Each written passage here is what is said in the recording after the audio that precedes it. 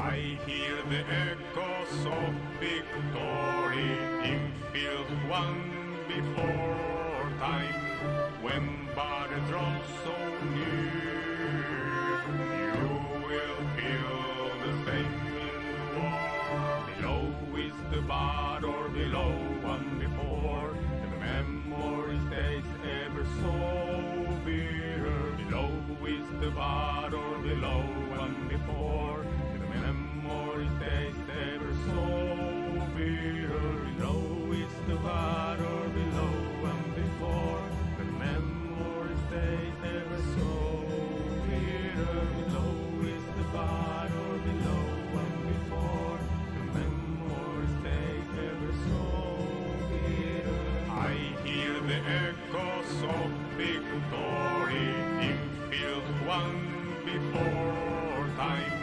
When battle draws so near, you will feel the same in war.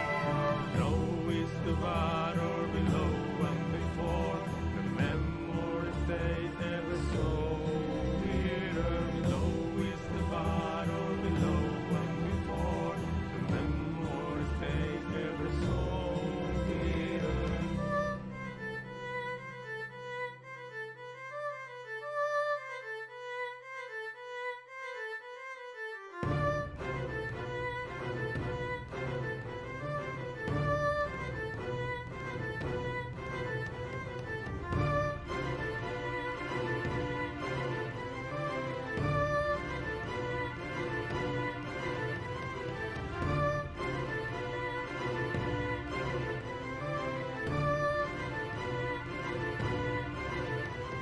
Below is the battle, below one before, and the memory stays ever so bitter. Below is the battle, below one before, and the memory stays ever so bitter. Below is the battle, below one before, the memory stays ever so bitter. Below is the battle, below one before, the memory stays ever so bitter.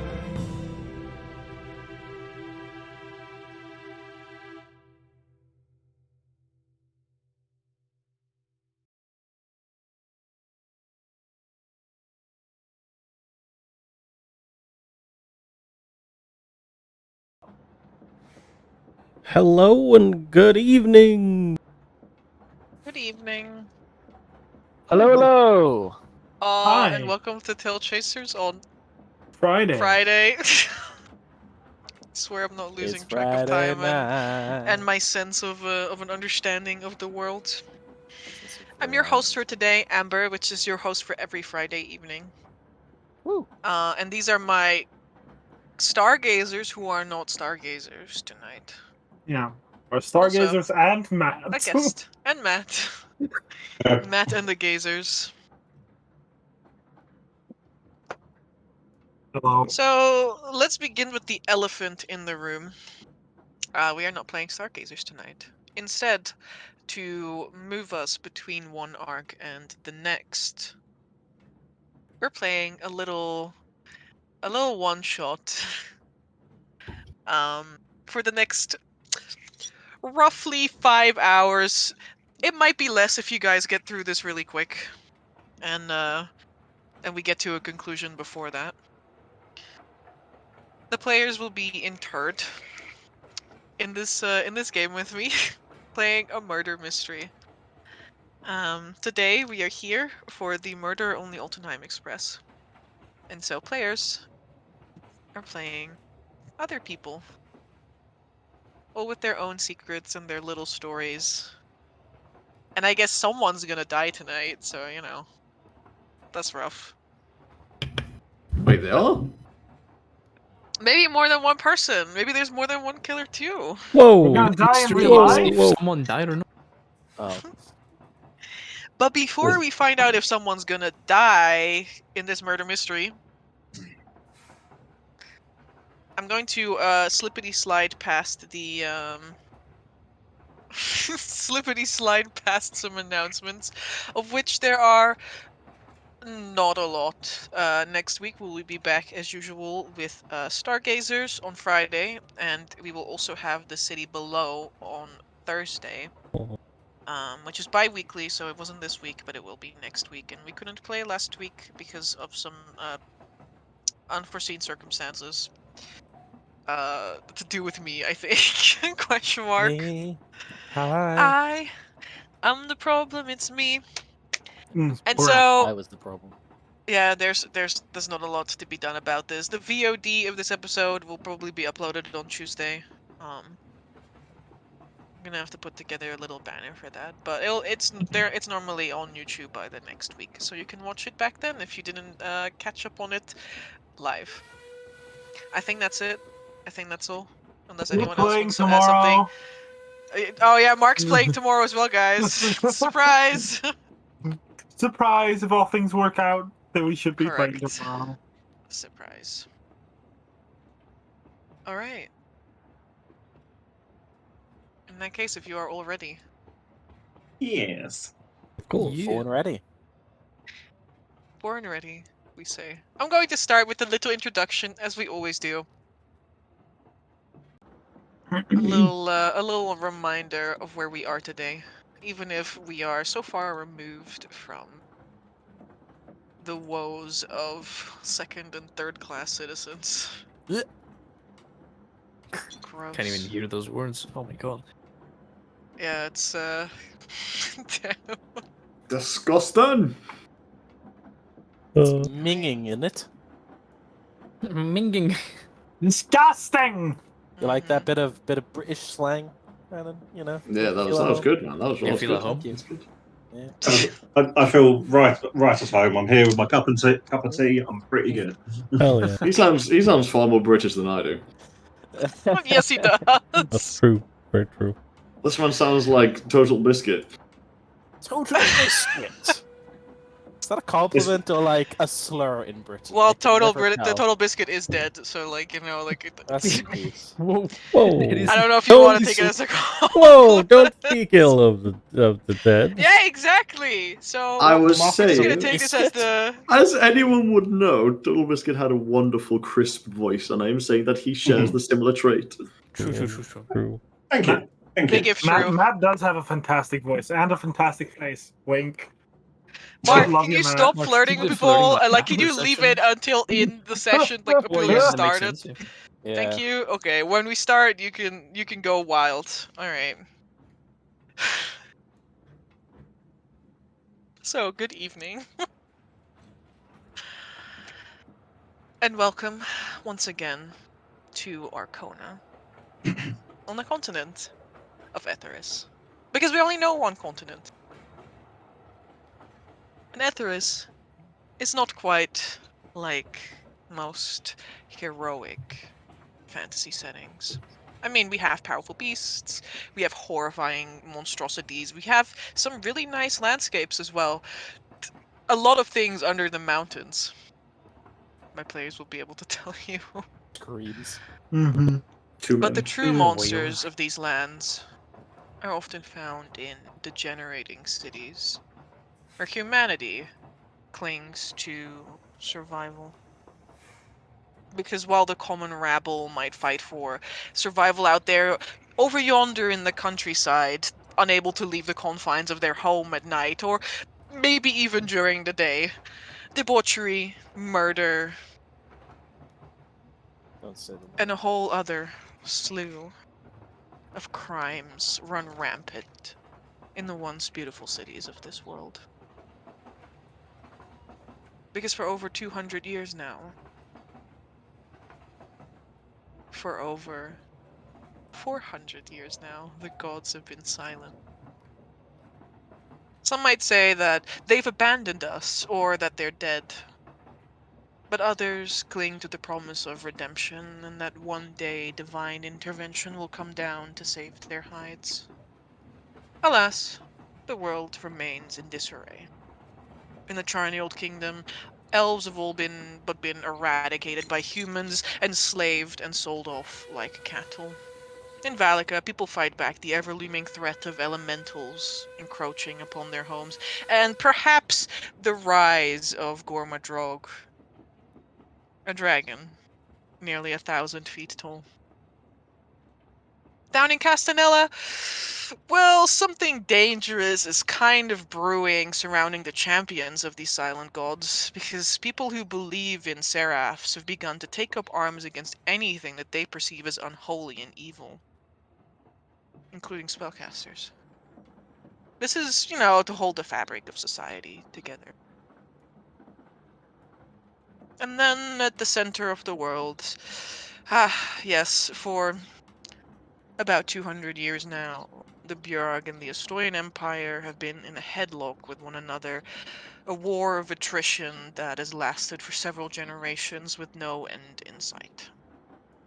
And on both sides, the problems only grow bigger.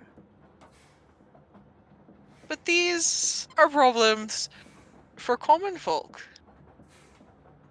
People with a lot of money don't have to worry about fighting in wars against their will. Sure, there's a couple of people who are veterans of the Björgestoyan War, even present on this very train today.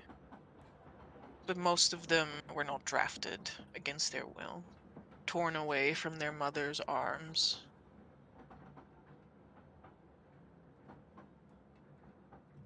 For you, it's only glory and trophies, is it not? I welcome you all to the Altenheim Express, a marvel of modern engineering, a steam train that holds several hundreds of thousands of pounds of carriages filled with passengers and cargo up and down to Altenheim, twice every 10 days. For those considered less fortunate, although still outrageously rich when compared to the average person in Etheris, this trip is a necessity, traveling back to the beating heart of the Björk Empire, Altenheim, or Grafendam, a place not too far from the last stop of Landhaus. But for the wealthy, it's a commodity, sometimes even a neat little trip. Hardly a dent in their pockets, with ticket prices running anywhere between 12 and 112 gold pieces. Most people couldn't even dream of setting foot in this machine. But here you all are. For 45 hours, as this train barrels, chuffing onwards between Landhaus and Altenheim. You are confined in anywhere between 1 and 5 carriages.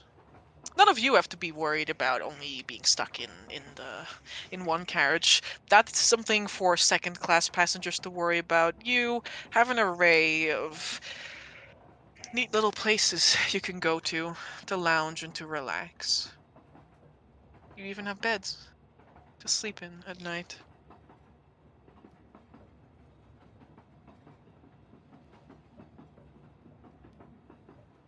And so that is where we will start today.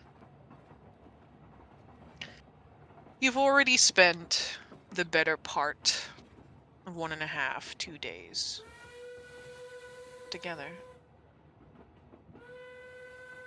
Within 5 hours from now, ticking down, this train will reach Altenheim. And something terrible has happened. But I think before we get to that terrible, terrible moment in which everything slows to a grinding halt, except the train, which will keep going until it reaches its destination, I think we're going to see who boarded this train with us today. And what exactly they were doing.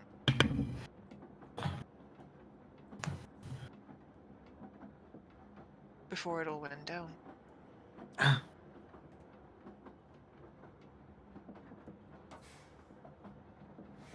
So, late last night. Oh, I need to double check real quick which people actually managed to sneak things on board. Hmm. That's true. Amber, Might be important. Can I Might be give, important. Can I give the train rules? Can I say the train rules? Yeah, while I go through the sure. While I go over and message people to say who managed to sneak things on board, you are welcome to begin. The droning voice of the conductor once again reminds you of the rules of the Altenheim Express. Salutations, first-class passengers! Welcome to the Altenheim Express. I am your cordial conductor, 7C5F39, or you may simply call me the conductor. There are 10 marvelous rules put forward by the Altenheim Railway Corporation, which you must abide by, even you, here in first class. First rule, ticket validation. All passengers must ensure that their tickets are valid. He's like almost doing like a kind of do the robot type thing with his arms as he moves about. Tickets are valid and properly validated before boarding the train. Failure to present a valid ticket may result in denial of entry or criminal charges. But you, naturally, do not have to worry about such a thing. Because you all have your tickets, right? One eye literally blinks out, like stops glowing. And then, like, starts glowing again. Rule number 2! Restricted areas. Certain areas of the train may be designated for restricted or off-limits to passengers. Similarly, passengers with second-class tickets may not enter the first-class carriages unless accompanied by a member of staff, so you will not have to worry about seeing any of them! 3. Restricted items. Dangerous or hazardous items, such as weapons, explosives, or flammable substances, are strictly prohibited on board the train. These items must be safely stored in the cargo hold, and train operators, such as myself, have the right to reject items that pose a risk to the safety and security of passengers. Needless to say, your safety is guaranteed aboard this journey. Number 4. No unsanctioned magic. The use of unsanctioned magic within the confines of the train is strictly forbidden to ensure the safety and well-being of all passengers, without the explicit permission of the train authorities. Number 5. Compliance with train staff, such as myself. Passengers are expected to comply with the directives and instructions given by the train staff, who are responsible for your safety and the smooth operation of the train and to our destination. Disobeying or interfering with the duties of the train staff may result in expulsion or other disciplinary actions. Number 6. Luggage and belongings. Passengers are responsible for their personal belongings, not held in the cargo hold. The train operators cannot be held liable for any loss, theft, or damage to personal items. It is advised to report any suspicious activity to the train staff. Number 7. Noise consideration, he says in a lower pitch. Passengers are requested to maintain a reasonable noise level, especially in common areas and sleeping compartments, to respect the comfort and privacy of fellow passengers. Number 8. Sanitation and cleanliness. Passengers are responsible for keeping their assigned compartments and shared facilities tidy and clean. Waste disposal should be done in designated bins, and any spills or damages should be reported to train staff promptly. Number 9. Smoking and open flames. Due to the enclosed nature of the train, smoking and open flames are prohibited. To the safety of all passengers, smoking areas will be clearly designated. And number 10. Lastly, passengers are reminded to embrace the enchantment and the wonder of their journey aboard the Mallard. Take time to appreciate the scenery, engage in conversation with your fellow passengers, and create lasting memories on this extraordinary realm of travel with Altenheim Rail. We welcome you aboard. And they like kind of do a saluting bow. Surely. Tickets, please. Yeah, I go around and then I check people's tickets. Now the question, Amber, is do we all have valid tickets? Yeah. One would certainly hope, darling. And to sweat. We hope on tickets. Conductor. let me check one more person. I have them all written down, Gabe. Conductor. It is a good day today because nobody brought anything harmful on board that you could see. Excellent! What a joyous Amazing. day. I specifically do not check one particular member of the train. Actually, Is it the two one that particular members of the train. do you not specifically check the one that I think you are Maybe you should ask checking? him because he can't read your mind. I know, but the I think I know. I think we all who it know who is. he's not checking. Yeah. Yeah. Yeah. Okay, I understand. That is fine. They bid you a good day, regardless, Mr. Conductor. Of course they do. Of course they do. Yes. It really is magnificent where technology has come in this time. I don't have those rules. Actually, I do have those rules, but White can post them. I've posted. Yeah, that'd be lovely. Yes.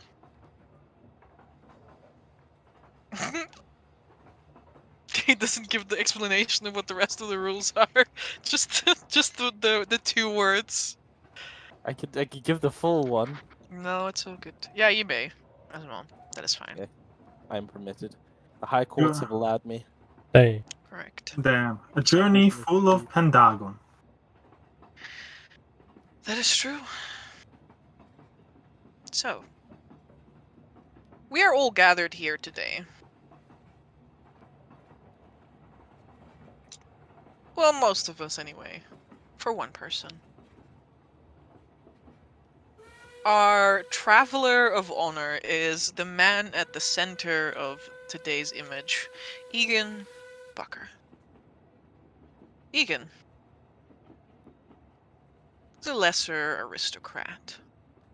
He made his fortune in the city of Landhaus, where this train originates from, which is also known as the City of Crossroads because a lot of roads conjoin there. And as such, it sees a lot of travel and a lot of rumors. And he made his fortune as an inventor and a weaponsmith. Unfortunately for him, he has quite the history that is shrouded in shame and familial drama and familial shame as well. His mother was disowned by a wealthy family, the Kaplan family.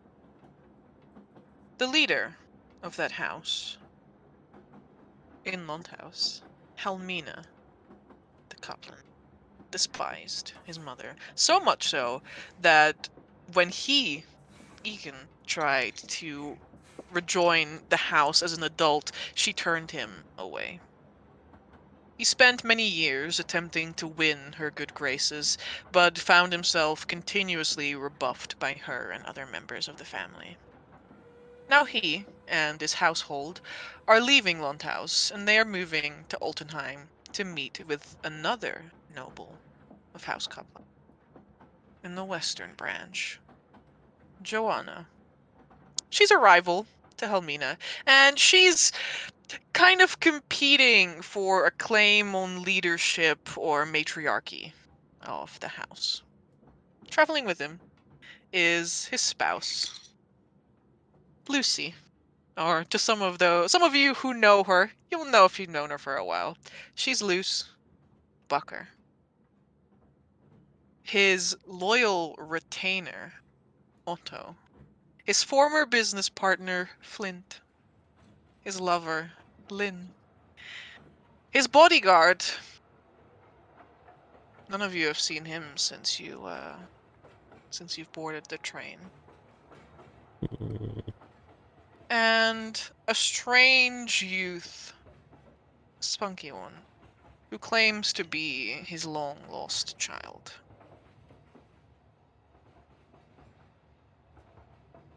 Bakker has set his sights upon House Kaplan West in Altenheim, and he brings with him today a new type of firearm that's going to revolutionize the landscape, and maybe even win a war or two that's been going on for a while.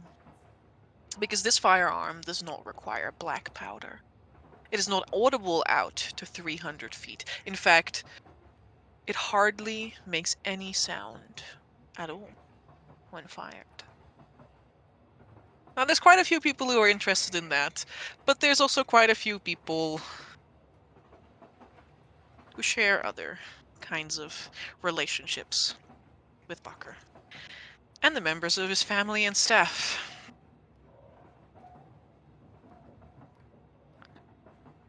How do you guys believe that you have spent the last day aboard the train? There's dinner served before that fateful night. Who sat with whom? Who did you strike conversations up with? And after dinner, drinks were of course served. Where did you spend the rest of the night until midnight? Think about that while we go by people one by one, getting a little feeler for what your character may look like and who they might have spent last night with.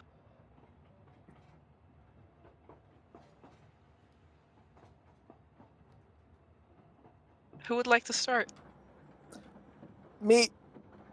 You? Yes. Let's go, Roller I'd like to Boy. give an appearance.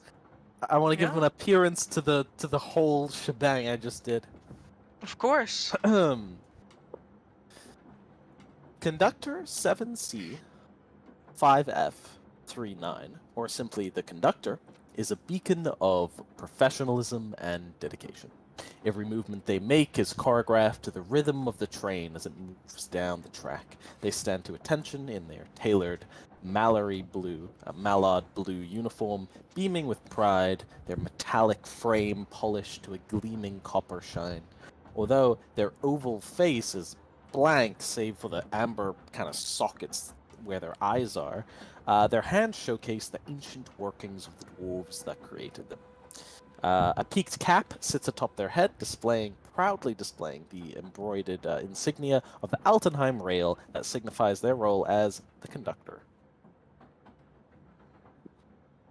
Okay. That is what the conductor looks like, and he.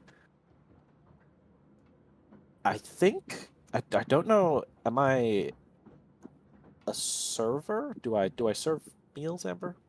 Amber's beer back. I don't think I serve meals, but yeah, you would see me around, I guess. I'd be doing conductor things. That makes sense. Generally, most conductors on trains of this age used to sort of at least do a carriage check every, maybe at predetermined times, just to make sure that no ruffians or fustelarians had entered without their say-so. I go around. Occasionally, I will ask people for their tickets. Tickets, please! Of and course. then while you are getting your ticket, I will then tell you a fun fact about the train. Tell me a fun fact about the train. Okay. Mark, you want to make this a die roll, or do you want to know a fun fact? I would love to. I'd love to know a fun fact about the train. Truly, it is. I've heard many things about it. I've never traveled on it. Very well. I'll start you off right at the very top. The speed record is actually held by the Mallard, achieving its record-breaking speed at 50 miles an hour, actually. Currently, we are moving at a brisk 25 across the track. However, due to the slow decay of the track's conditions over time and the reclamation of nature, it has led to us not being able to move as fast as we did back in the old days. Well, I should say old days, but the record was set some 5 years ago. Anyway, during this record-breaking run, the Mallard actually consumed 5 tons of coal, which highlighted the tremendous appetite for fuel the engine has to achieve such a high speed. It's the highest speed record ever set by any vehicle and remains unbroken to this day. Praise the engine! That was a very fun fact. Thank you, conductor. I appreciate the truly Pentagon way of your conveying of this information. Exquisite! I don't know your character's name. I am William Helmont.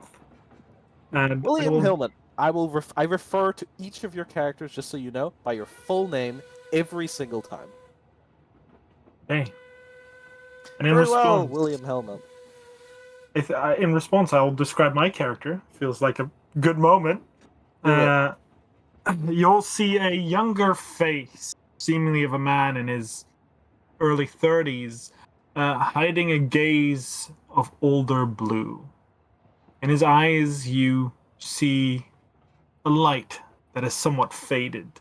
See a strong jaw, his fancy clothing having a high color that seems to hide a plethora of small and larger scars permeating his neck and running down to his chest.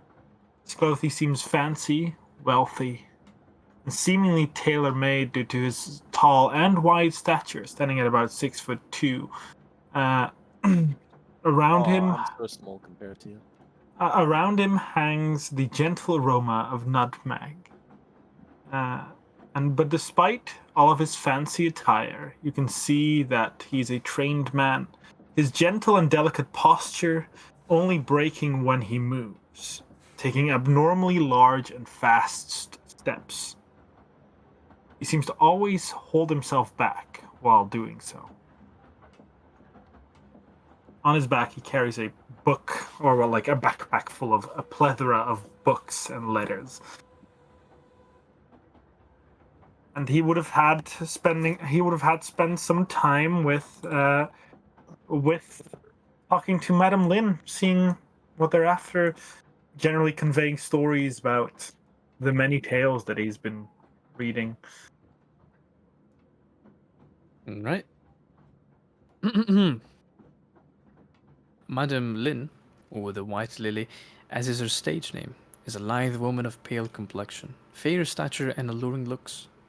Her platinum blonde hair is often combed up loosely, adorned with jewelry and amethysts that a common man would not live long enough to afford. She strides with confidence in a slim black dress and threads easily through people and obstacles alike, exuding an aura of charm and mystery wherever she walks. She is a renowned performer and is oftentimes found humming marvelous tunes when alone. Her voice is soft-spoken, mellow, and coated in honey as she converses with the sir.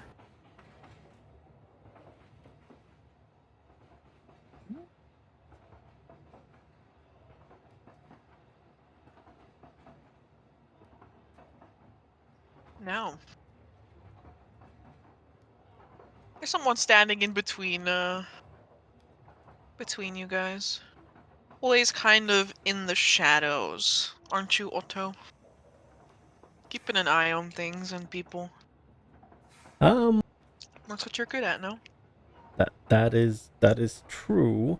You are correct.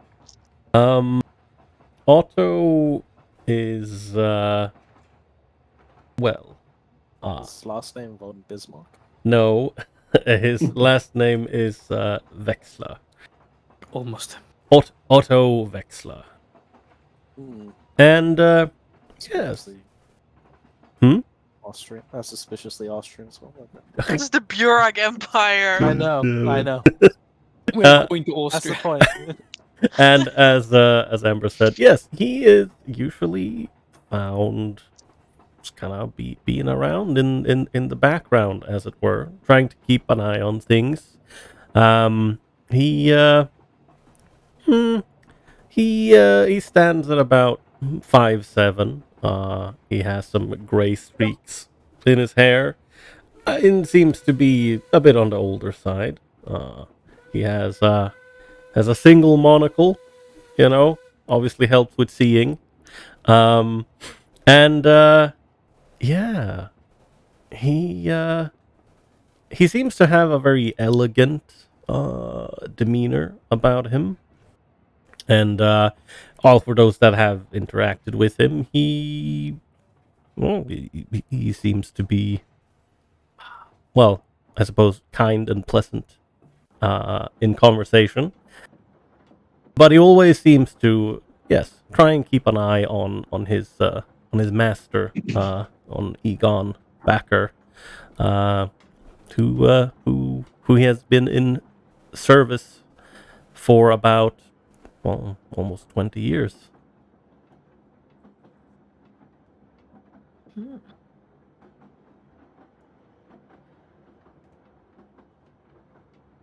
You can't mention Otto and Egan without mentioning Bakker's wife, Lucy.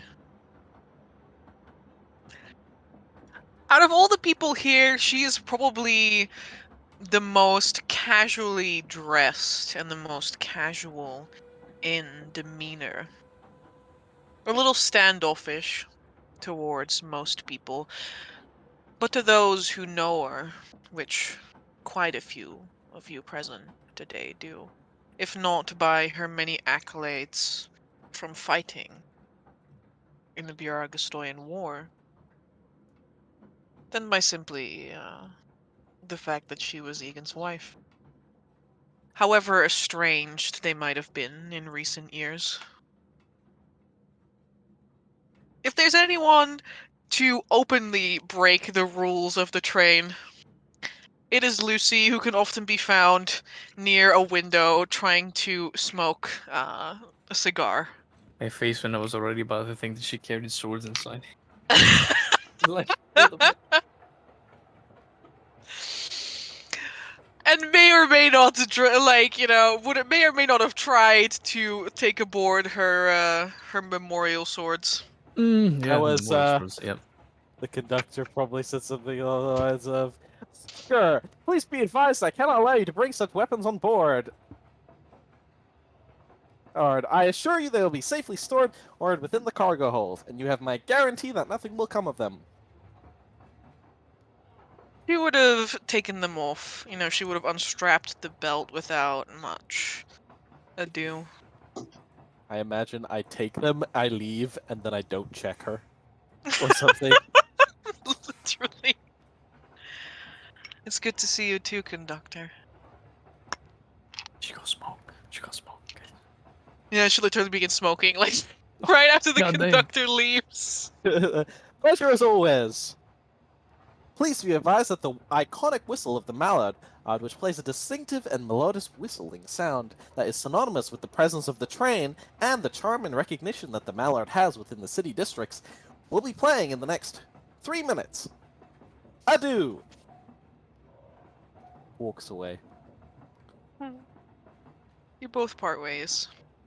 And she will spend most of the next day keeping largely to herself. Reading a book. Smoking. Staying away from Egan. I would like to imagine that usually when she's smoking, at times Otto appears with an ashtray and then he leaves again. My face when, why did you have an ashtray? He knew that this was going to happen. Damn. Keeps Best one. book. There was no stopping this one. Been in service for 20 years. He knows his people. Speaking about people who know people.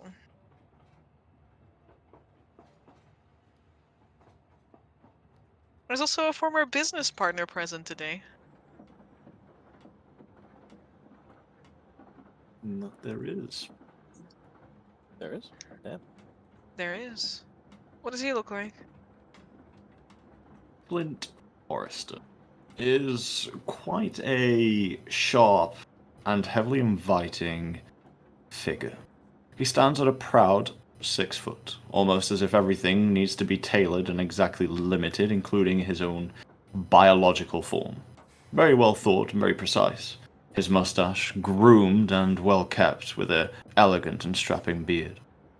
His cheekbones and his eyes, that are overshadowed by a strong appearance, show signs of a rugged man that's probably been in a fair few bar fights, but above all else, still holds himself with a high dignity and knows how to talk to people.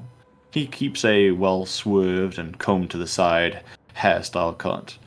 A silver fox, almost. Dark hints of black hair with slight highlights of going grey and silverish striking through his hair and beard. He adorns a brown suit, with a waistcoat to match and a strapping white shirt, and a velvet red tie to accommodate it.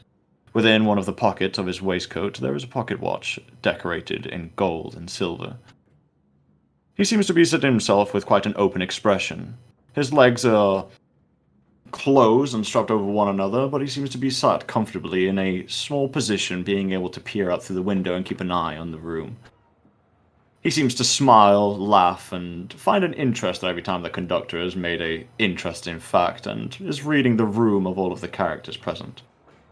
Every now and again, for those of you that are probably more perceptive, anytime Egan decides to either open his mouth, speak, or somehow become involved in some sort of conversation, his face would slightly distort and turn into more a annoyed visage. But Flint would probably spend most of the time either speaking to Otto or being able to offer lighting Lucy's cigar every now and again to be able to light up some conversation.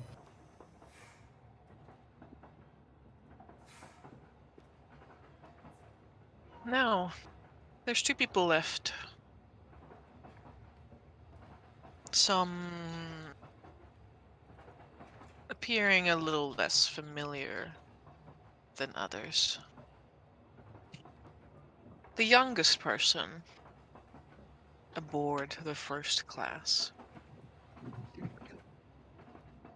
is a woman.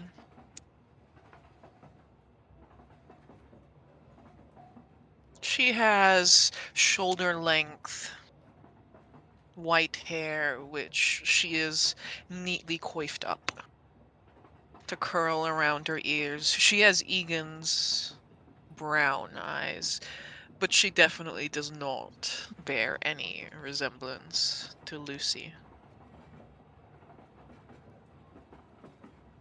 No. She actually did not join Bakker's retinue until a day or 2 before you boarded this train. Some of you have only seen her once or twice. She most assuredly steers clear of Lucy, but you've seen her converse more than a few times in hushed tones with Bakker, sharing notes back and forth.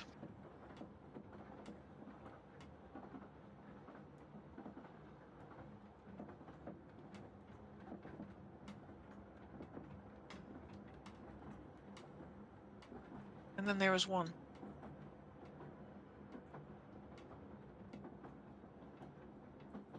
An ice queen. Oh, So, yes, sitting alone from the others in the carriage, probably during the dinner cart, far away from everyone else, sat Eleanor Alscania Faust. At 5'7", slight of build, she appears to be almost athletic in nature. Her brown eyes, sharp, bottomless. Her raven hair arranged neatly, with a slight grey streak belying her age. The more perceptive of those among you would see that during the entire evening, her movements and poise emanate grace and good breeding. Her red travel dress, sturdily made, but obviously of higher quality. Her hands covered in black lace gloves, as all good ladies should do. The only jewellery that you see her wearing at this point in time is a golden chain with a large red stone inset into it, covering the brocade of her blouse.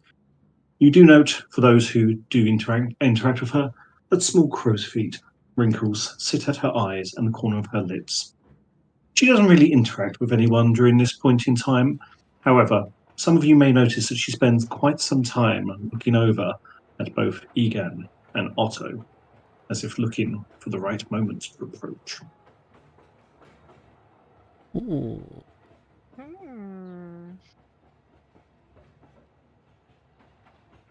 And so 9 people come together in one train.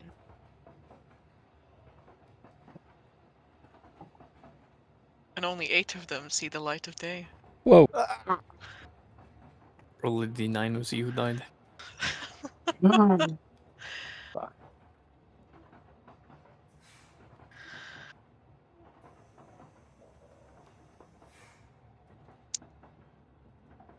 You've had a little bit of time to think about how you spent your evening. And perhaps that'll be important later on.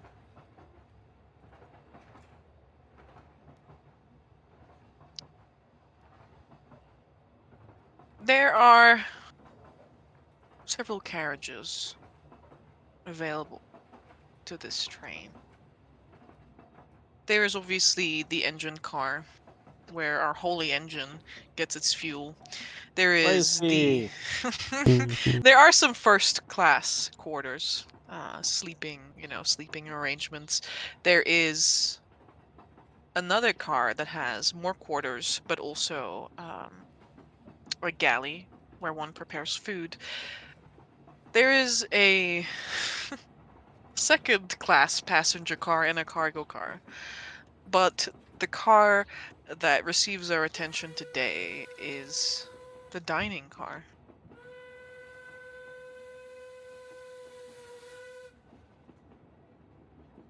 Because today, something is up there, Mr. Conductor. Oh, whatever could that be? Let me pull it up for you. It's not important. There we go.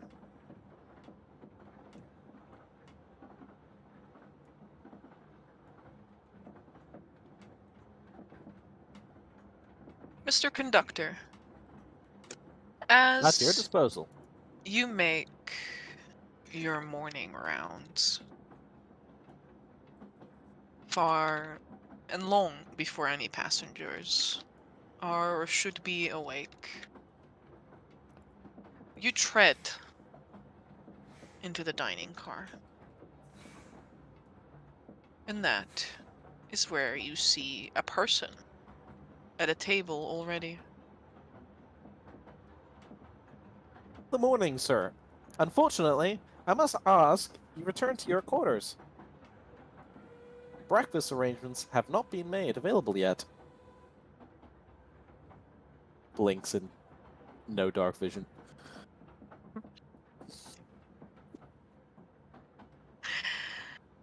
The dim red lights of the dining cart flicker.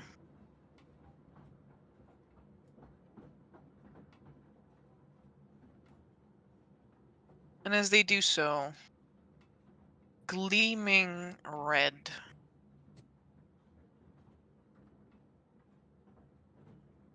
flashes before your eyes.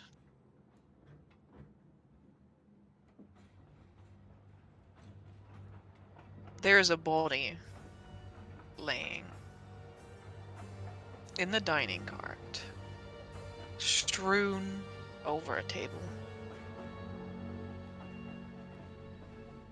And blood cakes. Not just the table, but the ground as well. How do you respond, Mr. Conductor? Someone has been murdered in your train.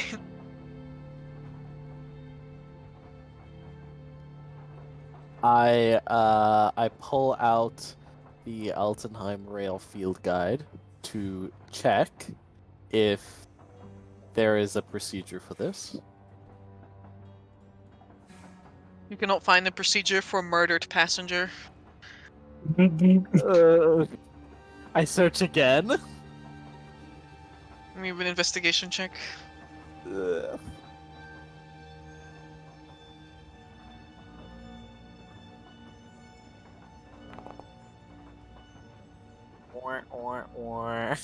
Yeah.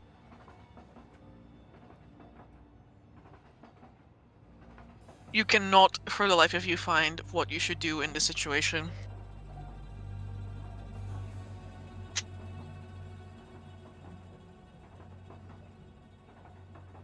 On the one hand, this is a dead person, which means they are an object. And corpses are hazardous items, so it should be moved to the cargo hold. On the other hand, this is a sanitation and cleanliness violation. On the other hand, this is also a guest. The guests are not permitted in the cargo hold.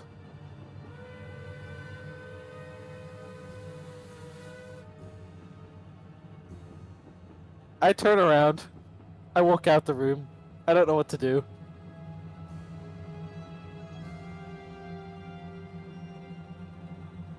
I stop. I turn around. Which passenger is it? It would seem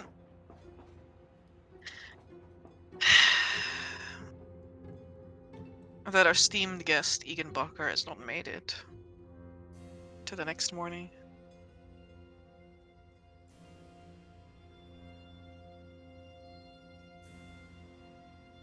I take this information in, and I rationalize. In traditional circumstances with law enforcement, next of kin are appropriately informed. I look up Lucy's room number, and I go to that room.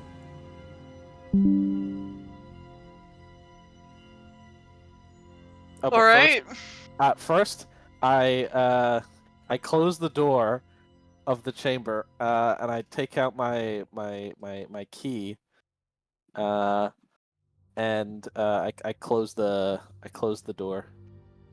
I like lock it. All right. Then I put, I don't know, do I have like a... Yeah, I have a writing thing. I write a little note in my thing that says, out of order, and I put it on the door.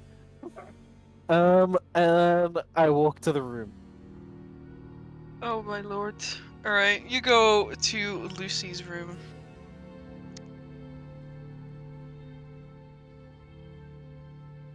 Knock, knock, knock, knock. You hear a bit of stumbling inside, and a few moments later, you hear Lucy's voice. What is it? Salutations, Lucy Bakker. It is I, conductor, her 7C 5F39. I regret to inform you that your husband has been murdered. There's a few more moments of silence, and then the door, like a sliding door, like slides open. It like grinds, and I'm Lucy's walking there. down the hallway. She's like half dressed, and she's like, "What did you just say to me?" Turn around. I then like walk. I don't yell down the hallway, but She's I announce yelling. my... She's definitely violating some rules conforming to noise considerations. Lucy Bakker, I understand, and that this might be People a are starting to problematic wake up situation, now. but this is a noise violation. Surely, what has As I happened? informed you previously, Egan Bakker has passed away or been murdered in the night. I'm going to open my door at that point out and lean out and say, Automaton, are you correct in stating that Mr. Bakker has perished? That they were murdered? Did I hear murdered? Luce is like holding onto the down the wall with hallway. one hand, and she like stumbles forward as she grasps you by your conductor jacket, and she says, Not the conductor jacket, it's pre-World War One. Damn it. No, as long as you She don't looks- smudge the color. she looks like she's about to scream, and then she just goes silent, and she like balls her fists in your coat, like scrunching it up, and she says, "Where is he? Where?" He is in the dining room, which has been sealed due to a cleanliness violation. Flynn finally steps out of the room. Is this some sort of experience? Is this what The first class is here. Why is everyone Incorrect. up so early? Please return to your rooms. I heard that was a murder. A mother? Of whom? Yes. Sir It's- Bakker. Open the dining room at once! Automaton, I would Just I like would truly jostles him. recommend. I truly recommend to comply with the misbehaviors, otherwise the situation will possibly get much worse. I You wouldn't want to expect us- damper the experience of the first class passengers. Right this way. By the heavens. And what are you going to do to secure our safety at this point in time, Automaton? It blinks. Safety? Well, I hadn't Someone- considered this fact. someone has perished on your train. We are first class passengers. What are you going to do in order to guarantee our safety? Please stay in your room. I will seal it. I then move to your door and will close it and lock you in unless you stop. As you go to close my door, I said, I will have you do no such thing at this point in time. You cannot secure a young lady such as I into her room. What if the Fustelarian who caused this is still about? Lock a young woman in her room. I have means to report you to whomever you report to, Automaton. I have my own Flint would, authority. Board Flint this would train. open the door at this point. What in the damn hell's going on? I can't get any sleep. Apologies for the noise violation, passenger. Wait. Brandon, you're playing Flint. Flint, yes. Forrest. Flint Forrester. There's I been a was murder. trying to get myself some shut-eye after the night of drinking, and I can't even get myself some damn sleep on first class. How much do I have to pay? My apologies, Flint Forrester. This is Ah. Irania's situation. Well, I don't know the going rate for a murderer, but assumingly that much to disturb someone's sleep. A murder? What Yeah. heavens do you mean? Sir It appears- Bakker has been murdered. Indeed. He's been murdered. Well, this is Fun what this fact. automaton has told us. According to the automaton. I, Fact. During times of conflict, the Mallet served as a mobile war council chamber where commanders, strategists, and military campaigners would plan the train's routes and the various circulations. Lynn strides forward and up to the conductor. She says, "My apologies, sir, conductor, but may we see him? I'm sure that his wife has a desire to check on the validity of the statement. And I must admit that if he truly is deceased, well, I wish to confirm it myself." Lynn, immediately you feel Lucy's eyes like glide over from you, where she's finally pried them away from the conductor. You are not next of kin. wait, Please. where- At this, where's Otto? yeah, I was gonna say at this point Otto has appeared and he is holding a gown as he approaches Luce and it's like Mom, how about you put this on for now and let us follow the conductor. Of course. Right She this way. she pushes her the gown away. She's like, "I will do no such thing." He instead then folds it over his outstretched arm so it's hanging off and he's like, "Very well, Mom." All passengers, please remain in your private chambers. If you wish to Holding- seal yourselves within the Doctor! private chambers. Of course, right this way. Let us all stay clear from the crime scene, but let us observe, shall we? Deal Yes, with that. indeed. I need to know what happened. I'm following these as well. Lynn puts a hand on her chest and begins trailing along as well. Riding in the back is a young woman with white hair. Just kept quiet. Fun fact, the place where Egan Bakker was murdered is the dining hall. It holds the heraldic crest of the Rosenstein family, which has fallen out of favor. Every Automaton, card please. within Conductor, automaton. You keep on saying murder. That implies that you've seen someone. You've seen a wound or a weapon of some sort.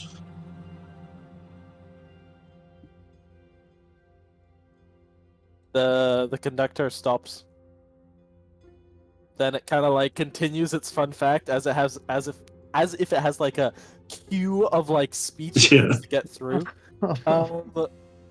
Which is within each carat of the mallet you can find emblazoned the heraldic crest of noble houses whose sponsorship towards the mallard's construction allow them to display their loyalty and allegiance to the crown.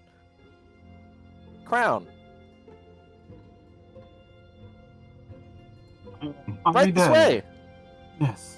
The moment you open the door, like Luce pushes like past and spills into the dining room. Pardon me. Amber. Lynn will follow us suit, but with a tad bit more grace. Yeah. I take the awkwardly long strides that make me barely look like a human walking. Yes.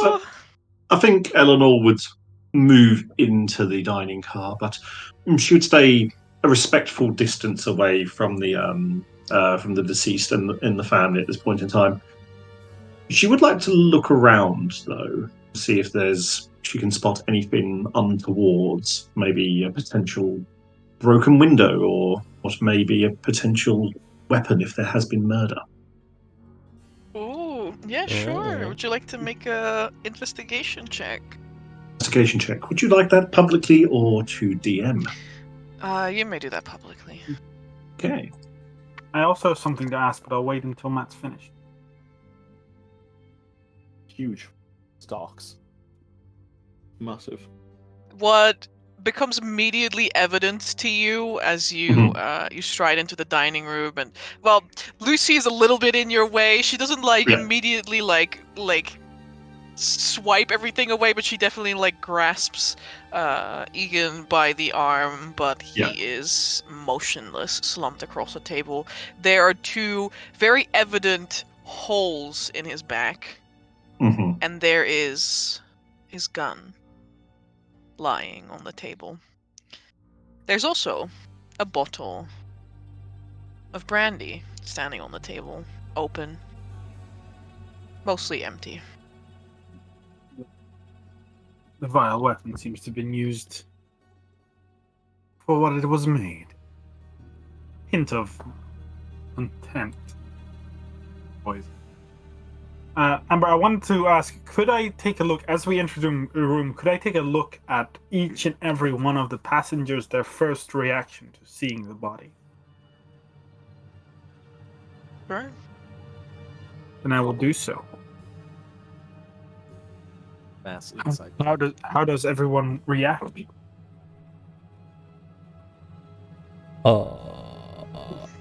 Otto is... He looks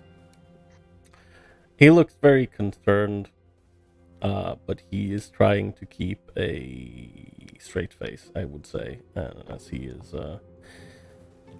He's basically on approach to try and calm down Luce.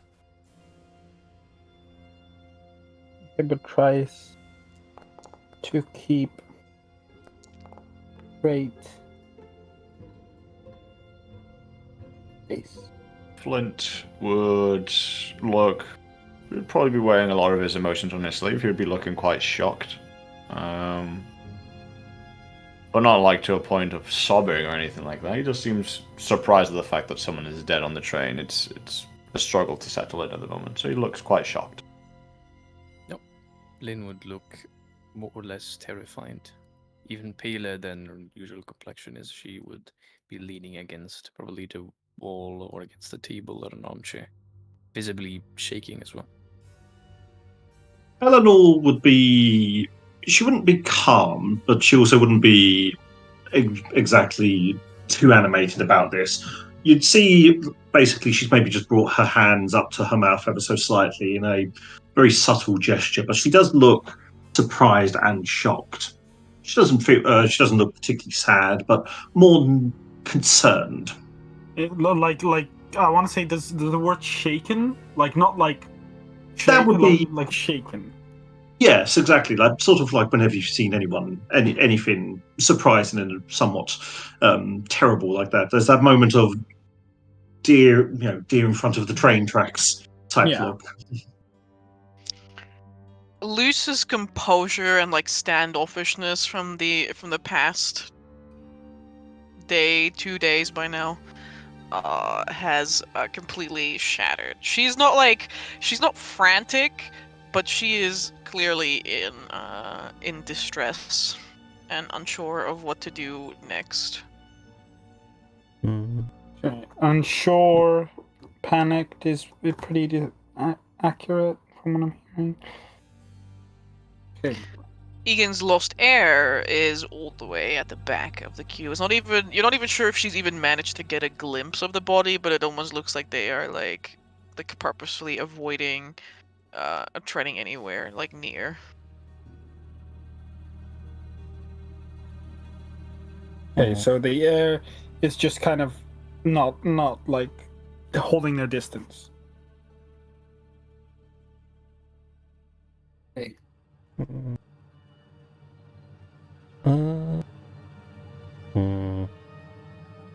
Yeah, as this is going on, as I said, Otto is just gonna come up to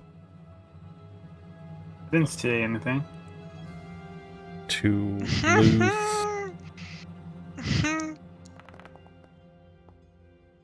Mm-hmm. And yeah, he's like, Mom, I think it is best we take a literal step back.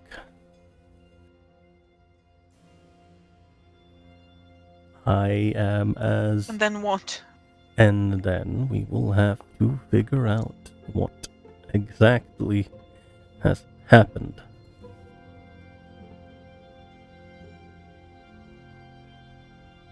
Believe me, I am as distraught as you are. Shouldn't have kept Blue in the cargo.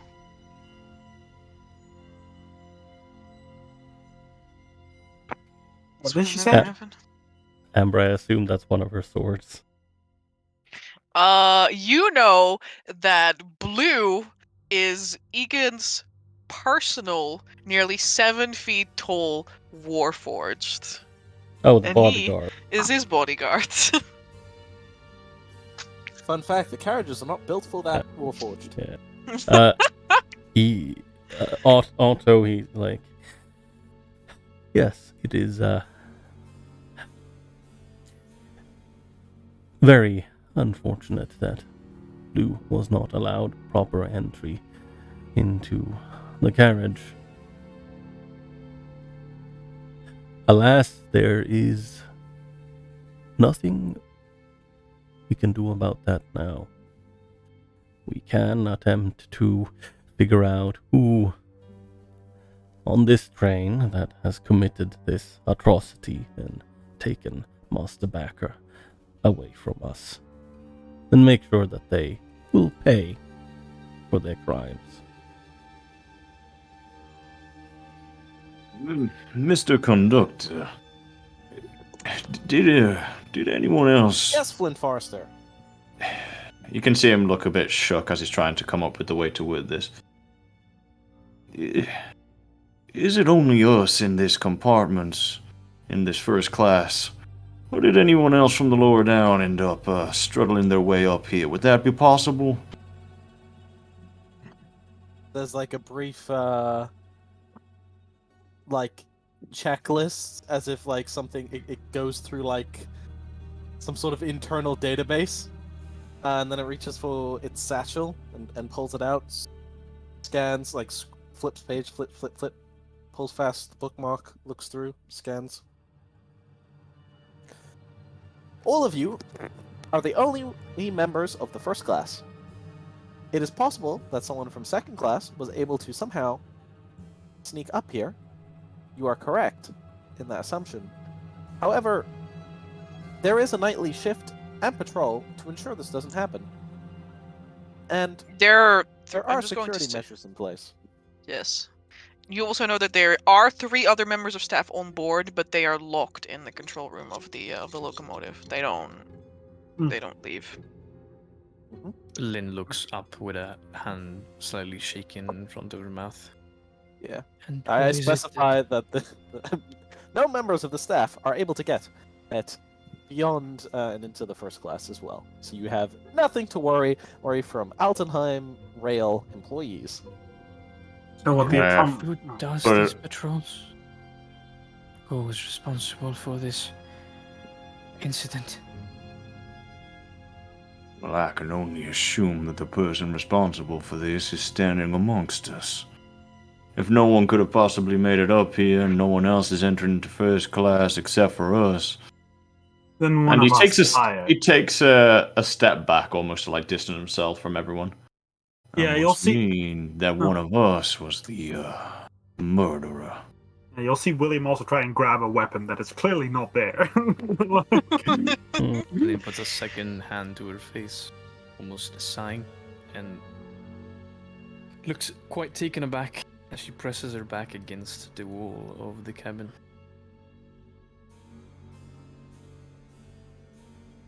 It's one of us that killed it. Now, that means the question is, who would it be? I don't know why you're all so sure it's one of us who has murdered poor Bakker here. Obviously, the automaton has already displayed the fact that it's not aware of its surroundings half the time. It states that some Fustelarian from second class could not get in here, but it appears he's been incorrect before. How can we trust this robot? That is true. We should truly not discredit these. What is the word for a bad word for robot? Amber in a Construct. The Are spinal you trying to structure. slur me? in this language. Oh, you're not doing it. You're not doing Bucket it. of bolts. I mean, by calling him an automaton, you are already discrediting It's his like entire Axel Wars. existence. Don't Literally. worry, but Because I want to. automatons are not sentient, and he Don't- is. Don't worry, I want to say that word, but in infernal. I'll tell you that much. What? I don't know if they even have an infernal hell engine. What the hell? Filthy Mark's like speaking demon speech in the middle of the car. Everyone's like, So everyone Lynn hears turns Mark's around. character speak a demon Well, speech yeah, here. you'll literally hear him say, "It's like we could truly not trust those Rakta."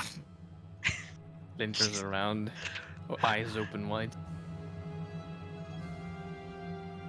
Of course, does that mean that we shouldn't trust anyone of the presence then? I look at Lynn for a moment and squint. We can trust Blue. He's in the cargo hold, and he's. If anyone could not have done it, it was him. That is true. Lynn, can I ask you, what did I just say? Well, if a murderer is in between us, then we can't really trust any of us, now can we? You're truly right. Should be careful, but I agree. We should ask the machine. I suppose. Now, Not sure wait how a minute. much he would know if he was locked in the cargo hold, but Precisely. What would be the He wouldn't point know in... anything, but of all the people that are here, he could not have done it. Which is means that he's correct. the only one that we can trust. perhaps The only one that having- we can make sure that we all remain safe. Perhaps having 2 more arms between our midst, innocent arms, might provide with some more protection. I'm not precisely inclined in getting another warforged involved in this mess. Thank you for calling me by my correct designation. You're welcome, Mr. Conductor. You should be treated with the respect that you deserve. Thank you.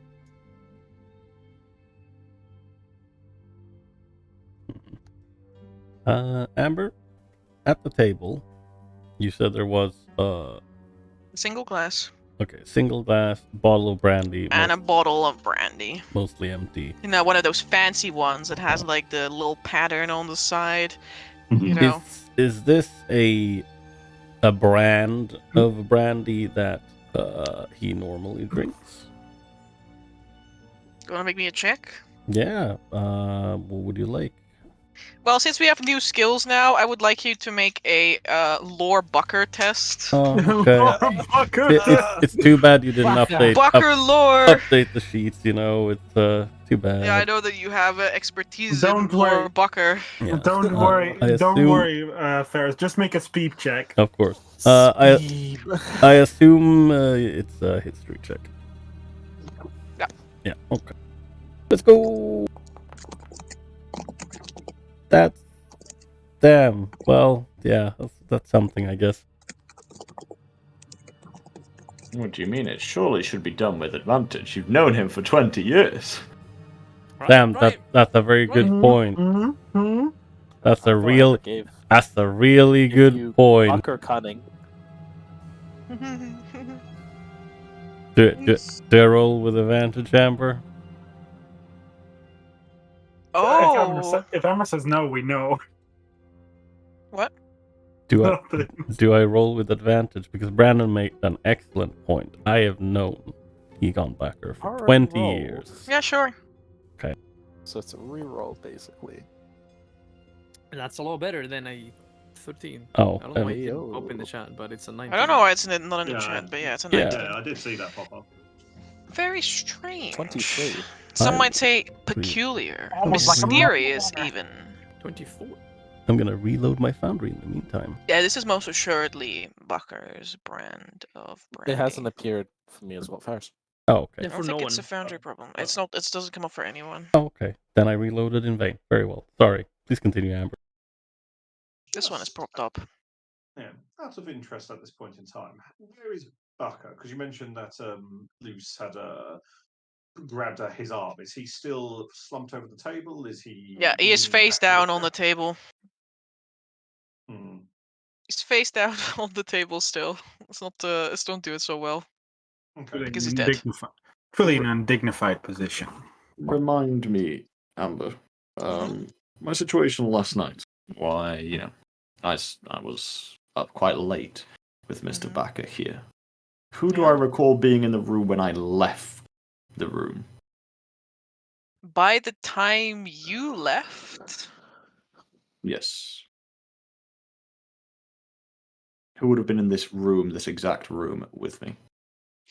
in the dining room, there was like probably a couple of people left at this point. I don't know what time most of you have gone to bed. Some of you might have had some other things to do during the evening, but after dinner, of course, drinks were served, and you spent some time drinking with him. No, Mm-hmm. I did. make me a history check. Very well.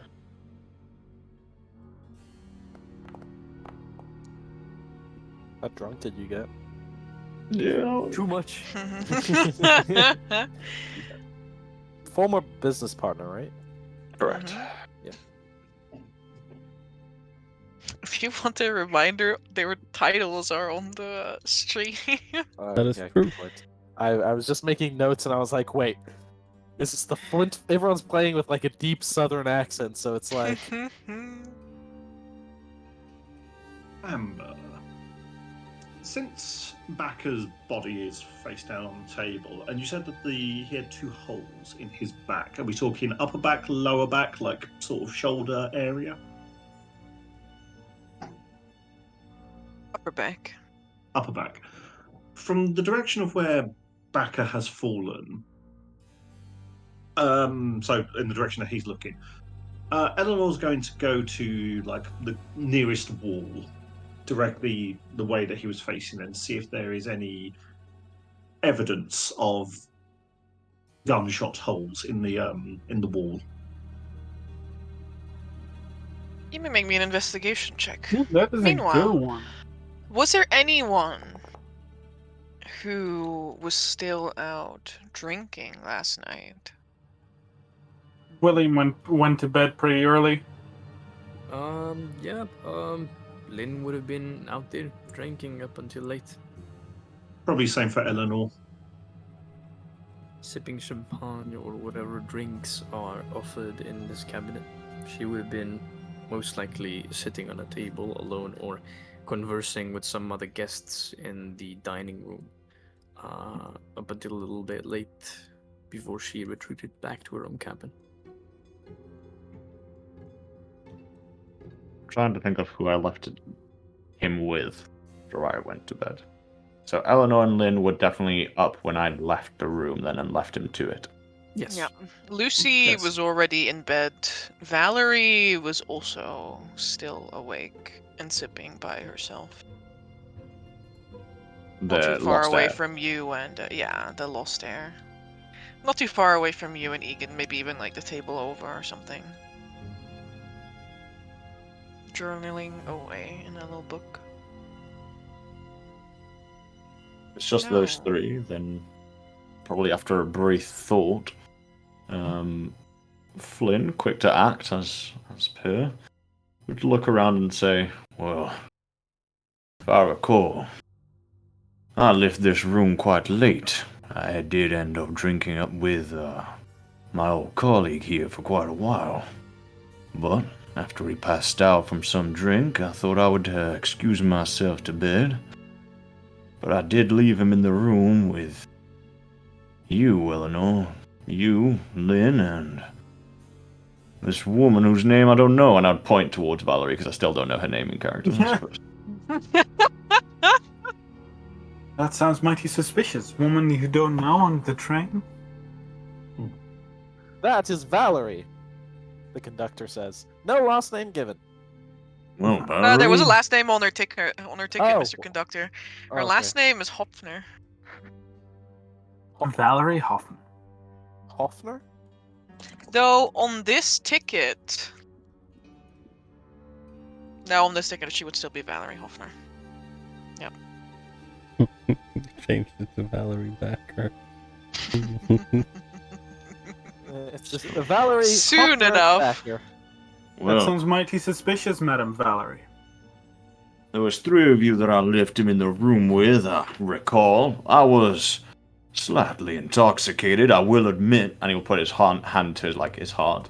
I will admit, but it's not the first time that I've been able to recollect things after drinking. I left pretty late at night, leaving you three with Mr. Bakker here by yourselves. Do any of you recall who you left him with the room last?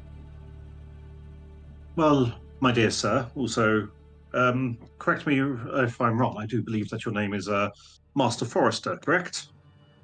Yes, you can call me Flint. There's no need for formalities. Well, there is when you refer to me. Please refer to me as Mrs. Alskania Faust, unless I state otherwise, please.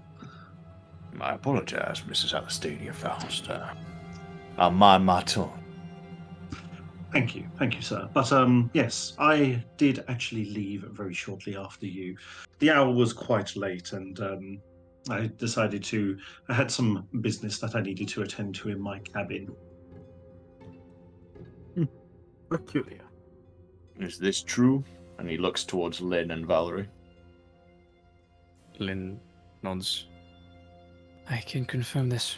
I, in fact, left a little after Mrs. Eleanor left. Well. That leaves little old Valerie over there, who's our guest of honor, should we say, all by himself with an unconscious Bakker. I was hoping to have a word with my father, but it would seem that he drank himself into a stupor with you. Father? Correct. I look at my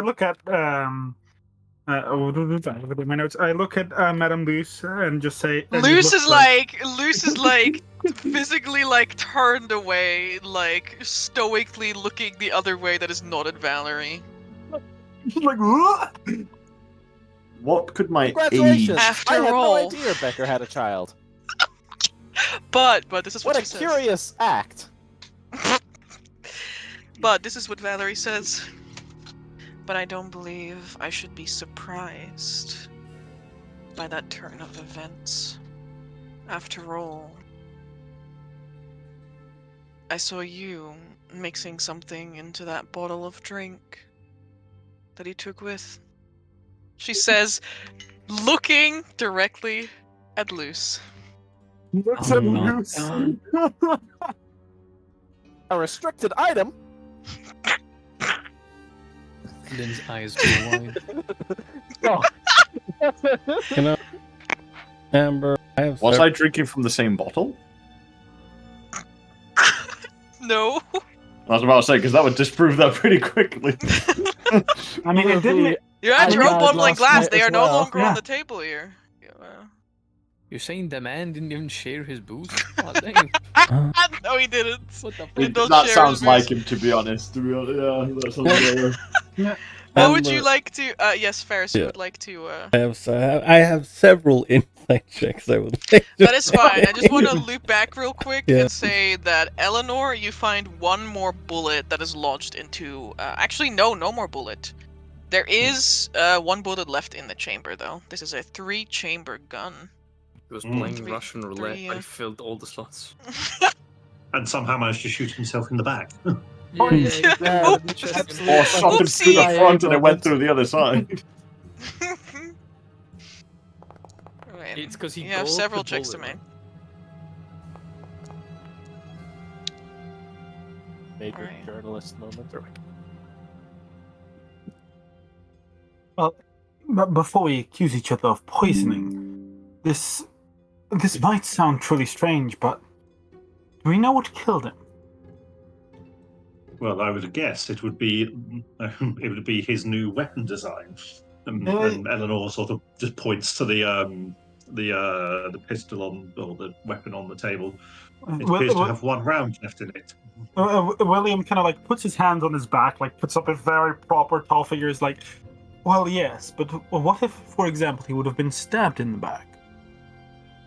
A gunshot would cover up said kill wound. It would hide who was the true criminal here. Maybe so. I am not a doctor, but I have seen what bullet holes do look like occasionally. I assure you, passengers, all weapons and hazardous items were removed and stored safely in the cargo hold. Looks at the gun. They were all checked. Literally looks at the gun. The gun on Yeah, the that's table. It is quite an ostentatious looking gun as well. Yeah. All And items we were checked. All bags were removed of any hazardous material. We expect Their this safety is automaton. paramount to Altenheim Rail. It's obviously not the safety of Egan Bakker. Mr. Bakker. Well, is anyone here trained in the medicinal arts? No, sir, I am not. I couldn't tell you the difference between my ass and my head. He It looks really to the does. side concerned. So no difference, and no one here that would know how to investigate her wound. I Shakes attended her head slowly. Altenheim Railway, a medical first aid courses. Otherwise, The no. robot. I only treated wounds on the battlefield. Perhaps is we could use your assistance then. We could see if these wounds in his back have been afflicted post or pre-mortem. Of course. I will look over her shoulder somewhat. Like, I have no idea what the fuck I'm looking at, but She's going to study what's up here. All right. Let's have a look. Me handling 600 rolls from everyone at the same time. Yeah, don't worry about it.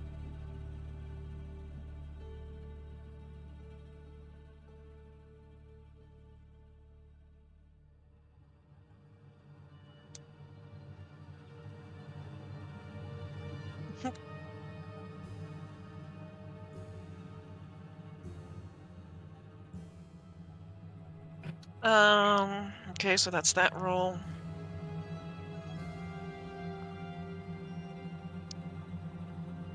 No, I might. Everybody waits with bated breath.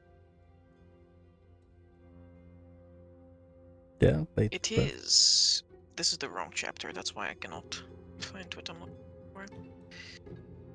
Do, do, do.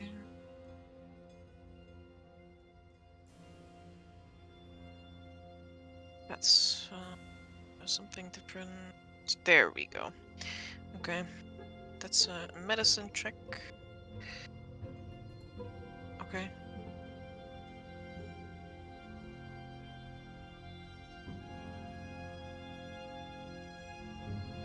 So, with much effort,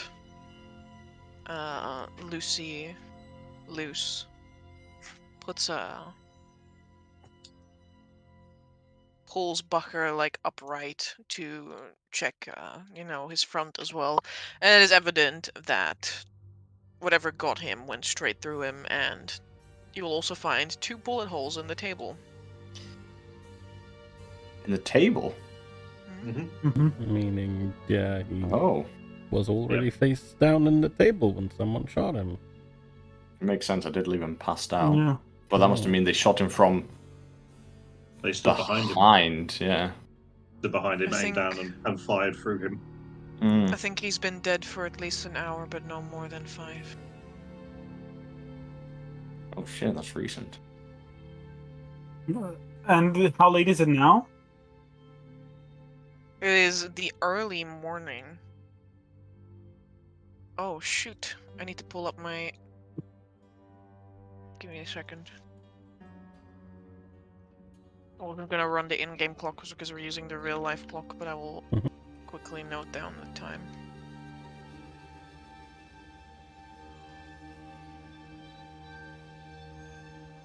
Oops, I want to go to the last page. There we go.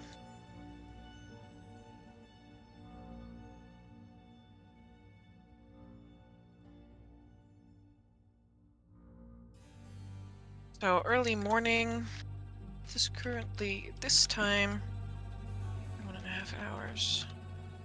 So I would say it's about 6:30 now. Okay. So, and what was the time? I will ask. What was the time all of you have left the dining room? Well, that's a good bloody question. When did I leave the dining room? I probably wouldn't have even checked, to be fair, so I don't even know if I can actually No. tell you, because I don't think I would have even been bothered. I'm guessing it was very late evening, early morning, sometime like that.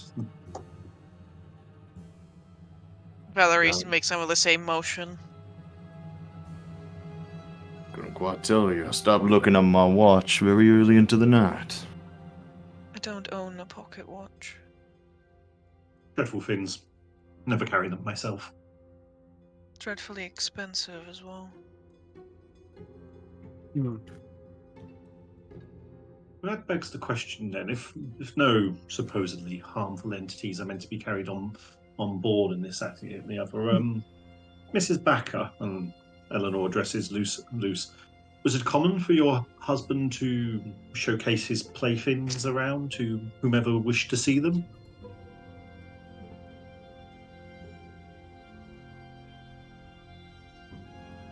Not unless it gives him a good bit of coin.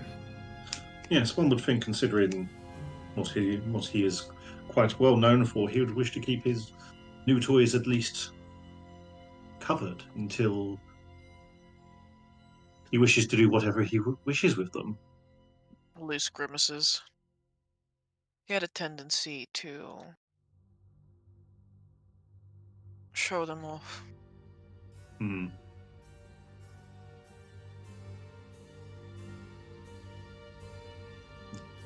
It's quite ironic. Yes, being murdered by one's own invention. Quite ironic indeed. Ending up on the business end of the very thing that got you into business.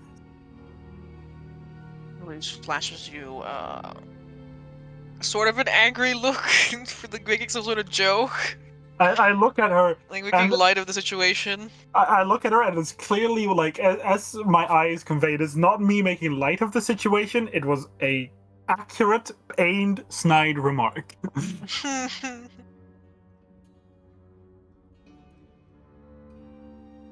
So, what do we do now at this point in time? We still have many hours before we reach Altenheim. Well, this is perhaps one of the many novels I've written, or I've read, not written. My apologies. But it sounds like we have a murder to investigate. The moment any of us arrive in Altenheim, step off the train, they're as good as gone.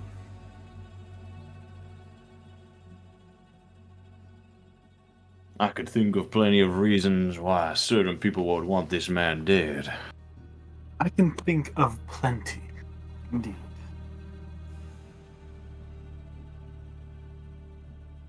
And Is while that we all so? found ourselves on the same train on the same time, I'm sure we all find ourselves with plenty of reasons for being here. Now we just have to think about why. Well, motive, but I'm not sure we can accurately establish motive if none of us know about each other. Points at Valerie? That's right, Valerie? She's pointedly looking at you too. Like, You sound like you have plenty of motive, or at least I- believe that there is plenty of reason someone would kill my father. I look at her directly and say, I do. Your father is a businessman of war. Someone who deals with Scumbag as war well. has... I He's kind a of look at him. scumbag. And he's just like, well, I didn't say it, but... But I'll be the first one to admit it and put my heart on my sleeve. We all know this fork-tongued son of a bitch has probably backstabbed more people than he can count. I look at him directly and say, well, truly, that is correct. Many victims have fallen to his greed. However, there's many things that this man is not, and that is a good lie. I've never been told of some lost daughter of Valerie. I've known this man for a long time. And so I can imagine, and I would look to Otto, in your time of service, you've probably known him quite a lot as well, Otto. Have you ever heard of this Valerie character? A child. How old would I gauge Valerie at, by the way? She's like late teens, early 20s. Within service time of Otto. Interesting. No, I don't know if Ferris is back yet because he said he was going to get another bottle of water. Ah. Then I shall refrain from my comment Yeah, until it's later. okay. Well, We can this have is like the a. perfect moment then for me to inform you guys of a fun fact. Oh no! Okay, you can give a fun fact while we have a 2-minute break for everyone to get some water because I also want to get some water real quick. Please rehydrate. Yeah, okay. I like the Alright. gift that I posted in... For real, man. He's a piece of shit anyway. Everyone, yeah. Let's just agree to not find a murderer and just get off the train in Altenheim, and that's just that, you know. Let's all just say whoever did this did the Grubbe. world a favor.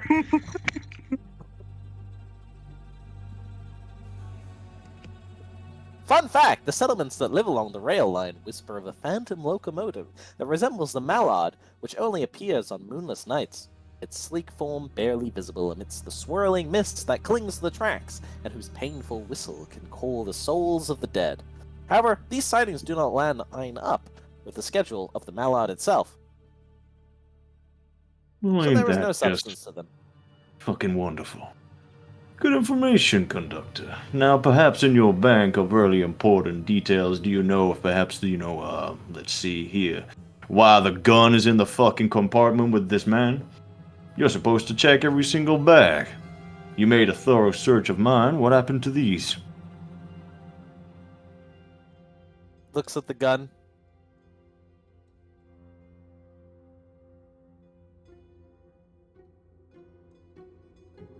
I fail to recall searching Aaron Baker's bag. My apologies. Don't apologise to. Well, I was about to say don't apologise to us, but you should. Ideally, you should be apologising to Mr. Bakker, but unfortunately, due to your ineptitude, someone has perished on this train. Now, I do have one question to everyone here.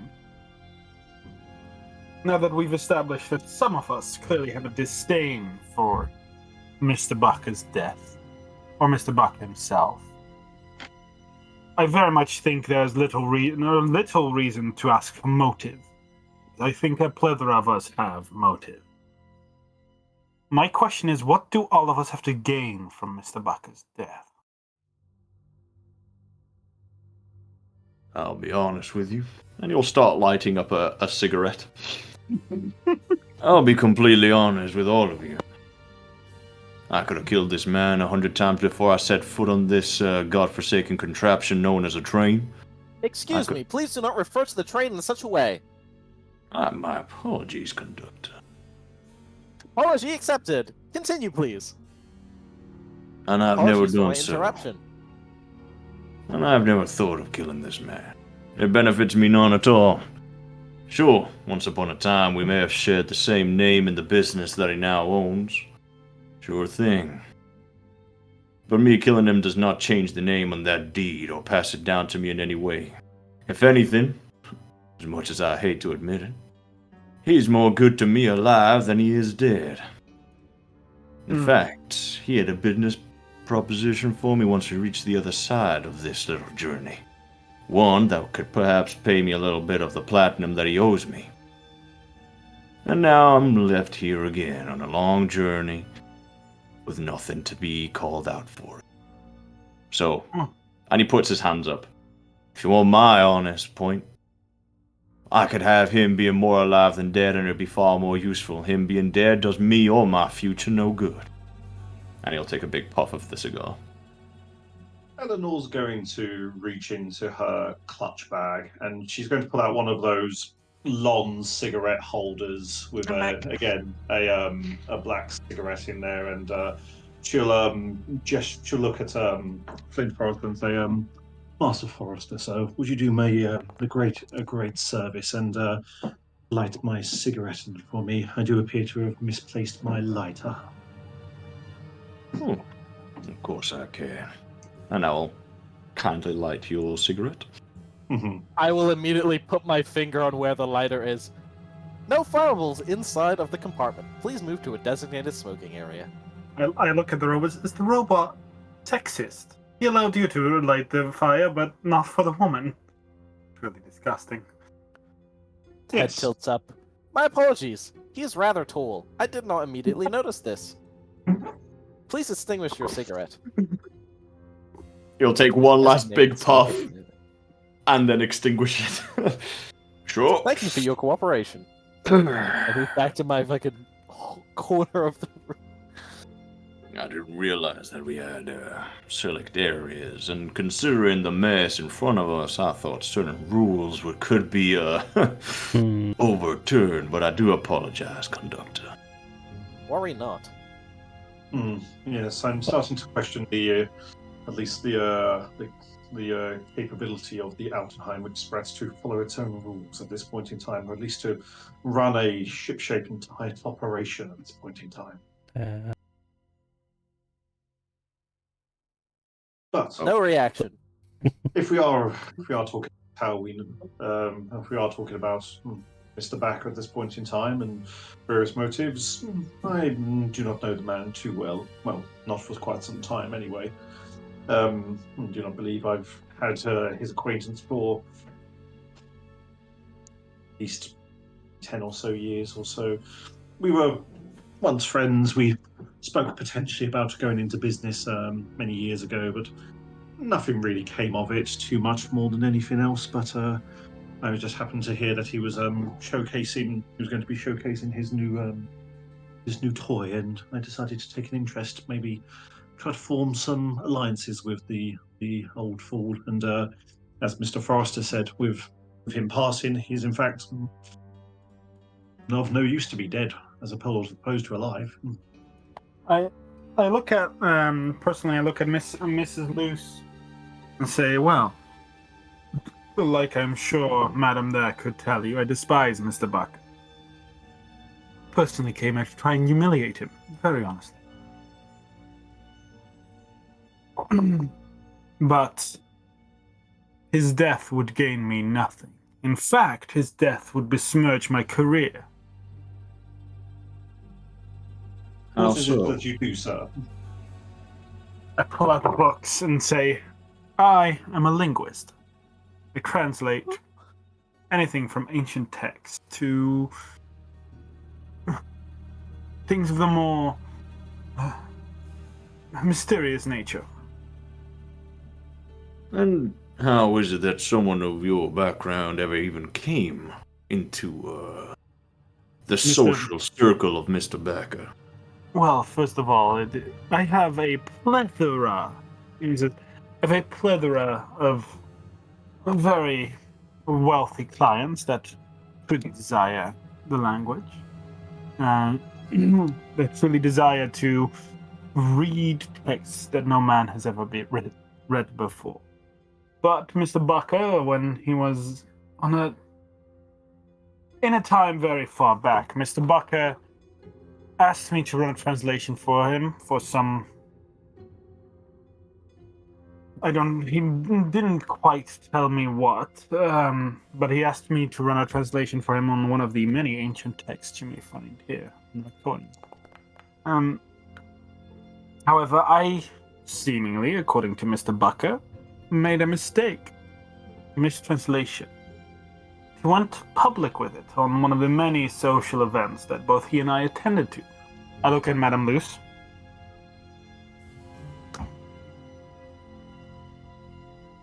Kind of as a confirmation look.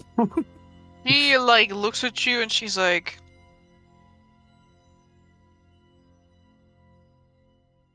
I only recall seeing you once or twice at parties. Well, I've not been there often, but at one of these events he essentially told me the mistake I made and informed everyone in his circle about my, according to him, sloppy work.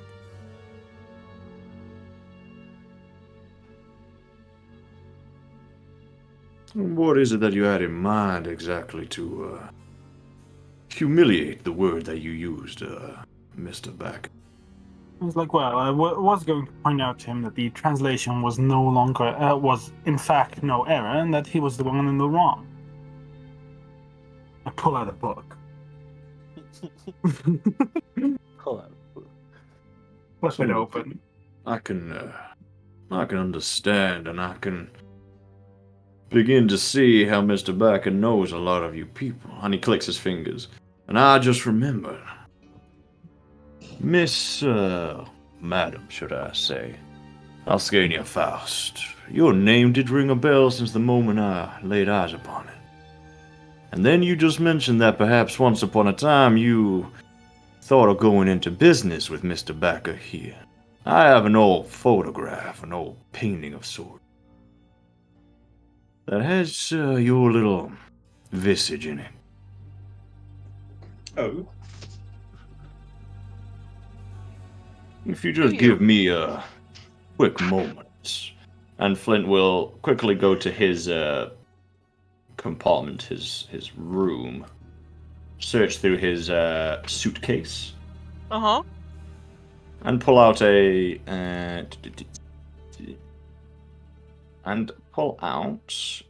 old picture of me, Egan, and a couple of other people from the first time we met opening the business that we once had, a couple of the old foundations. And you'd be able to see Eleanor visible in the background of the photograph. Dun dun dun! Oh! And who's that handsome devil in the back? Hmm. One of the old And I'd pals. bring it up. I'd come out from my cabin and bring it up and present it.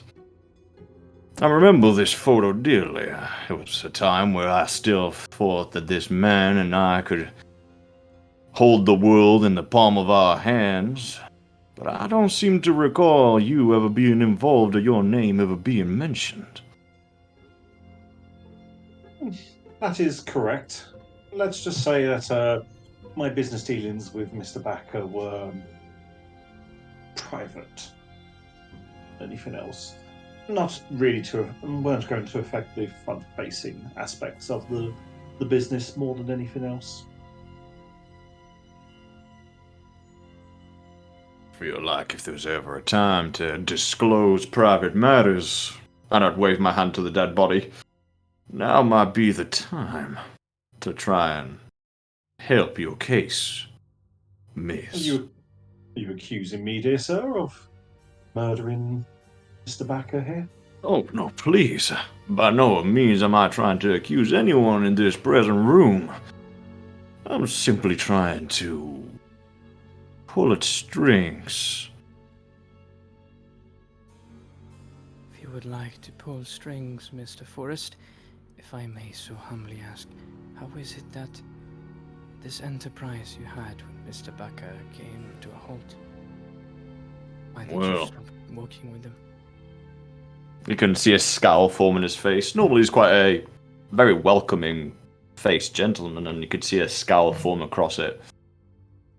Well, let's say the enterprise never came to an end. He seems to be feeding off it even now. Well, not anymore, I suppose. Me and Mr. Bakker here had a good assortment. A partnership, 50-50. I'm the silver tongue. I speak to people, I know people, and I look over to the young man, the scholar. And as you can imagine, he needed someone to talk business for him because he wasn't exactly the most pleasant-mouthed person I know. He needed someone with a silver tongue to seal off deals, get partners growing, and open the network, and that's where I come in. I made sure that I was able to get the people interested. He was the thinker and the tinkerer, and I did all the talkness, business management, and exchanging of money. It was only until I signed off probably the biggest deal that we had hitched up. We were set for hundreds of platinum in our pockets. We could be set off for good. And as soon as the paperwork was created and drafted, and before signing off the partnership, he left out my name entirely from the godforsaken thing. After the signings were done, he pushed me out of the business as if I never even existed. He made Sounds off like with all the motive to money, me. and I had nothing. That sounds like motive to me, interjects Valerie quite coldly. Well, you are quite right, Miss Valerie. It would be motive. However, Mr. Bakker here owes me a whole lot of money, and even more so in entitlements and royalties. My name will never end up on that deed or that, paperwork, no matter how hard I try. Especially not when there's a dead body lying in my hand. What would be the point of me killing off Mr. Bakker here rather than trying to get him on my good side? I was set up on hoping that this, although quite naively, would be possibly an opening to try and refurbish what we once lost, and perhaps give me some of that gold that he owed me so much for. I've done wonders for that man, and like I said, that fork-tongued son of a devil, he betrayed me. So yes, motive enough, Miss Valerie, but I gained nothing from the loss of his life. Naivety doesn't sound like a trait suitable in business.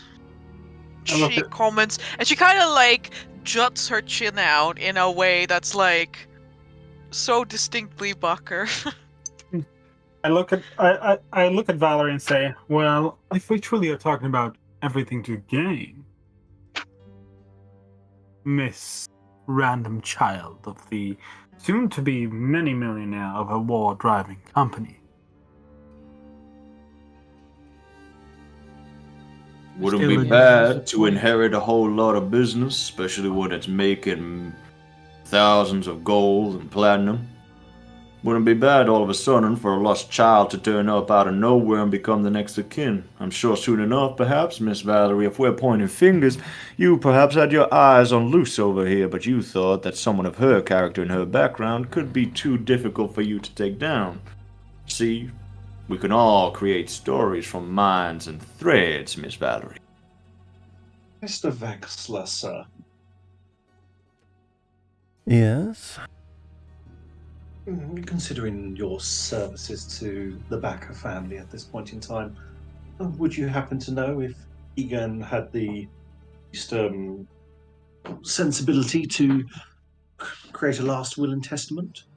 On, obviously, the case of his demise, whom does his riches and business go to? I would assume it would be Mrs. Bakker, no? I look at the camera and the DM. Make me a bureaucracy check. Thank you. Okay. Okay, make a speed check. Speep.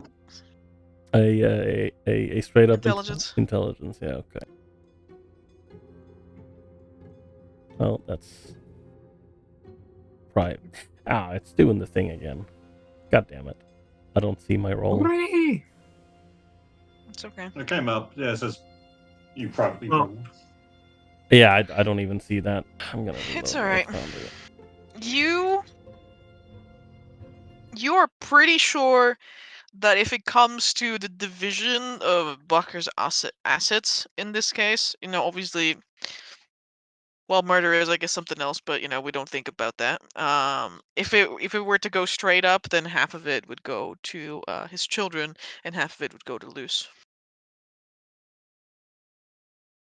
I have a Them's the law. If there is no will, or if there is. Yeah, if there's no will. Okay, but do I know if he had a will or not? What do you mean? Bakker was gonna live forever. I mean, yeah, fair enough.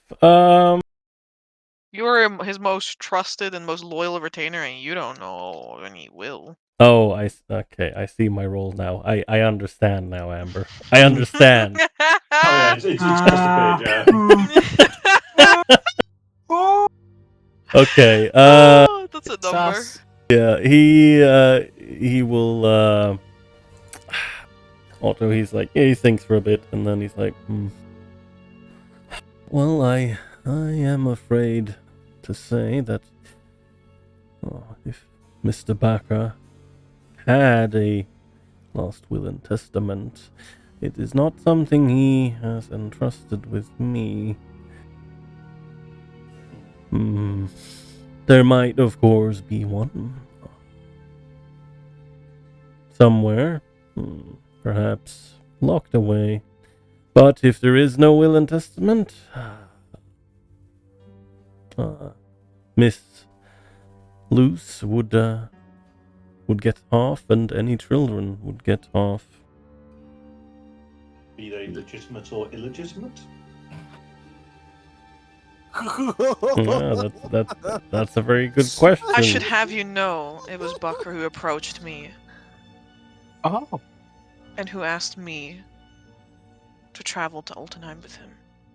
Very sus. Oh my god, I believe her.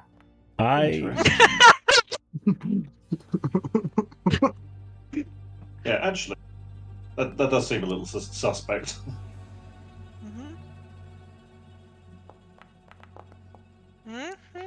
Yeah, I think that's worthy of some insightful check. Damn right.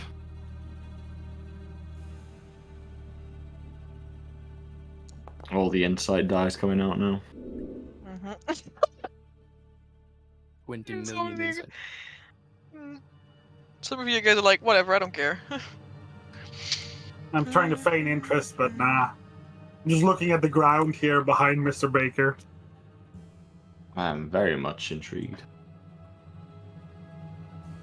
Let's double check the okay.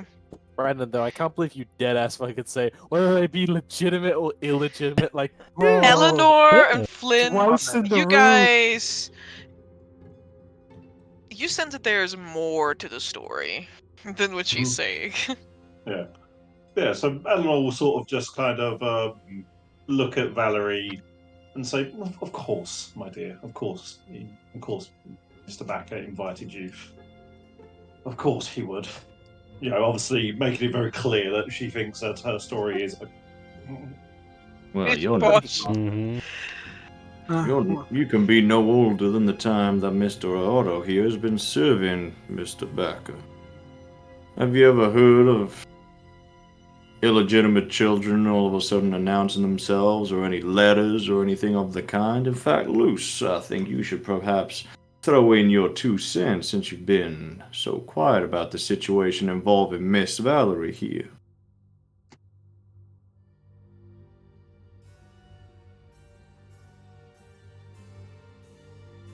No. Before Luz even gives an answer, Valerie quips, I don't even understand why I'm the one being questioned here. I just told you that I saw Luz slipping something into his drink. Well, Miss Luce, that is something we should have indeed come back to. That is Sure, one yeah. thing being a visual testimony, but is there any further proof besides your own And I testimony? saw you, Valerie, shoot him in the head. We can all make accusations, Valerie. It's easy enough to point. It's all easy enough to point fingers. Sometimes we need the evidence behind it and figure out who here is lacing their tongue with venom and who here is trying to come out with the just answer. Well, of course, but let us first see if Miss Luce can justify. And I'm not saying justify as in has to defend himself, but perhaps it would have been something more mundane that happened, Madame Luce. If, or nothing at all, I simply wish to hear all perspectives before we start accusing anyone of being a liar. Please remain civil in all discord. Thank you. Eleanor, while this is going on, is going to go and pick up the glass that is on the table with the brandy that supposedly had the brandy in.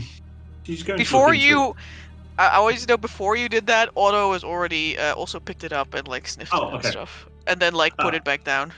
Yeah, okay. I was going to see if there was any visual clues, any ideas of any evidence of residue or anything of the such. Do you have any relevant toolkit or proficiency in the way of like poisoner's kit or? Let me just have a look. See. If your answer here is yes, that's mighty sus. That is very true. Discord. Yeah. I'm just checking. Bear with me a moment. He says no and then rolls anyway. In the meantime, Luce is like, she's like kind of like turned, she's like stoically looking out of the window at the landscape of early morning Burog Empire, like roving past.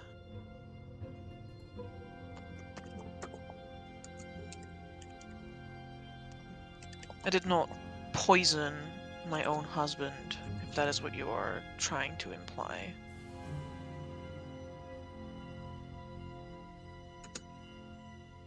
Made up tales. So it is you speak that you put nothing in the Sue's drink. Eleanor puts the glass back down again.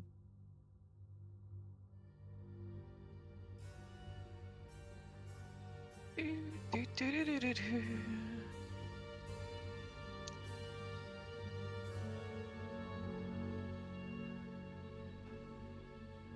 sent you a message.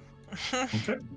In the meantime, can I investigate the area behind where a theoretical shooter would have had to stand to shoot Mr. Baker in the back? Oh my god, I feel so bad. You've rolled so bad the entire time. Like, to see if there was anything that was dropped here.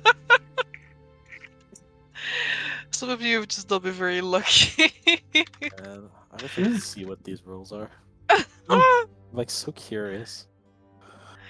I don't know why some of you are rolling like insight, like when you've announced it in like private. Like, God damn. Yeah. all right, what would you like to Sometimes it's investigate? I wanted to particularly investigate seeing if the possible shooter would have left anything behind if I took on the position of right behind Mr. Bakker, shooting him in the back, because I assume the gunshot wounds are angled into his back, so like we You can make see. an investigation check. I will certainly do so. Oh, Where is it? Bam! Oh! Eleanor, you don't smell anything off about this Okay. drink. That's fine. I place the glass back down and move away from the table to allow William to do his work. William, with your check, you can most assuredly deduce that Bakker was shot by someone who was standing over him when he was already slumped over the table. Anything in the left? position that he's in now. Anything Looking left around behind? the area, though, like this area is spotless. Like nobody's even like been here. Like more spotless than the rest? Oh, okay. You can Alright. You crouch down.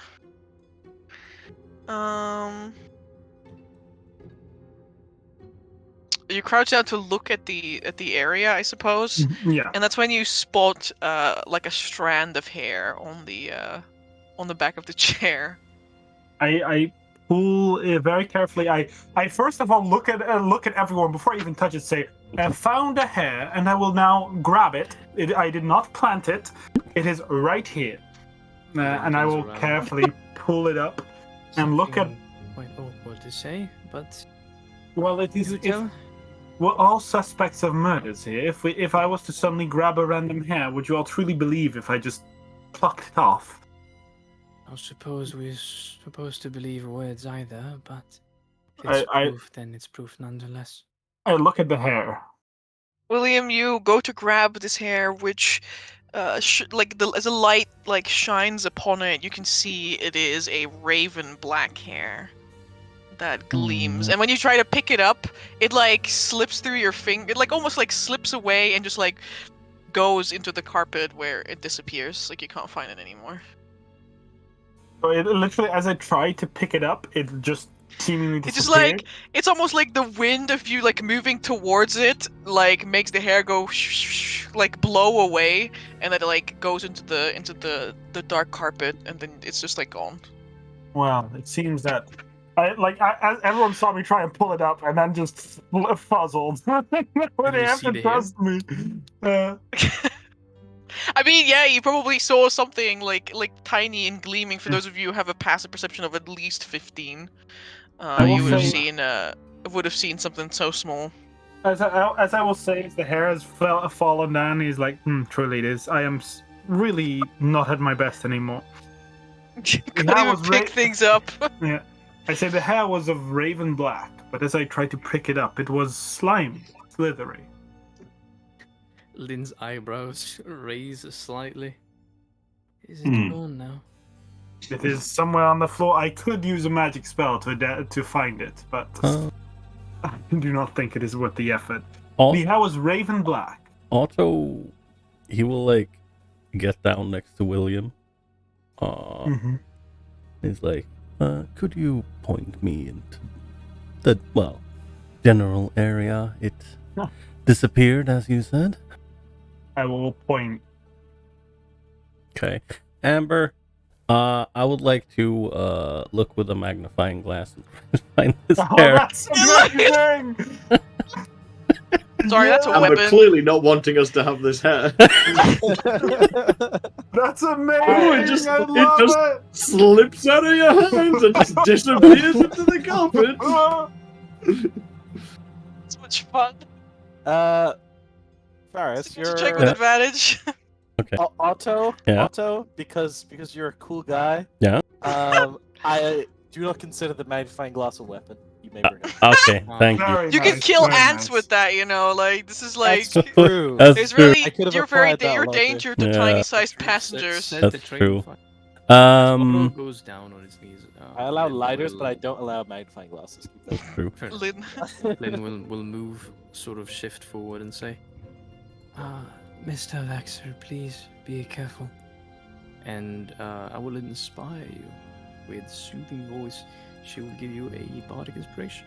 Mm. Ooh, Yeah. a bard Serenade. investigation yet because the the looking Yeah, glass yeah. gives Yeah. advantage on invest. Oh, that's a cute noise. All right. Wow, this Weird bard thing is on so a map. cute. No, it's gone. Oh my god. This Well, is what- so You can roll your sad. D8 at least. Yeah. Roll Also, the this D8, hair. Hey, I have a D8. Alright. Wait, wait. Wait.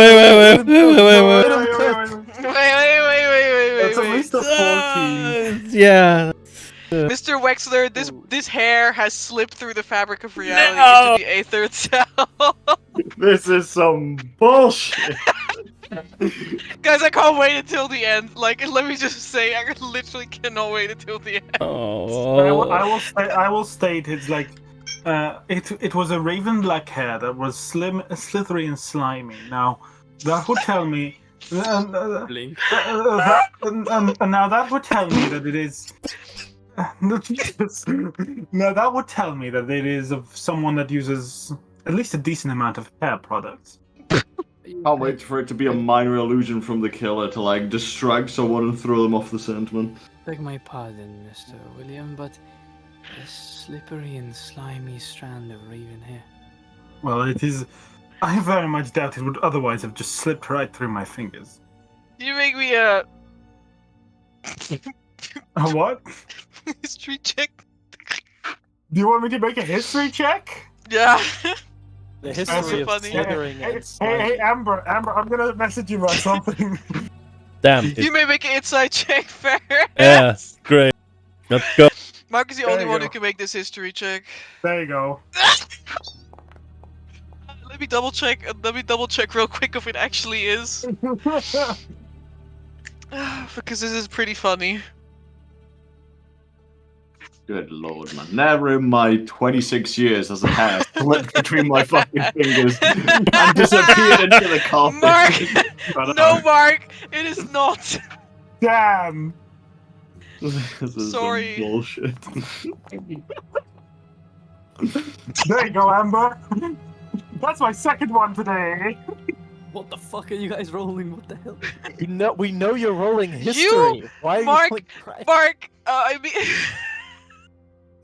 Oh yeah, here you go. Fine, let's go. There you go. This man had to make a Williams. fucking sleight of hand check to hold a piece of fucking hair, man. Emma really doesn't want us to know about this fucking hair.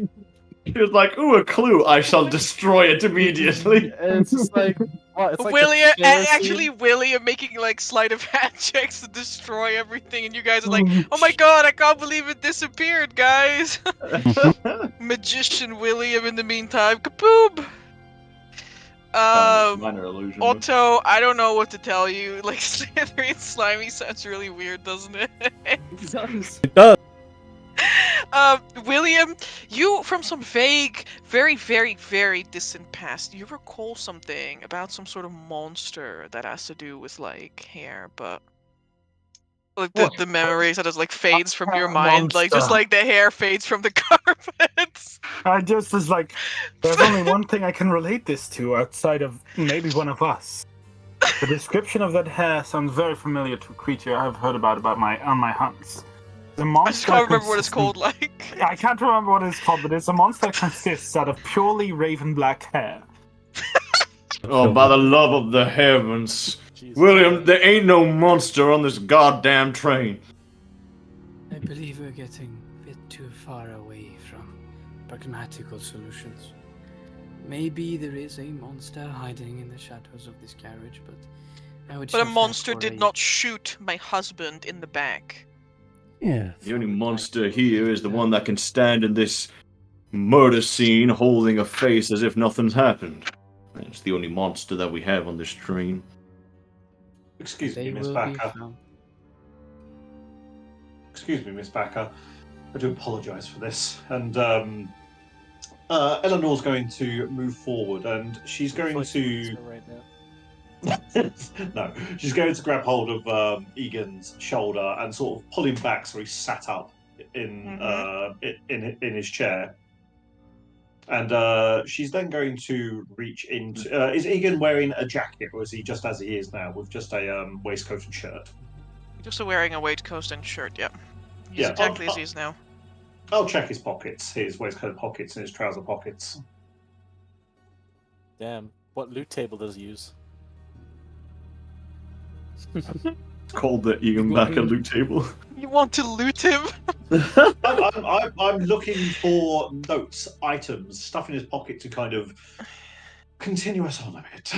Damn, Matt, you're one of It those was kind so of guys. obvious that Amber hid inside his pocket the exact culprit. It's a letter that says it It's was. the hair! It's the hair, It's guys! a The hair hair, was that's his the hair. pocket. It might be where the hair's gone, we don't know. We find All right, you will. You may. You may just search him, and you can find. A note that suddenly Oh, disintegrates because it had the answer of who was the murderer, but all of a sudden it just disappears into He the wrote carpet. it in his own blood. He Yeah. wrote it in his own blood. It flies out of my hand and lands in the ashtray where Flint's cigars embers are there. History and burns the In letter his together. pocket, he has extra bullets to reload the gun. Wonderful. He has no. Good loot. Does he have these notes in his pocket or in his? Let me double check. They're in the cabin, boys. Go, search his cabin. Wait, you guys have cabins? Mhm. I'm hoping so. Didn't sleep in the bloody hallway. True. I'm a lady. You guys do have cabins. Yeah, I was gonna. Cabin fever. I was gonna suggest, once we were done in the dining cart, that we should actually, check each other's cabins. Taps forehead. How many bullets, just out of interest? There's 10. They look Interesting. very peculiar. Mhm. They're half metal and half almost like a glass casing. It surely cannot be glass because trying to shoot glass out of a gun not a very good idea. Would you say But it's swirling on the inside is this almost like purplish blue liquid. It's almost like someone took starlight out of the sky and poured it into a bullet. Would you say that it's kind of made of a material that could disappear within the carpet? Holy shit. No! Holy shit, we've cracked the code. Stop it! Stop it! I'm still not ruling out the carpet as the killer, so I bet. Yeah, the sure, killer that's just fine. ate into the carpet. Yeah, you can do that. Well, it Outside just of the bullets, he doesn't have anything on him. Around his neck is like a necklace with a strange amulet that is like magical in nature. Evidently, that go past the conductor as well. Mhm. this fucking conductor man. I told you, I didn't search him. Yeah, Eleanor will place the bullets on the table. He says, well, considering it looks like this weapon holds 3 rounds, it looks like he was at least planning to either do some demonstrations or defend himself, maybe. My apologies, but did Sir Bakker have his firearm on his person when he boarded the train? Lynn asks, turning around to Lucy. With even like a cursory glance or inspection, even people who looked at him just yesterday, he was openly wearing it on his hip. Damn. Like he's got a holster on his hip, and it's still there. Damn, It's just the gun is no longer in it because it's on the table. he truly had a big iron on his hip. I was literally thinking. Oh. Well, it seems that, again, maybe it might have been a long shot, but I did not find any evidence or any notes saying this person killed me or this person has great hate against me. just more ammunition. I believe we are already acquainted with whom has gripes against Mr. Bakker. So Yes, speaking indeed. of that, out of curiosity, and Otto turns and looks at the conductor. We talked a bit about before what people might have to gain if, well, mostly what people didn't have to gain when Mr. Bakker perished. What about you, Mr. Conductor? Did you know Mr. Bakker before all of this?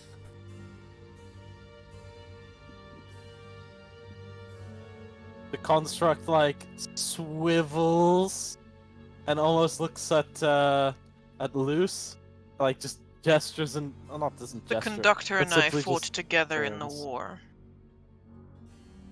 My husband did not. If anything, he's an acquaintance of mine. Oh, I beg your pardon then, madam. No, ma'am, he says. Of course, Otto.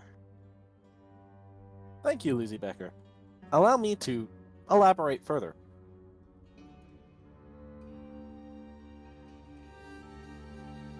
Egan Bakker spent many times on this train, going up and down. He has several tickets, all of them are paid, and although he was generally a somewhat disruptive passenger, no incident of major significance which ever met at the Altenheim Railway's review board has ever been reported. I did not know Ian Baker personally.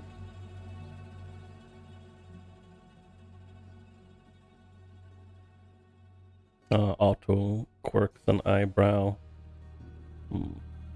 I see.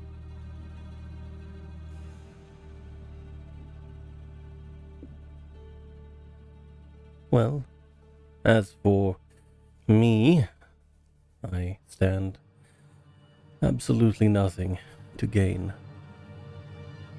from Master Bakker's demise. I have been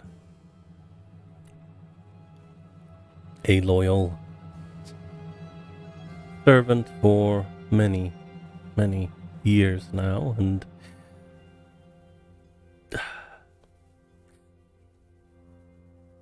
I I do not know what shall happen next. Kind of looks a bit at Luce. I can confirm that Osho Westler has spent many times on this train with Egan Bakker. Lynn sort of brushes her chin lightly with a hand as she tilts her chin up and looks at Otto and says, Mr. Vaxer, I mean not to pry on your personal life, but how was Mr. Bakker with you? Was he a kind master, or perhaps did he have bad temper like many others described him, even in private quarters?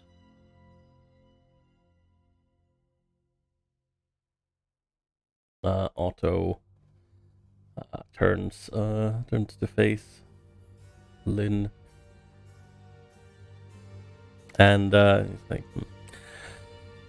Master Bakker was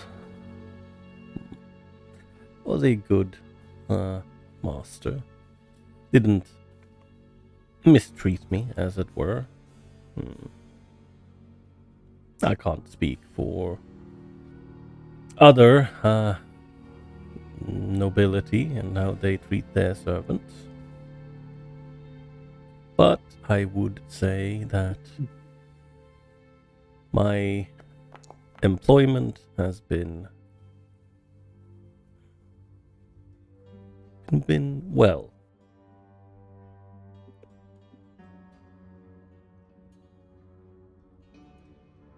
She hums for a moment, brushing her bottom lip. Am I to assume then you have no motive amidst all these people connected to Mr. Bakker?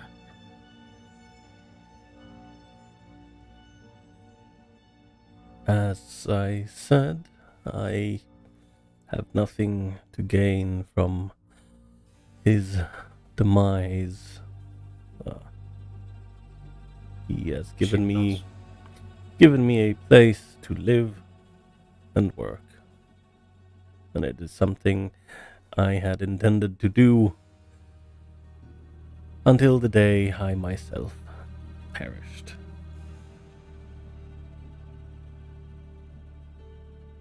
It all makes sense. The loyal retainer, understandably. The madam who once had some sort of business with him. Me, who also was his old business partner. Someone who wanted to ridicule him, and a lost daughter of some sort who claims to be some sort of illegitimate child, hoping for a big pair when daddy dies. But you, Wallflower, and he looks over to you, Lynn, you ain't really said much for nothing. To what happened do we, have the pleasure of having your acquaintance on this train, and how you might know Mr. Bakker here? It don't quite seem to me that Lucy is too much of a fan of your presence. So what is it to eye you around, Mr. Bakker? How do you know? A sadness washes over Lynn's face as she glances loose for a moment before she returns his gaze to Flint. I met Mr. Bakker at one of those parties where people meet and mingle. I'm a singer, a performer of sorts. You might have heard my name, as you might have not. He took a liking to my songs, and even promised me a place in Altenheim's theater once this ride was all to be over. I don't believe I'll have the chance anymore, but it is still within my secret drawers of dreams to sing in front of so many people. So he promised you some form of greatness in the form of your career. Not surprised that someone like Mr. Bakker took a liking to you. As to what that might mean, I'll leave it to your own thoughts, and I'll twist my mustache. So perhaps you would have no gain as to seeing his demise either. As I'm guessing you are no longer gonna be able to acquire that audience in your big theater. I must admit that Mr. Bakker was an interesting individual, but I did reciprocate this interest.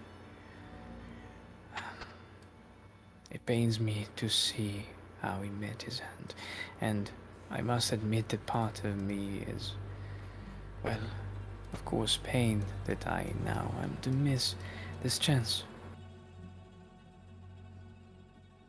Perhaps a little bit of a shift, but we know that the murder took place during nighttime, likely. From, if we can trust Miss Luce's deduction, 1 hour ago to 5 hours ago, which would make the time of murder anywhere between 1:30 midnight to 5:30 in the morning. Where was everyone at that time? I was probably fast asleep with the heavens. Sleep Like in I my said, most had a little bit to drink with Mr. Bakker, and I did drink a bit more than I should have, and I found myself probably unconscious in bed. Anyone that can vouch for your whereabouts? I know that this sounds truly strange to ask, but I'd rather be able to write off people as a suspect. Narrowing it down would limit it to only one, would limit the broad search spectrum. I'm afraid vouching is a scarce thing, an endeavor that we might not be able to afford due to the limited amount of passengers. I did witness Mr. Forrest retreat to his cabin before I decided to retreat myself. As to what he did in his private quarters, I don't believe anyone is allowed to know such business or confirm it by that way. Not only that, but what does vouching for anyone mean when there could be more than one killer? I had not considered that. That is a truly good point. Well, Valerie, you were the last person in the room with him, according to the rest of our alibis. So what did you do after we all left the room, leaving you and Mr. Bakker, an unconscious Mr. Bakker, may I add, with his gun surely revealed for all of us to see? What did that leave you with then? You think I would have spoken so freely about my whereabouts? I don't think you quite had much the choice. Me, Miss Lynn here, and, forgive the name that I cannot remember, Miss Alsenia Faust, all vouched for each other, leaving one before the other. Leaving you in the room by yourself. And then I shot my father before he officially recognized me, before his family, leaving me to inherit nothing. Well, if you so happen to claim to be Perhaps I his killed child. him because he was an absentee father my entire life. I would like to disclaim this proposition, but if there is something the presents are forgetting, is that murder happens not only when someone has to gain. Vengeance, negative emotions, hatred, displeased towards a person. Sometimes they can blind someone and lead them to actions that they might regret. Many of us hereby today announced that they had quite the opposite, much to lose to the death of Mr. Bakker. But sometimes the fire of vengeance burns in front of our eyes, brighter than anything else. Well, I'm quite happy to take the recognition of admittance that Miss Valerie just proposed.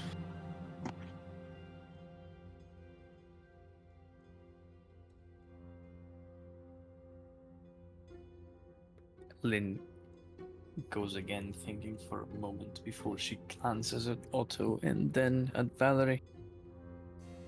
I'm afraid we'll have to talk a lot more private business that many of us are willing to share, but for the sake of innocence, knowing that Sir Otto has been by Mr. Bakker's side for a good part of 2 decades, may you tell us who your mother is, Mrs. Valerie?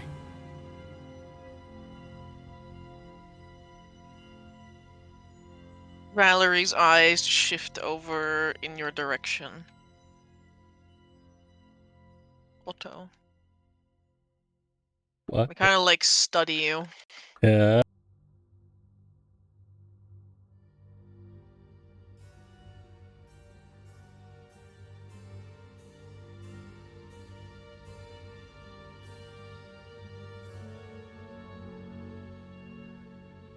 My mother was Laura Hopner.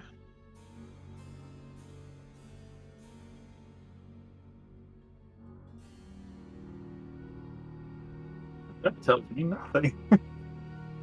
Good question. It does not. It means nothing to you. Neither do we. No. Okay. I'll ask it in character. Miss Luce, I have a question that might sound truly bizarre. But if you would please indulge my curiosity. Could you Is that fire truly the way that you wish to approach?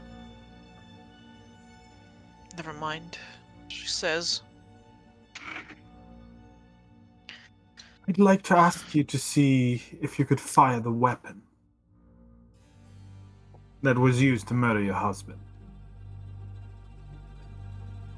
That is an ill-advised action. Please do not fire firearms within the compartment. I must agree with the conductor here. It's quite a dangerous endeavor. It really is, but the reason I ask is I want to see if the weapon itself leaves a pattern from a closed distance. I know, so we could determine how far the shooter was standing being shot. As much as I like to try and help, how would knowing the distance of the shot provide us with any form of help towards who the killer was? Quite frankly, it doesn't matter whether he was or she was 1 table, 2 tables, or 3 tables away. Things remain clear. Whoever was in this room was by themselves, with Mr. Bakker here at a time of night when all of us were either asleep or behind curtains, and clearly had enough room to murder this poor man, leave the weapon, and also go back to their room before being caught by Mr. Conductor here, who was doing his night shifts. Of course, they had about 4 hours to do so. Actually, I sleep. It's Then- not true sleep, but it is like sleep. Who is, if I may ask, this person who was doing the night shift? Perhaps they saw someone in the middle of the night when all of us were asleep. The night shifters do not enter the carriages. They remain operating for the train. Oh, So- like that. There is no warforged or otherwise inclined being that wanders up and down these carriages to make sure that no one's stepping out in the middle of the night? No. You see the face of disappointment as he, puts his hand through his beard. I hate it here. There is technically a Well- 6-hour time period in which I am in hibernation. It Well, is yeah. word. quite dangerous that there is no overseeing of the carriages at night. Especially when we're just allowing certain individuals to carry firearms into the carriages as well. Mr. Bakker was not explicitly allowed to carry such an item. But he He did simply so was not regardless. And why is it, Mr. Conductor, that he was not searched, if I may ask?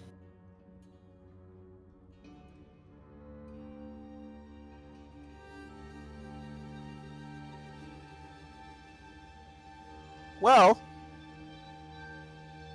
that is something I do not desire to share with you. He looks very shocked. My Mr. apologies. Conductor, I do believe if there is ever a case where disclosing such information could be pivotal to understanding who murdered this man, it would be right now. I must agree with Mr. Forrest. This is no time to conceal more secrets, especially knowing that secrets led to this situation. Luce, please, speak to your comrade in arms here. Surely you can attest to this. Bakker family will not be searched when they board this train. Why is And- that the case? I cannot say. It is not of your purview. It is of everyone's purview. Incorrect. Miss Bakker, please enlighten us.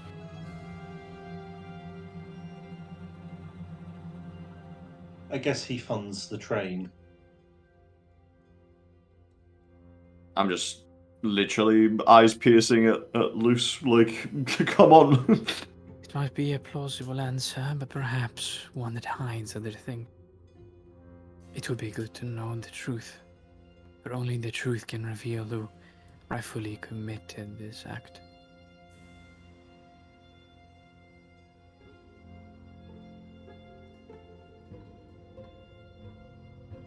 Well, Miss My Bakker, husband had a hand in many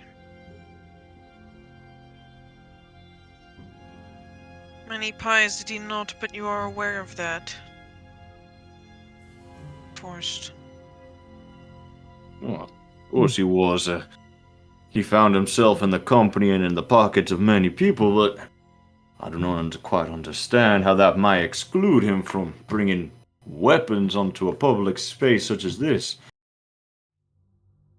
There must be a specific reason why Mr. Bakker is allowed to carry weaponry and other sorts of merchandise otherwise inclined onto a train. You included are not involved in this search.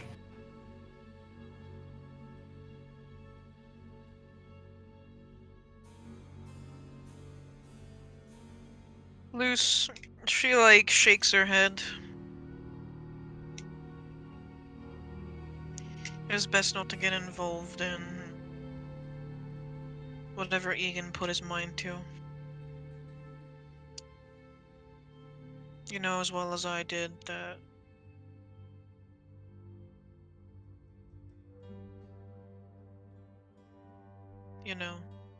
she doesn't say he was a bully, but like like he was a bully and a brute, and like he basically got whatever he wanted all the time, but You can see Flint pacing slightly up and down with, not shaking his head. This absolute fool's once again found himself on the other end of the barrel before his own insolence. Of course, he manages to get his own way, doing what he wants at all times. If there's ever a man that needs to be special, finds himself with some sort of privilege, it has to be Egan fucking Bakker. Of course it does. And now he finds himself dead because of it. Now, I do apologize for getting myself heated here. Now, give me a second. And he doesn't walk away, but he does turn his back to the party and he does take a breather. Flynn lets out a very faintest sigh. I understand that people might be more or less inclined to feel negative feelings towards Mr. Bakker, but I would implore everyone present not to speak ill of the dead. Some of us knew Mr. Bakker as a different person. In the interest of, let's say, narrowing down potential suspects and people's motives, he turns to face the conductor. You say you wish not to speak of whatever reason you did not search Master Bakker, but was it not that he was in fact well, he had some information that you might not have wished to see the light of day.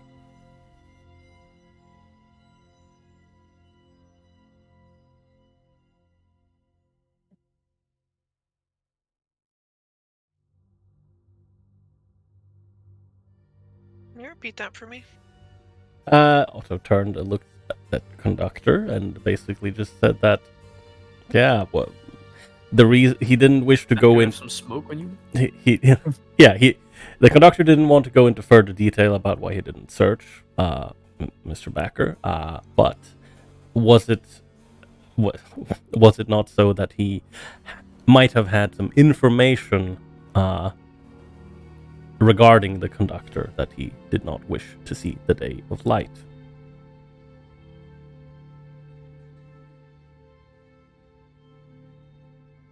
I don't know where White is. I'm here. Mhm. I'm just. You're computing. I'm computing. The conductor is it's almost like, yeah, I mean, it doesn't almost like appear like he's there almost. He does the weird Wolfforge thing where it's just unmoving, unblinking, simply standing stationary. For a unit of you. I mean, I'm emotive when I emote, and when I'm not emoting, I'm stationary. Why would I? It's such a waste of energy. Why would I emote passively? That's true. I'm not human. I'm not gonna pretend to be. Well, okay.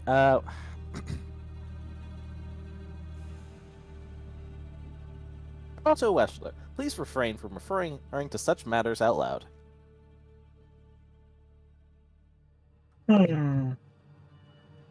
Mighty suspicious.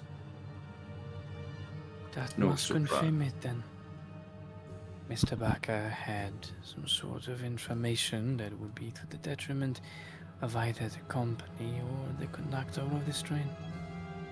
Correct. Indeed. Now, I have figured out something more that we could figure out. A clue, perhaps. You see, I grab one of the bullets that we found on Mr. Baker, the fresh bullets. These items, these bullets, have casings, correct? Or some form of casing. I show everyone. Nod, nod. I grab one of the bullets that we found lodged in the table that has no such casing. Now, should I gain permission of the conductor of the train, I could search for the loose casings. Of course, this might... Well, it would allow us to know where the... Seeing as there's no casings on the floor, that likely means the killer must have either taken it or left them somewhere. Perhaps a new clue could be found there. Then I must ask, if the killer has taken the casings, searching the cabin will be fruitless. And if they indeed hid them, they would probably not hide them in the same place they have committed the crime. I do not require them. I know that they exist, and with magic I could pinpoint where they are. As long as they are within 1,000 feet, but points his arms around. Well, The Altenheim Express consists of... Please I tell me listed- how many carts the Altenheim Express has. The locomotive is 70 feet long and weighs 369,600 pounds, including the tender. This does not specifically include the carriage weight, which is added additionally on top of that. But I, of course, need permission to cast a magic spell. I look at the conductor, and the conductor would have to allow us to open up the carriage or the quarters where the bullet casing would be located. I look at it. As long as you have this explicit permission of all guests involved, and the casings are not explicitly within a restricted area. I look at the rest. If it will allow us to pinpoint a possible suspect, I don't see why not. yes, I agree. I was also going to suggest a search of the cabins next. I pull out what looks to be a twig, a forked twig, out of my breast pocket. Blink. Truly, someone never comes to pet. We might not carry our arcane focuses, but nothing is said about loose components. And Amber, with permission of the train conductor to cast a spell, because I know that's one of the rules. I'm not allowed to cast spells suddenly here, so... No sudden spell casting. Yeah. Yeah. I would like to cast Spell locate. casting is okay, but not sudden spell casting.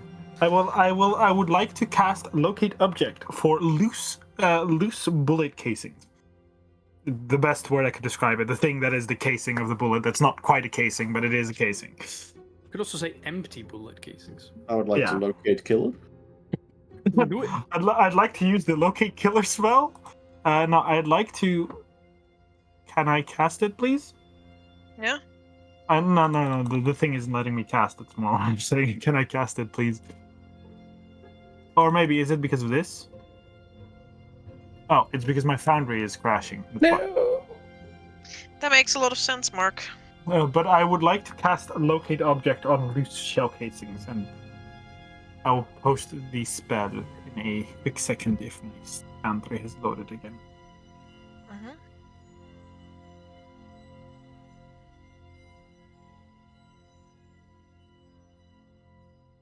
Here we go. Spellbook. Oh no, that's Beast Sense. No, that's not what I'm casting. Bam! Locate object. These ones. Thickness of lead, even a thin sheet.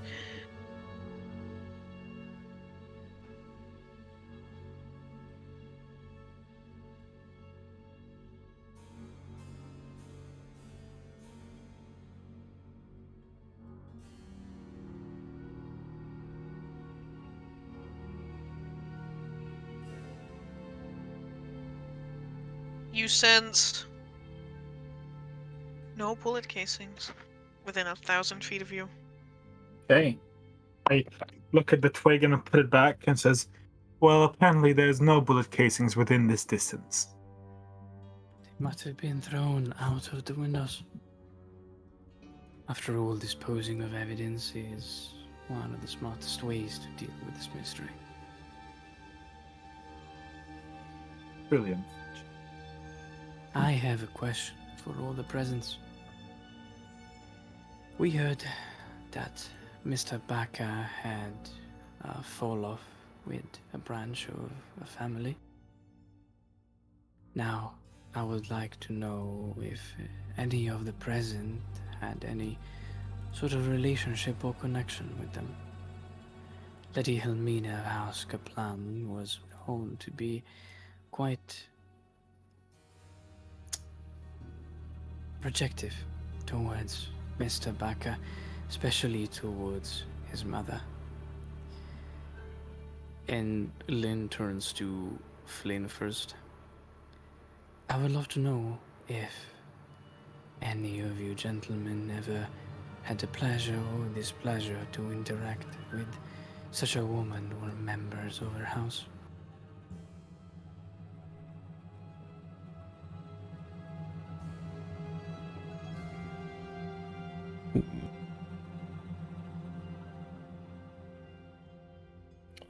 Amber, I don't think I've done much interacting with her, considering he was his mother got disowned when he was a kid, and then he tried to come back when he was an adult. Yeah, you've had no dealings with them. Okay. Yeah. Then Otto he shakes his head. Outside of like bringing back and forth correspondence, maybe. Can you reply to my message? Oh. Yeah. Is that what you're doing?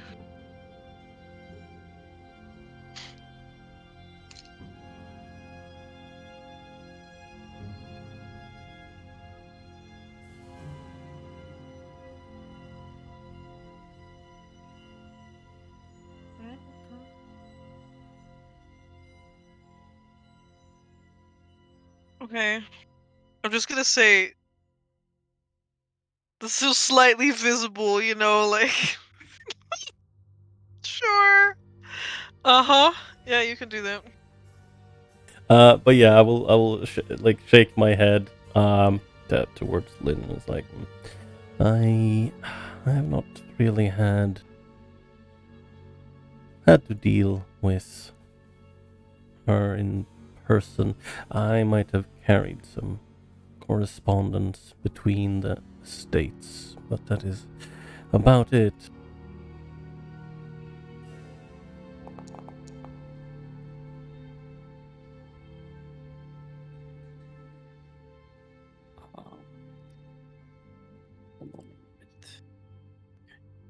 Lynn nods.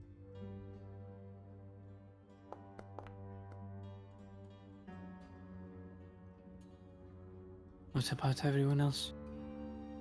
Mr. Forrest? Did you perhaps endeavor to find some sort of deal with Mr. Bakker's enemies once he cast you out of your enterprise? I never had any sort of deals with anyone.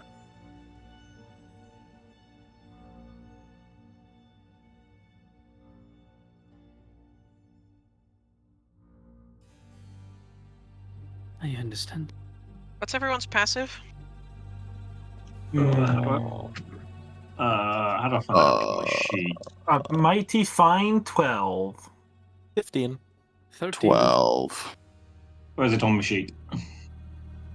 It's on the front just- side of the bottom left. This is You the have 14. brackets. No, thank you. Alright, in that case, nobody noticed anything. Ooh, nice. Don't worry about a thing.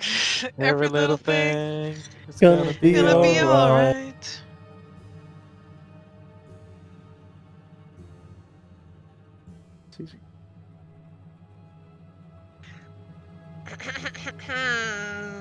Okay.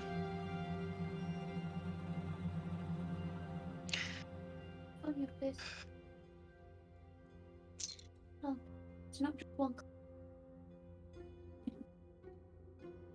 Eleanor's going to move to one of the tables at this point in time and sit down and just sort of angle the chair and sit down and look at the others and say, so, what are we to do at this point in time?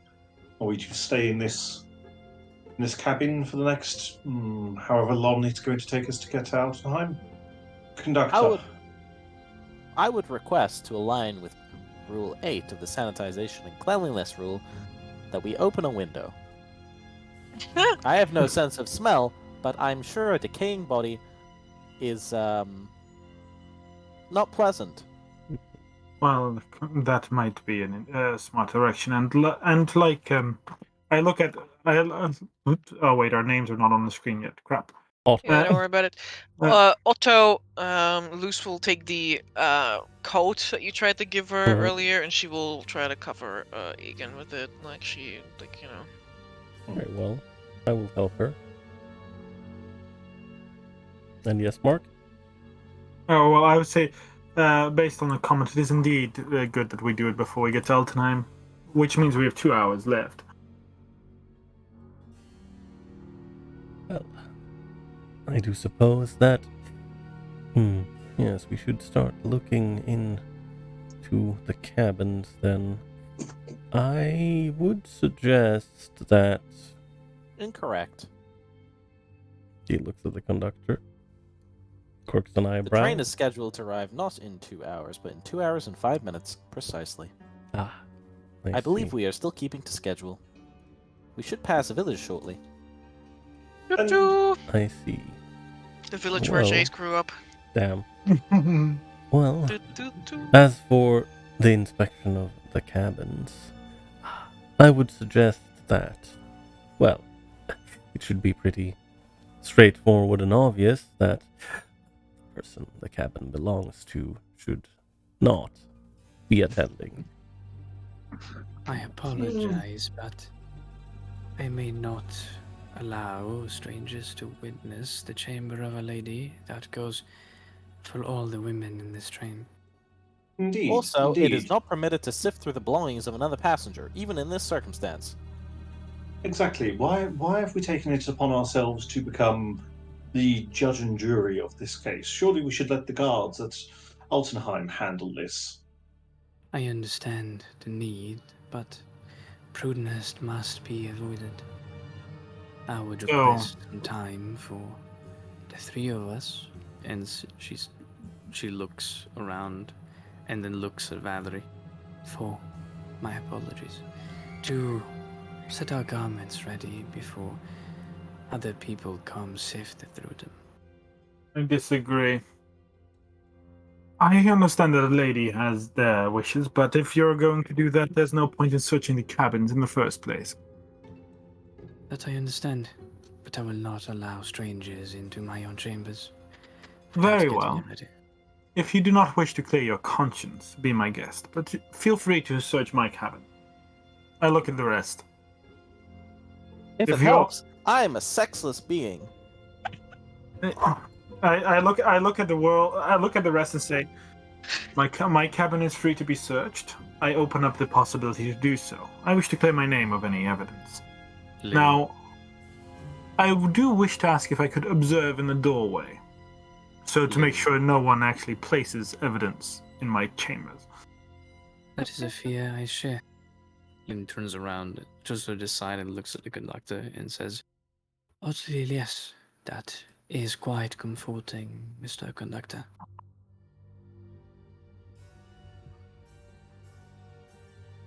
I am at your disposal as first-class passengers.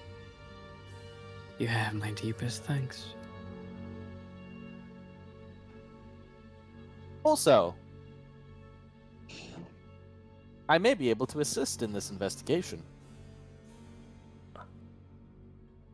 How so? I pull out a baton. This is my battering stick. I So, used to I'm not beat the feeling shit out of rewarded anymore. This No was given weapons to me by allowed, the only Altenheim... This was given to me by the Altenheim Rail and allows me to detect the presence of any magical signatures. It is what I searched you all with when you arrived, if you recall. Well, then It's a wand. It's like a very small baton. I look at the conductor and say, well, then let us all observe what the conductor does in each cabin. Yes. I was also. I will not search any cabin without the guest's explicit permission. I was going to suggest, based on Miss Lynn's fears, perhaps if the ladies that do require putting away garments and whatnot,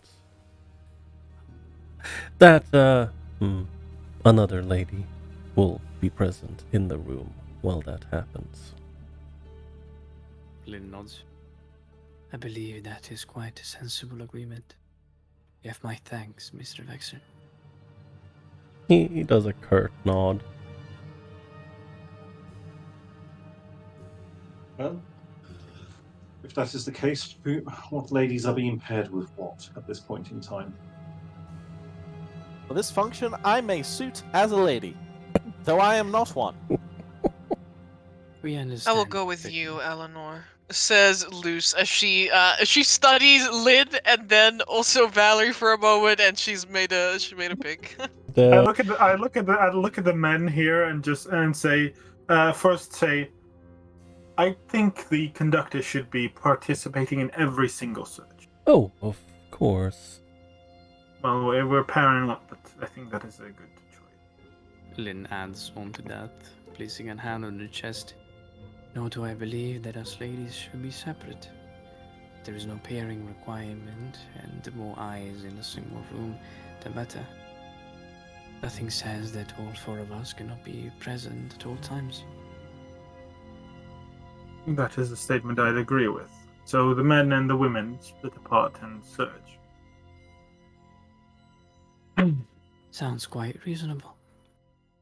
In that case, we avoid pairs of couples of people that might be in combune with each other. I look at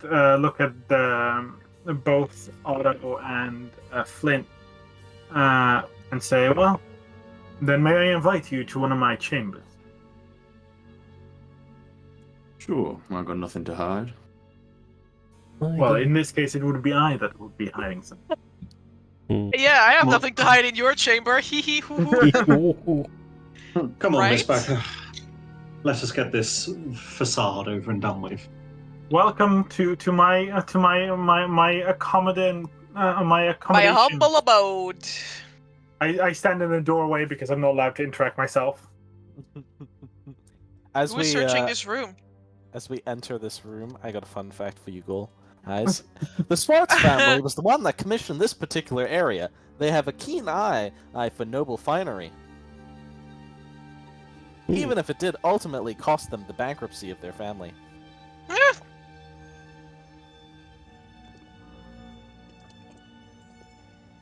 Feel free to search. I'll scan the room with my wand. I need an investigation check. Damn. You have advantage only to find magic items, not anything else. Investigation. Are people able to either make a separate perception check or assist with perception in this particular case? You can maybe make your own individual one. Yeah, that would reveal things to different people. Then you can That decide is- if you want to share them or not. That is very true. Murder mystery moment. Uh-huh. Ooh.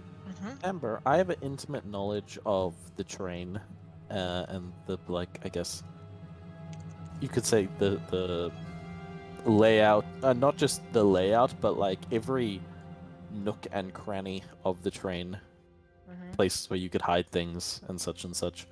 Would that assist in my investigation? I'll keep it in mind. Okay. Secret roll through the mountain. So a nat 1 and a nat 20. Yeah. I see. Through Who the else is mountain. searching this room? It's either right. Either Amber keeps it in mind and I nat 20 it, right? Or like I'm looking for a magic item, I find a magic item, right? Nat 20. Or I find something totally unrelated, nat 1. So either I've won the game, or I've lost us the game. Who else was going to search this room? I was trying to ask if I was allowed to make a perception check instead, in the room. I think it's Otto, Flint, and the conductor looking through this room. It is investigation. Okay. But I am allowed to make a separate one. Yeah. Very well. Bippity boppity. Could I make a perception check to try and see, to try and make sure no one actually plants evidence? No, that's pretty smart. Yeah, you actually. can keep an eye out with a perception check. There you go. Alright. Nice. Mr. Conductor, do I need to, do you want me to guys to message you privately what I find, or? Yes. You can just tell me what you find. But I stand up straight halfway through my search, and I pull out a bell. I ding it, ding, ding, ding, ding, ding, ding, ding. The train will arrive at Altenheim station in approximately 2 hours from now. Breakfast service is currently unavailable.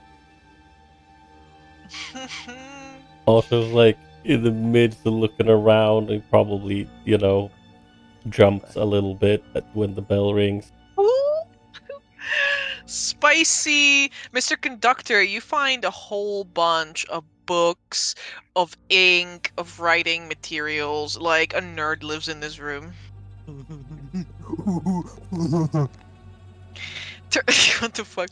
Turning this room upside down, though, Otto, you with your keen eye know where to look for the juicy stuff, and picking up one of the pillows, something shiny, like, falls to the bedding. What is that shiny thing? It is an earring with the motif of a lily flower.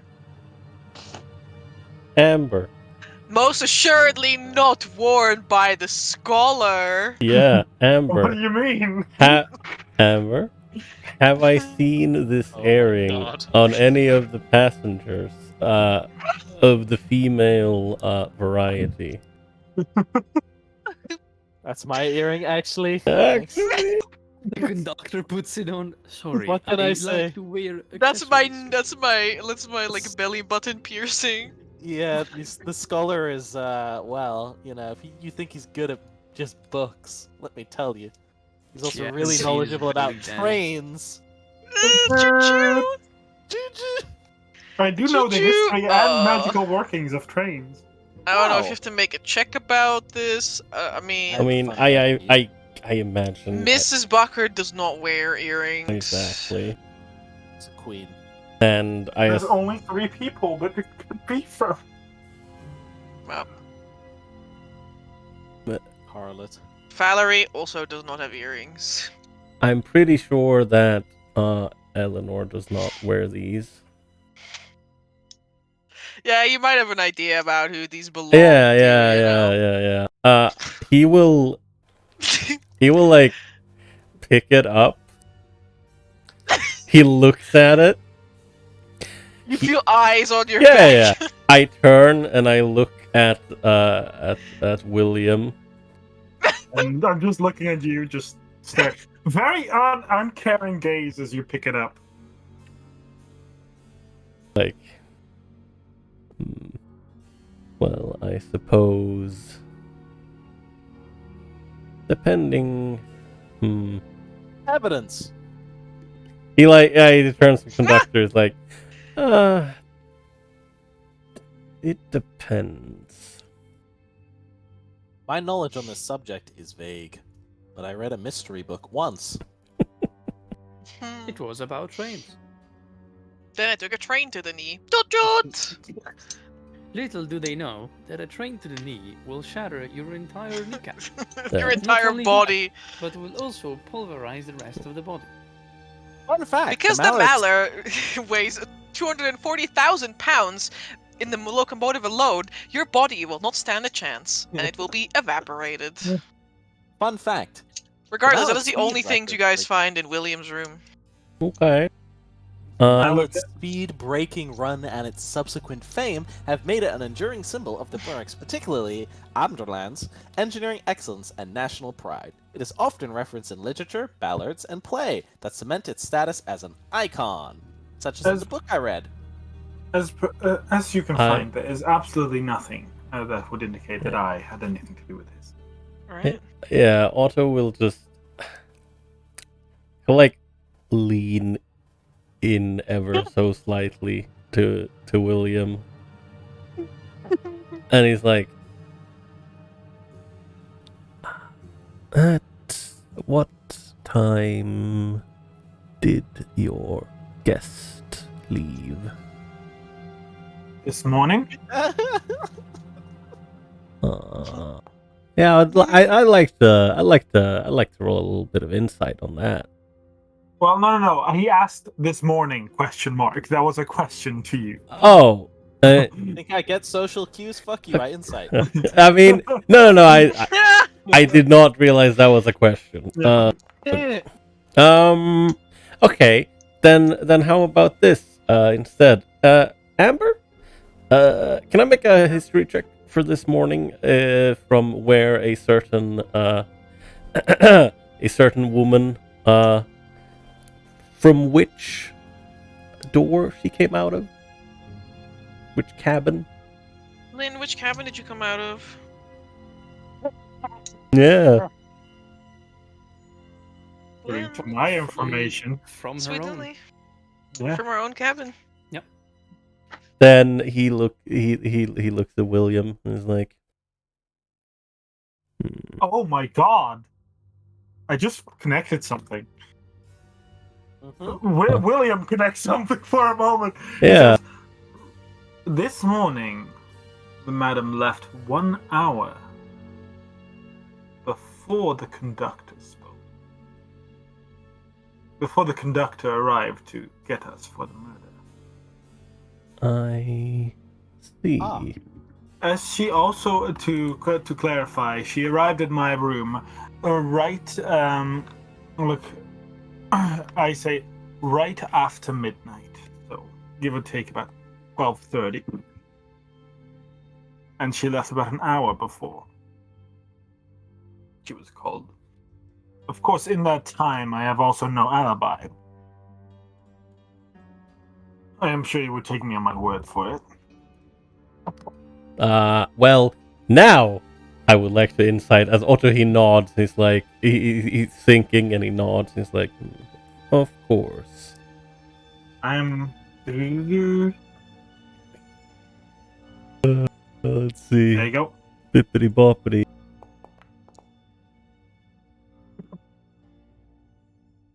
The dice have been rolled. Yeah.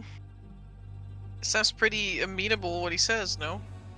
Yeah, no, that's yeah. Every time I see question marks on something, it's like, yeah, I roll insight, and then you see the other person, it's like question mark rolls, and it's like scoring contest of like, what she got there? Is it a deception check or a smoothie? I mean, like, yeah, he clearly doesn't have an alibi, but also, you know, he did say that the lady left, and she did come out of her own cabin, Yeah.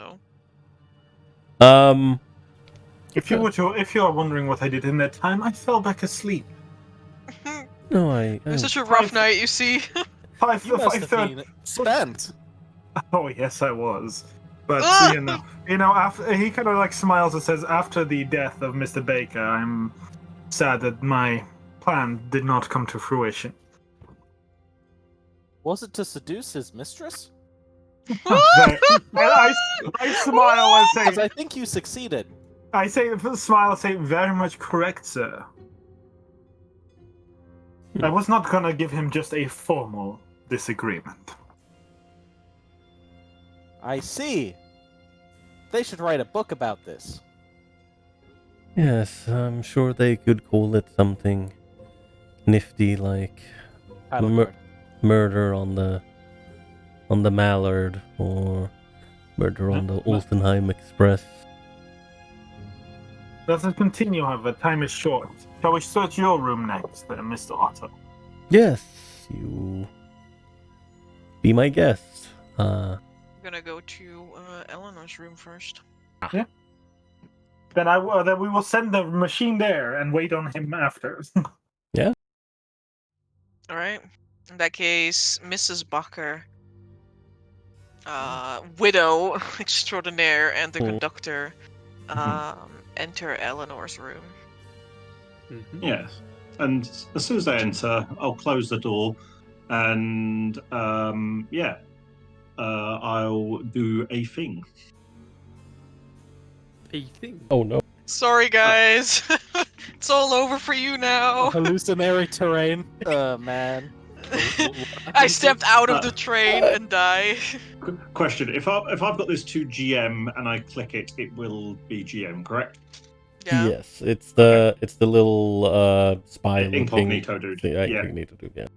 Yeah. Okay. I'm I'll be thinking back. and it's not rolling. Just it for some clarification, reason. all the 4 women are in the cabin right now, right? I thought No, it was two ju- women and a said conductor. we'd go all of us, right? And as far No. as I remember, we said it. Yeah, yes, we did. Luce Previously in the refused. Luce said that she was going with Eleanor. Yeah, You well, wanted of to course. team up, and Luce wanted to go with Eleanor and not with you. No, of course. I And then it think- was brought up that we should all be present at all times to avoid criminals in Conview. Damn. But the conductor is also there. Yeah, So there's 3 people there. because I remember someone saying that the conductor should be present. Oh, yeah, makes sense. Because well, as he said himself, he is a sexless being, and Makes as sense. such, it's yeah. That doesn't mean I get no bitches, by the way. God, what did that? Just in case you ask later. Yeah, maybe. Why does it not output?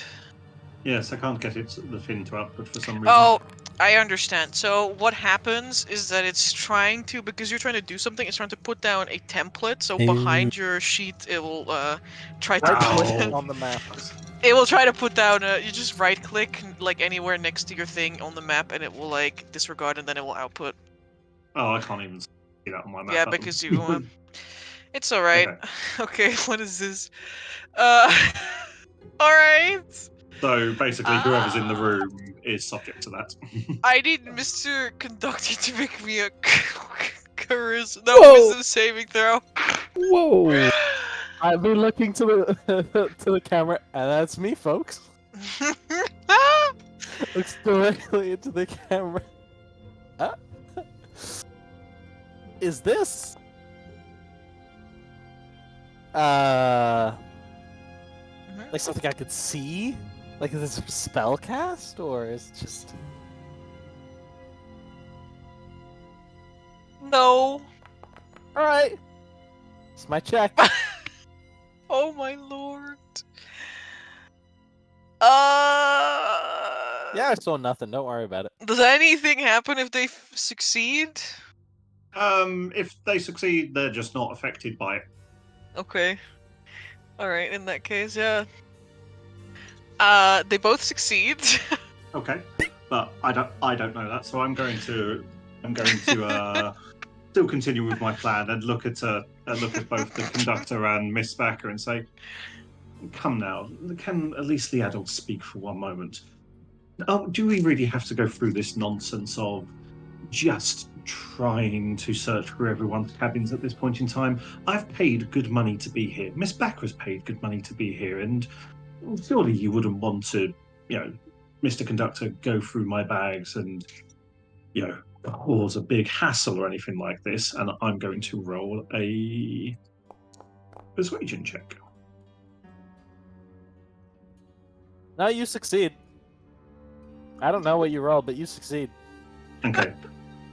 And you, Miss Miss Really good Bakker, point. on the other hand, Miss Bakker, on the other hand, says, I paid good money to be here. I did not pay good money to see my husband murdered. Yes, and for that I do apologise, my dear. My sympathies are with you.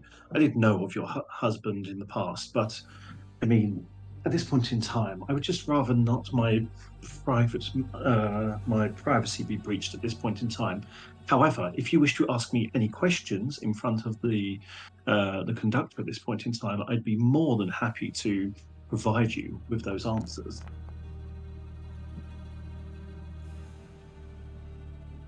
I need to double check something. That's fine. Where is her? Let's see. You make an excellent point. However, consider the following. Pipe bomb. Pipe bomb. Pipe bomb. There's a pipe bomb in your room. No. Wouldn't use anything I wouldn't use anything like that. It's too unclassy. Lady, if I am the murderer, I killed with class. Like a gun. What is your actual connection Dude, they're to my very husband? stylish these days. My actual connection, let's just say many, many moons ago, before Flint was in the picture, let's just say he had to get his startup money from somewhere.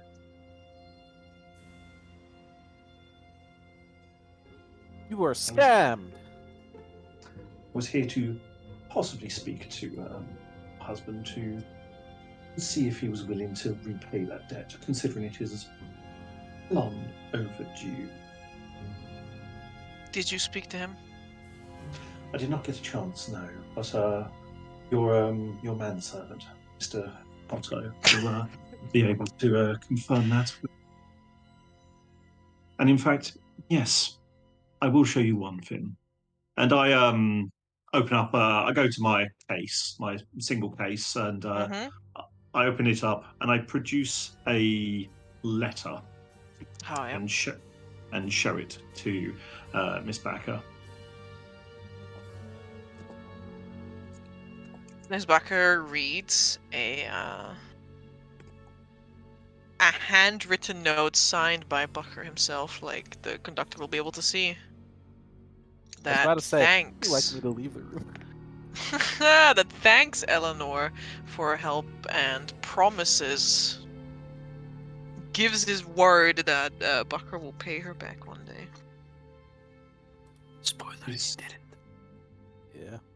You see, I was discussing with Otto about how best to approach Bakker. You know how he gets over this point in time. Once he believes that he's ahead, he will listen to no one else apart from Otto. My plan was to speak to Otto and see if Otto would at least try to convince Mr. Bakker to repay what he owes at this point in time.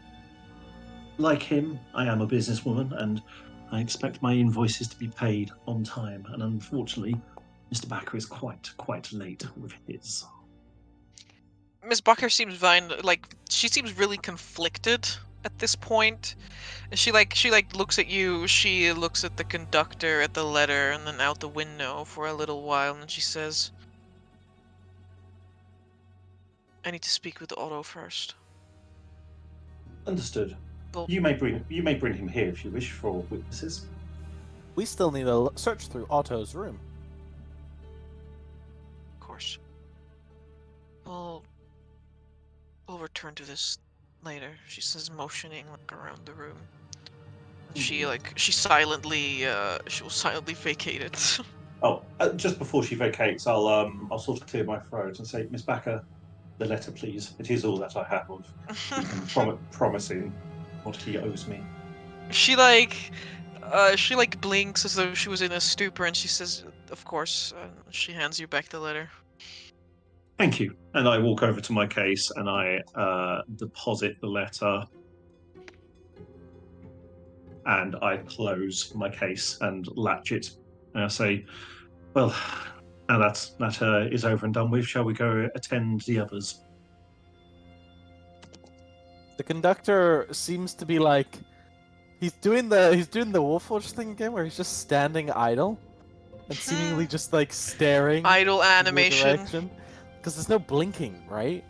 So it's just, and there's no like, face, so you can't even see his like facial, like a facial emote like a normal person. It's just a blank slate, 2 eyes stare.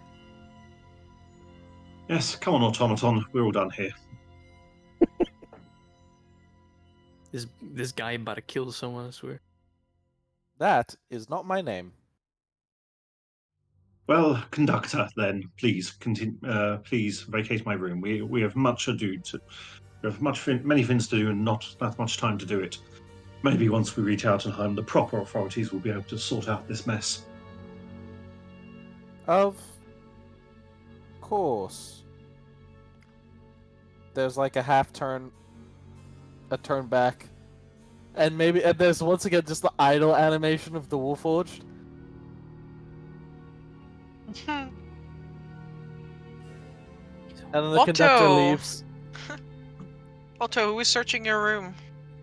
I assume the conductor and William? Question mark. I hope Flint too. I mean, I yeah, might. But I turn up. But Flint's not here, but I hope Flint too. I imagine so. It was investigation, you said, right, Emma? Yeah, Flint will be there too. Very well. Yeah. Yeah, Otto will Then we will go to stand outside the one of door. lady rooms. After. And I I will very much do the same as William, and make a little perception check to make sure no one is trying to plant anything. Of course, go ahead. Here's my investigation check. Advantage if there's any magic items around. My lord! I'll reveal Right. mine. Why not? What you guys find, the both of you, you don't see anyone planting anything, Otto. What you find the both of you find is like slid underneath the bed, is a tub of water that has clothing like soaking in it. I pull it out. Like 2 pairs of clothing. Looks at Otto.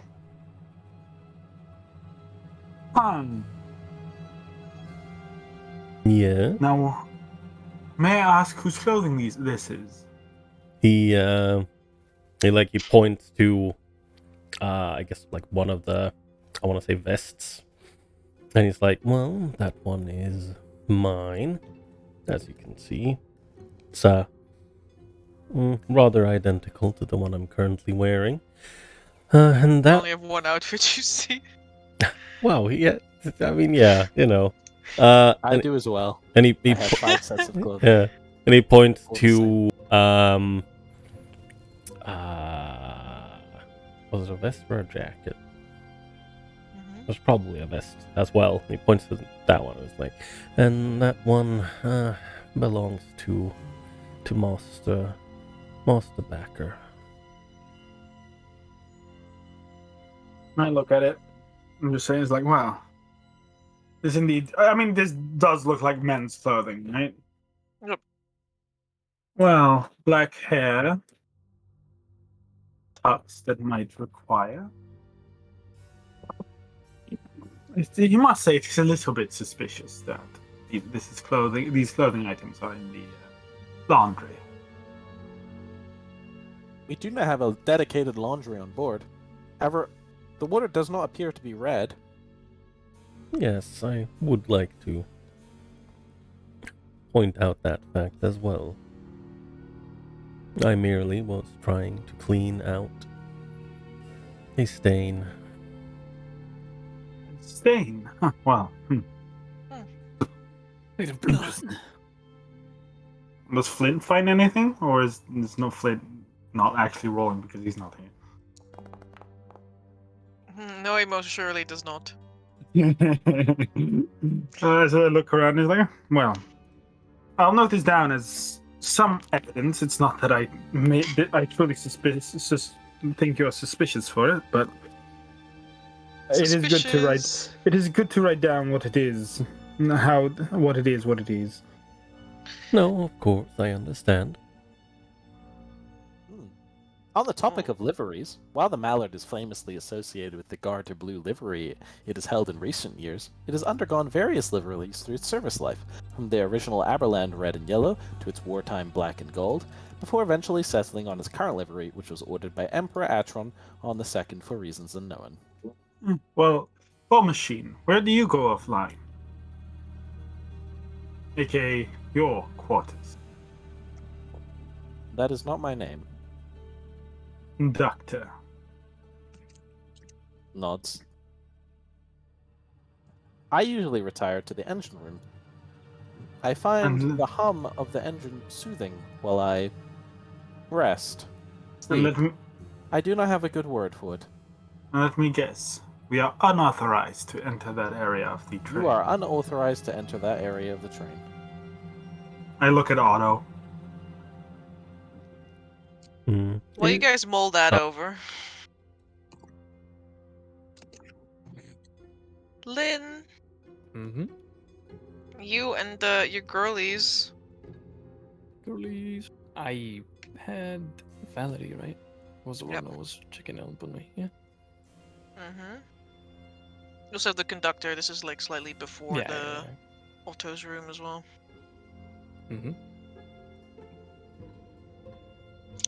Which room do you go to? Yours or hers? You can start with mine first.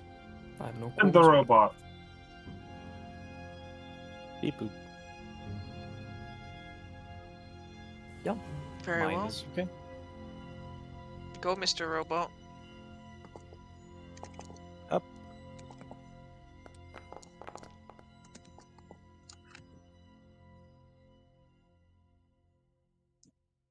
Docs.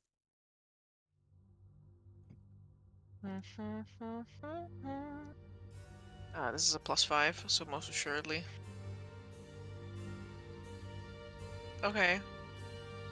So what's found here are two things. This is Lynn's room, right? This is Lynn's room. On the nightstand is a book on linguistics. Opening it, it is signed as being the property of one William. Oh, One William, you William fucking sign Will. your books like a mom signing their children's like clothing. That's awful. And this motherfucker stamps his library book. Oh, damn.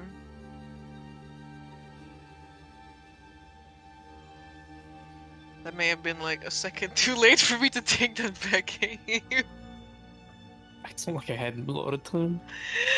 I'm sorry. It's okay. Oh, I mean the other stuff that is out there though. I mean, there's quite a lot of it. It's not like there's quite a lot of it. There's quite a lot of there's a lot of gifts lying around here. You know, expensive jewelry, chocolates, clothing. You know, all in like gift wrapping paper and stuff. What does It's a chocolate conductor. taste like? I wonder.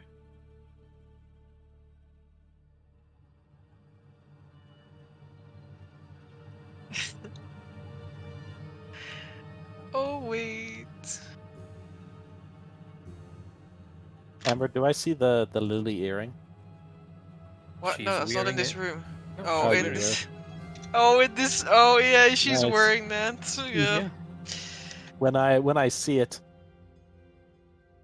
I will point and say, fun fact, like that earring, the Mallard has a sister locomotive named the Puffin that is being constructed in Altenheim, but its construction has stalled for several years due to redacted. That is an interesting fact. Thank you. I'm sure it has remind- nothing to do with the haunting of the facility by the late Sir Nigel Gressley. I have no idea of that regard. But this I'm so glad you locomotive- asked. Oh. I then tell you who Sir Nigel Gresley is. The Mallard was designed by Sir Nigel Gresley, one of the Empire's great engineers. Gresley was working on a second engine that he claimed would shatter the record set by the Mallard, but he died unexpectedly, and his designs were lost. It is said that he haunts the engine and is forever bound to its fate. That sounds I've never seen him there before. wonderful. I did lose one of my earrings while on the train. So if you had seen them, perhaps I would love to have them back. William has it. Like your eyes widen a little bit. Oh, that is unfortunate. Lynn, while you like look at that, you see like while you look away from the conductor, like you make eye contact with Valerie, who's holding like a box of chocolates, or like a box of chocolates that has like a gift tag, like attached to it, which she's reading, which has Bakker's name on it. She like looks up from it and looks at you. You look at her. She looks I at you. smile at her.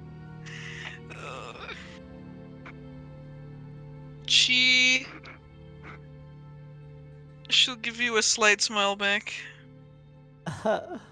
She says, Stepmom. You might have not known. Stepmom! You might have not known your father for a long time, but despite all the spiteful things many people have to say about him, he did have a sweet side. A sweet spot for many women too, I can see.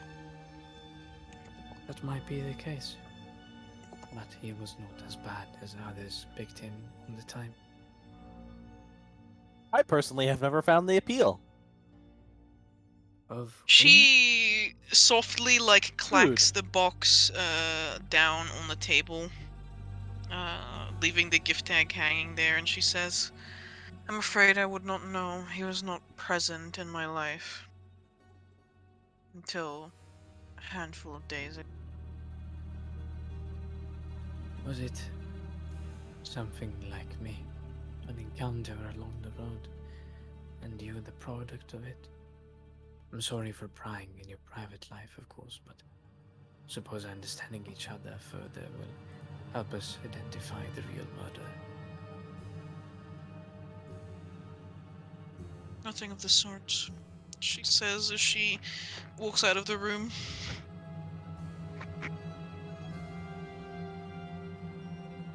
Do not and follows Valerie to her room. I think you distressed her. Please avoid distressing other guests. I'm afraid distress runs rampant along first class today. We cannot have that. Would you like to play cards? I would love to, Sir Conductor. Perhaps when all of this is over, we have caused quite a bit of trouble to you.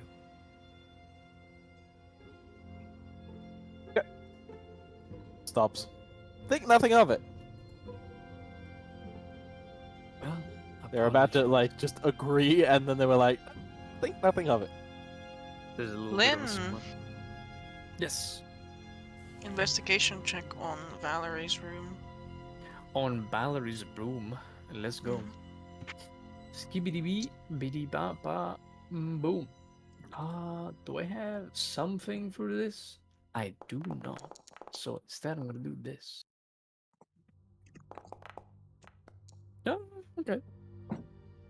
Okay. The conductor's really trying his best, guys, I swear. Mr. Conductor, what you Every room note... I go in, I find like a small little mark or stain on the roll, and I get kind of distracted with it. Mr. Conductor, something that you take note of is that this room is very sparsely decorated. Like, normally guests who get aboard the train, even if it's only for 45 hours, they put out all their stuff, to make themselves a little bit more at home. But it seems that this guest, who only has one, like, small suitcase, doesn't have a whole lot of possessions to them. Something that... Oh, man. Sure. Yeah, you can find that.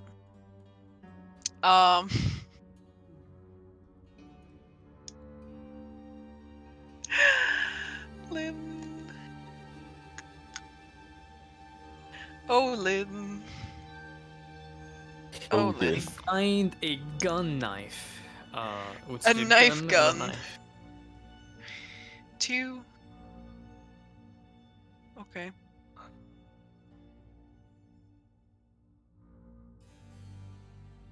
I don't know how to tell you this. But you've been shot in the back. So, searching through these possessions, you will come across a necklace, Okay. like stowed away in a rather like precarious place, like beneath a mattress. Okay, interesting. Mattress mechanics. Mattress It's like a pretty familiar looking necklace like as a well. necklace that was around a certain dead man's neck, you'd say. No, like a necklace that probably never graced your neck, but like you definitely remember receiving this at one point or another as some sort of like gift. Wait. So I have a similar necklace. You stole your necklace. Does he have any sort of like mark that marks it as my possession? You don't know anyone else with a necklace like this, but then again, like how often do you see these things, you know? Mm-hmm. Could very well be your necklace. She doesn't like seem to wear any jewelry herself. There's one more interesting thing in this place. I would love to hear them all before I attack this woman violently. Oh my god! Here you Sound like just, go. like, dissonant whispers and their mind blows up. Dissonant whispers? What do you think my magical secrets is? Oh. Wait. Oh, is that a picture of the mom? It's an old Damn. picture. She fine though. True. You True, fine? true, true, true. All of us look at the picture. Would bang. Yeah. Yeah, Yeah. I'd shoot all 3 bullets I had in this guy's gun into her. God. Maybe he did. That's Who knows? no, no. Wait a minute. Apologies. I'm a sexist being. Understand. You can still have desires. Lynn pulls out the picture and the necklace. A car named Desire. She looks up at Valerie and says, Valerie like makes eye contact, then looks away. "Is this your mother, perhaps?"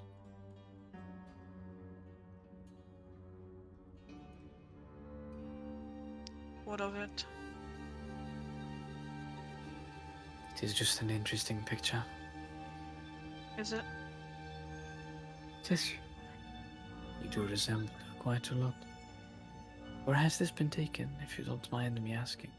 And ever, I would like to maybe roll some check to figure out what kind of background this is. Yeah.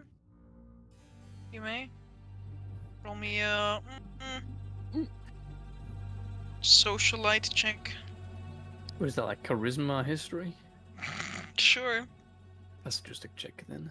Actually, no, because I have a +1 there. So it's gonna roll intimidation, because that's pretty much the same check. Oh damn, I am the socialite. Intimidation. I'm intimidating the photo to reveal. Valerie jumps out of the train from fear, you know.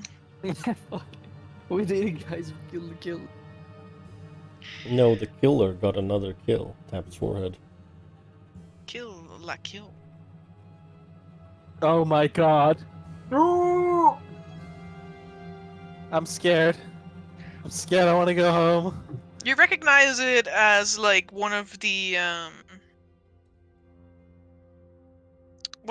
like greater houses in Landhaus that often is used as a venue for various like socialite parties.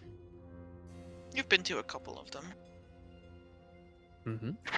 What was that house name again? Oh, I don't know. You mean like Kaplan? You mean like that house? Could very well be, yeah. Is that a yes? No, Is that a no? you would not be invited to a Kaplan party. Damn, can't believe it. Right.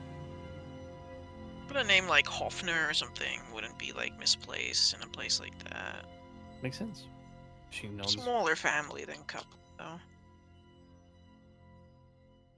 What was your mother like? I can see she enjoyed gatherings of this sort, just like I do.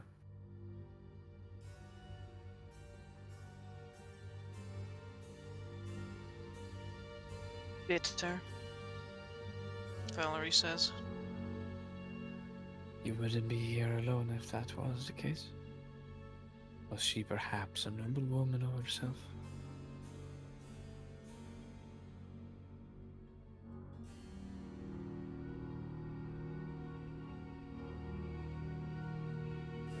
Once upon a time, perhaps. And then, what tragedy befell her family? That's what happens to most families, is it not? If you Maybe found the one- anything incriminating to pin me down as like this murderer, or can we go? Well, I found my necklace underneath your mattress. That would be something I would be interested about. I She holds the have no necklace idea up. what you mean.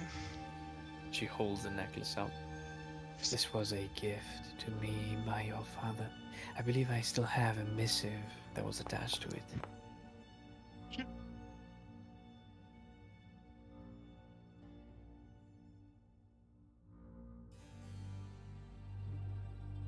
What's to say he didn't give the same one to me?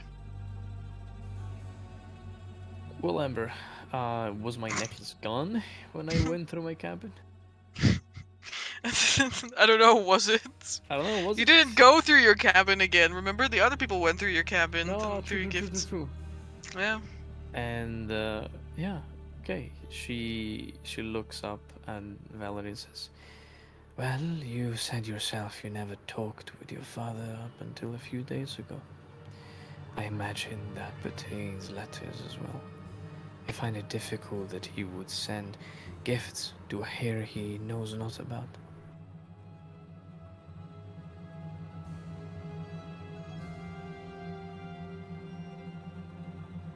Aren't you just clever? I am a lot less clever than some other people aboard this train. So if we want to take things, well, lightly between us maidens, then I suppose it's better we become more forthcoming with each other.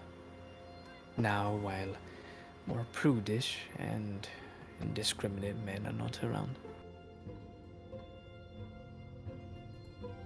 And I'd like to roll a persuasion check to try and coax Valerie to be a bit more easygoing with me, if I may so do that.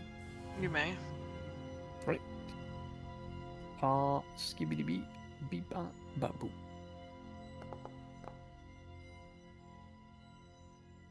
Alright.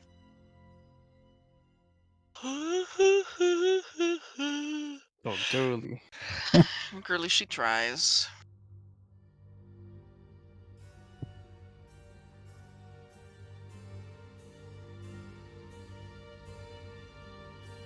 Very well.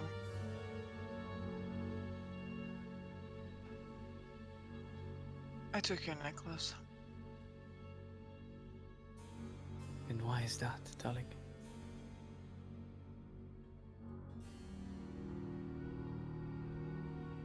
She gives this like dismissive shrug and she says, I suppose I just like the way it looked.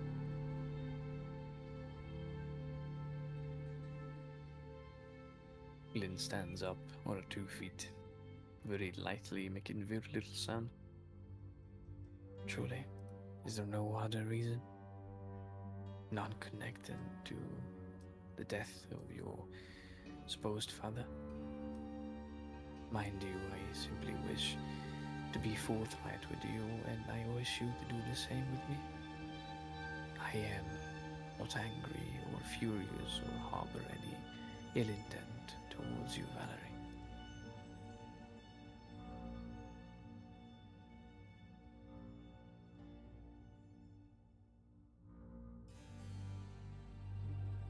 Of course you don't.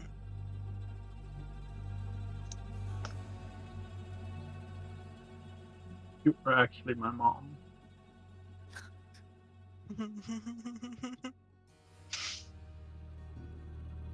Why? Is there another reason you've picked my necklace out of my cabin, perhaps?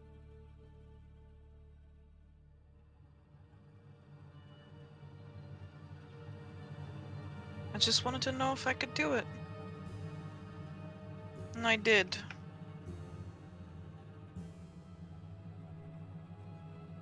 If you could intrude into my private quarters, is that it?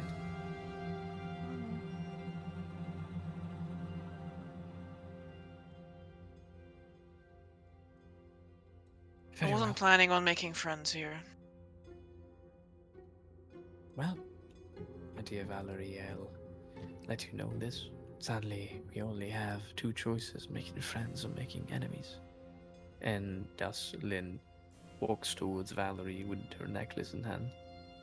And slowly, gently, and if allowed to do so, she will wrap it around her neck. And say, and I intend to make no enemy of you. You might or might not be related to your father, but if you had no hands in his death, then I wish not to see you incriminated for any fault. So, let us keep this secret between girl and girl, okay? This will And be And my- the sexless girl being. and girl and And conductor. robot. Who's been And standing there? sexless being. Lynn You turns can down to the conductor. Also, do not have to make friends or enemies with me. I may simply exist. Valerie seems kind of taken aback by your actions, like stunned into silence. Even her like sort of like smug smile, which again reminded you probably of like the nastier side of Egan, is like wiped off her face. Lynn places a soft hand on her cheek and says, truly, sometimes you remind me of your father. You should really wear more jewels. They make your features shine even more. Perhaps after this whole debacle, you could spend some time with me. We could go through the cities of Altenheim and pick something for you. Kind of flinches at the mention of like, oh, you look so much like your father. And then she like, it's not like abruptly, but she does like remove your hand from her cheek and she says, "Shh."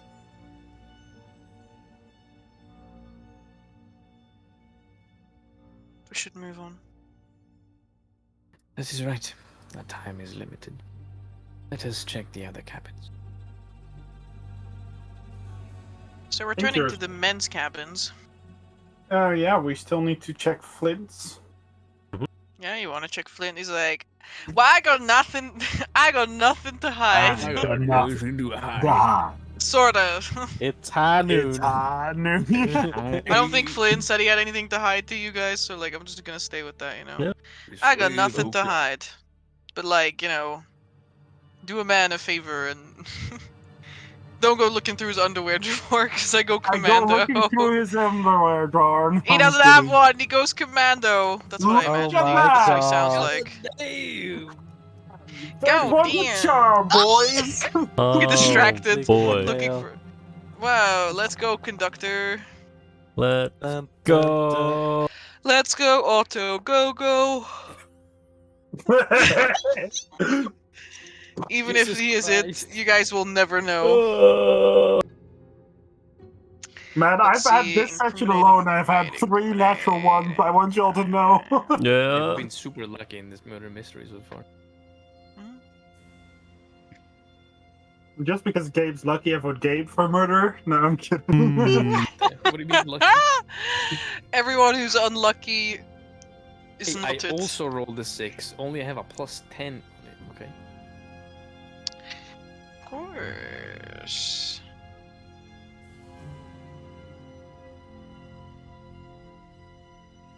Alright. Outside, well, actually, it was removed that already. He's already removed the picture from the party Yeah. from his room. Yeah, he showed it. Right? Yeah. And then this is a 14. Oh boy. Surely Find a gun. a 14 is Oh enough. boy. That's so funny that you should say that. Oh boy. Yeah, sort of. Mr. Conductor, you find something tucked away into his suitcase. A scroll of paper that, when rolled out, has Flint sweating a bit. Ooh. We look at Flint. I wonder what this is. What are these schematics for a gun that looks kind of like Oh the my gun? god! Oh, Like the gun Egan had been shot with, but not really the same one? There's a poison valve in here? I didn't know you could put such humanitarian crimes down onto paper. Interesting. It's not a war crime if you're not at war, guys. But we are at Wow, war. This has So more does that bullets than mean- the first one? So because the Bureau and Astoria are always at war, doesn't mean that everything that they do is a war. Every crime they commit is a war crime. No, it's a war There is crime. no Geneva Convention. Yeah. No, it's true. It's Geneva suggestions in But I Arkhona. look at Flint as this robot rolls out this paper and just says like, "Well, nothing to gain from your business partner." Eh? Did you I don't- steal this? I do not know where that Or accent did came you from. make this? All I'm saying is, My lord, I don't know how that got there. all I'm saying is, there's no patent laws, so I would have stood to gain it even if he lived. You know, like I don't. Wow. Cannot validate that claim. I know nothing of the law. You're in luck. That I do think that there's no reason to murder him over it, but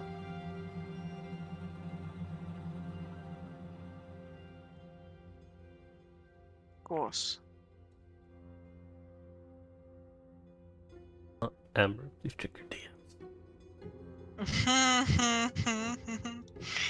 What? What do you mean? I look at it and just kind of think it's like, well, should we present our evidence to everyone around? I look at Flint directly as I say, Does this count as motive? this certainly does count as motive. Stealing blueprints, making sure that the owner of said blueprints can no longer sue your ass for stealing of copyright. But is it truly copyright if it has never been marked as Actually, it says MK1 Forester here, which means I think it's his. a... Oh, we found the loophole, guys. Yeah. What if Well- someone invents your weapon before you can do it and passes it off as their own? Have you ever heard of Nikola Tesla? No, have you? No. You would say, have I ever heard of Thomas Edison? Well, either or, you know. But we should present this to everyone as well. This reminds me. Although it was originally built for express passenger services, the Mallet has faithfully served in the war against the Estonian Empire as a rapid troop transporter and hauler of military supplies. As a result of this, there is at least one known attempt to bomb it by Astoria. Interesting. But let us. I will yell out and say, everyone, let us gather back in the dining hall if you are finished with investigating quarters, and let us share the evidence we have all found together.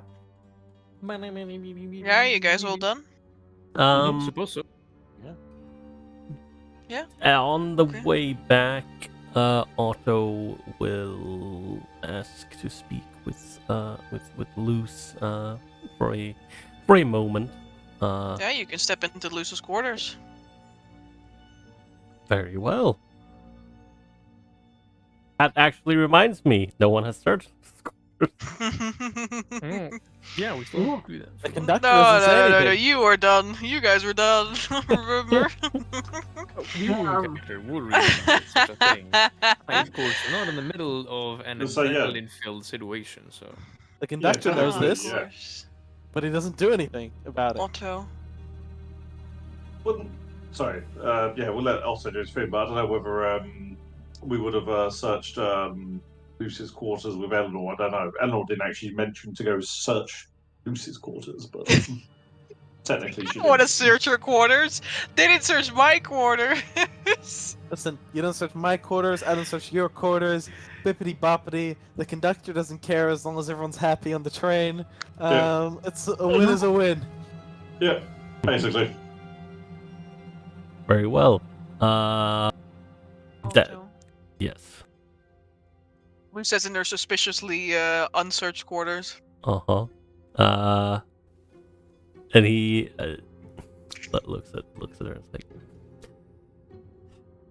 "Ma'am, or well, Luce, I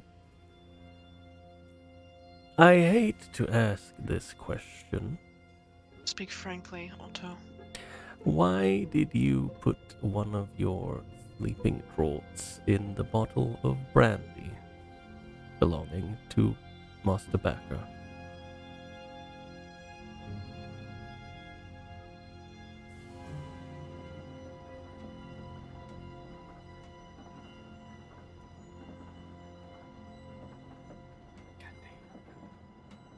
Luce, like averts her eyes. He is studying her intently.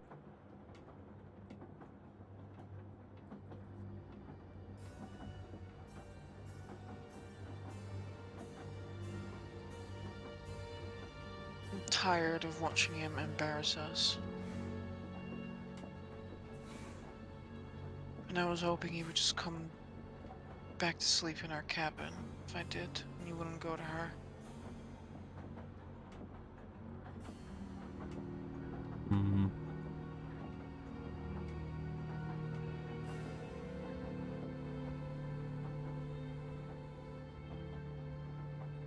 First of all, I'm gonna roll a little insightful check. See if she's being truthful. Mm-hmm. Yeah. Oh, Please tell me you rolled high. Please tell me. 7!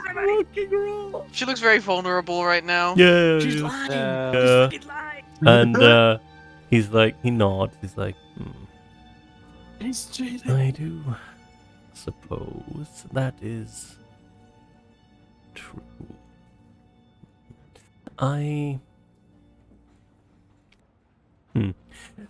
Well, it would appear that she has found someone else to play with for now. Found one of her earrings in one of the other cabins. Interrupting your conversation, you hear the dinging of the bell. Ding, ding, ding, ding, ding, ding, ding, ding. 60 minutes until we arrive at Altenheim Station.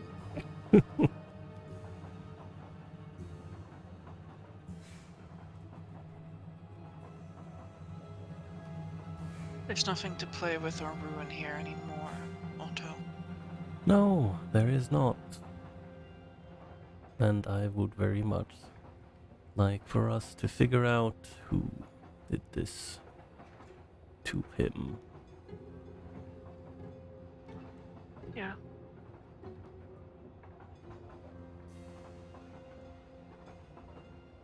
She like kind of folds her arms over one another. Mhm.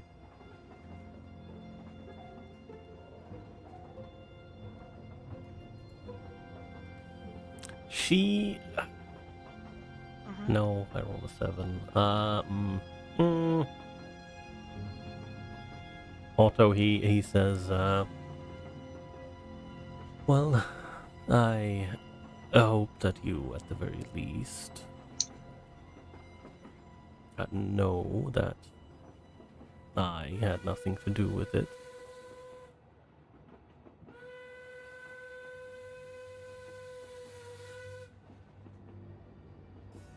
I've been nothing. He looks up at you and like pierces you, like, practically pierces you with their gaze. Mm-hmm. I know, Otto. I know.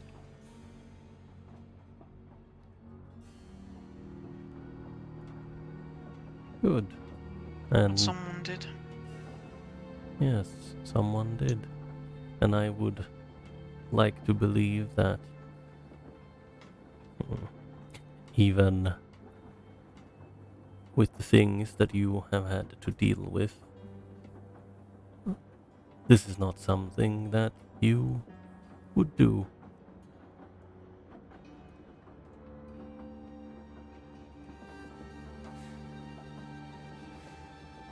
I know that we've grown apart, but there's nothing. I have no reason.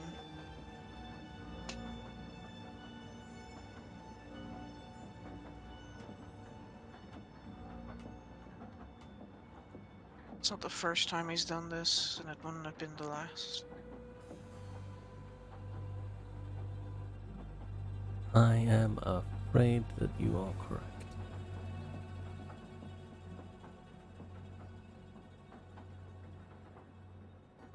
Well, I suppose we could not keep the rest of them waiting for too long. And he will like gesture towards the door, you know, in a very polite and elegant way. You guys have her cabin searched.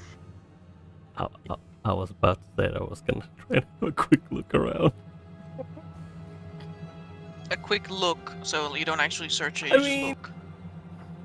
Is there like, you know, a gun or like a I killed my husband note? No, I mean, Poster, like if- on the wall? no. If we're properly searching, then we're properly searching. I thought, based I'm on, asking. I mean, yeah, I would say yes.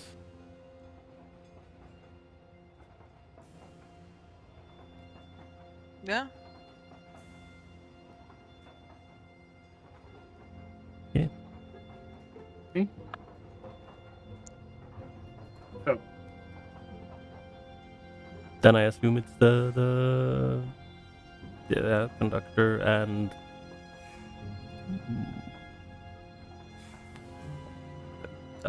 Eleanor. Eleanor, yeah. If they are to search Luce's cabin, yeah, those are the Yeah, two. go ahead. Okay. I assume you need investigation check. Investigation, yes. Amber? Mhm. I don't actually search the cabin. God damn it. I look. Oh god. Alright. In that case, Eleonora, you'll find a very finely carved, like, little chest. It's not locked, but it has like a latch on the front. And like unlatching it and like opening, you know, pulling back the lid, you will find that it is basically filled with these little concavities, and in each concavity there is single doses of a potion like substance. Like an entire chest full of it. Yeah. I'll take one just for the moment and keep it in my hand. I'll try and do that relatively stealthily. Yeah, you may do so. Stealthily. Yeah, she doesn't Mhm. She... You need to... Yep, that's fine. Okay. What you also find is, not exactly in the same chest, but like in her belongings is like a tattered, like military regiment, like a banner from a military Yeah. regiment of the war. Okay. But nothing else. Okay, that's fine. after suitably searching her room, I'll nod to her and I'll leave and wait for the conductor to escort us back to wherever we appear to be meeting at this point in time. All right. Back in the dining room. Back in the It dining is, room. it is starting to Party! smell a bit. So, let us go over the evidence that we found in each other's rooms, shall we? Very well. You may Well, begin first- with the men's quarters, yes. First, you may discuss what you found in mine, if anything. I look at Otto and Flint and the robot. You know what? Otto. I look at Otto. Yeah, Otto. He's like, well, in terms of evidence, we didn't find that much, though. I do believe we found something belonging to someone else, another passenger. And pray tell me, what is that, Mr. Otto? Yeah, he'll produce. An accessory. Yeah, he produces the earring as the conductor says that. Lynn puts her hands over her mouth. My hearing. Oh, thank Yeah. you so much, Mr. Vexen. I was looking for that for an entire day. Yes, I am sure that you were. He, si- An He sighs a entire bit. evening. he sighs a bit and just says, well, I would have lied, but while discussing how that earring may have come, may have arrived where it was, Mr. Otto and I came to a realization, and Mr. Flint too. First, I may ask, I can confirm that Miss Lynn was in my quarters.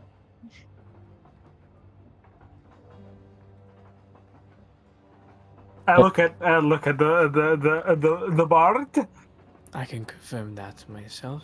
I do still have one of your books, Mr. William. I nod. This is like she arrived at a sensible time of 12:30 and left my quarters at 5:30. Would that be That's correct? also correct.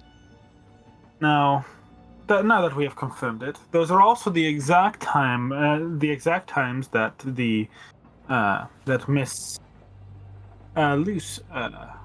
What was her proper name? I would use the proper name. I have Luce written Lucy. down, but Lucy. I would use proper name, but in my It's notes. Lucy with a Z. Miss Lucy. Miss Lucy gave us as those were between the times of the murder. Now, unless it happened at the very beginning or at the very end of those times, we would be each other's alibi. Well, as you may recall at the end of that night, or I suppose I should call it morning, I was quite exhausted between the drinks I had imbibed and, well, the time we'd spent together. I do not recall meeting anyone on my way back to my cabin, no? Actually, do I ever? Have I heard anyone rolling around? No. It was Nope, dead okay. silent. There's only the rolling of the train as she purred across the tracks. There you go. Praise be. Dutiful. We shall, and that was all that we found in my cabin. Is that not correct? Boppity, I look in my notes.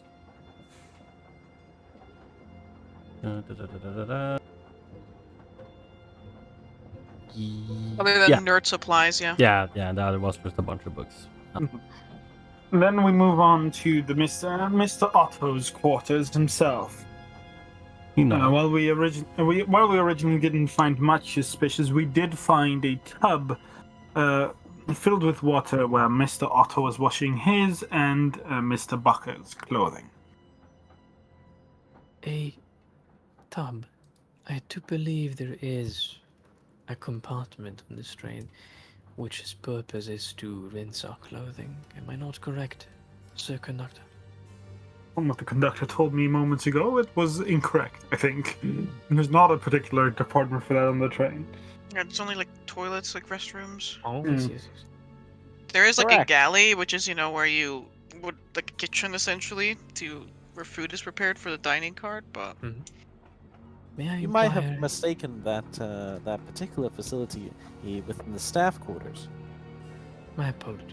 Then, Mr. Vexen, may I inquire as to why you were in some clothing in the middle of a train ride, which shouldn't have taken more than a few days? Why I was in sync clothing. My master Bakker had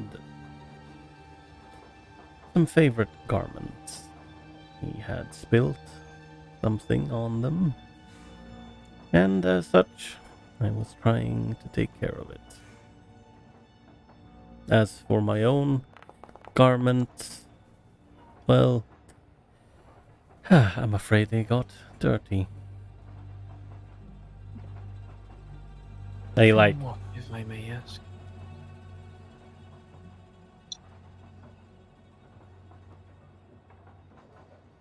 I apologize for such a silly question, but I can't fathom many things that would suit one's garments unless we are referring to a, well, repetitive case of clumsiness.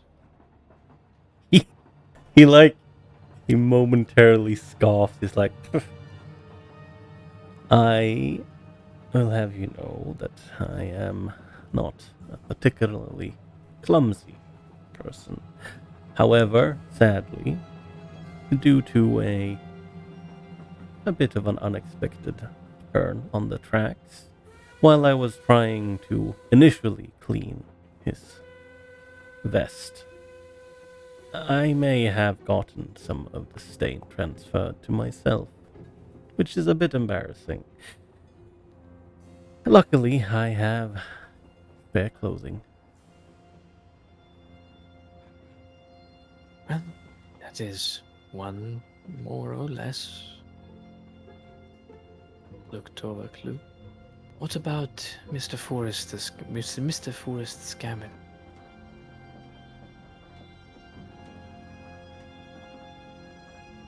Well,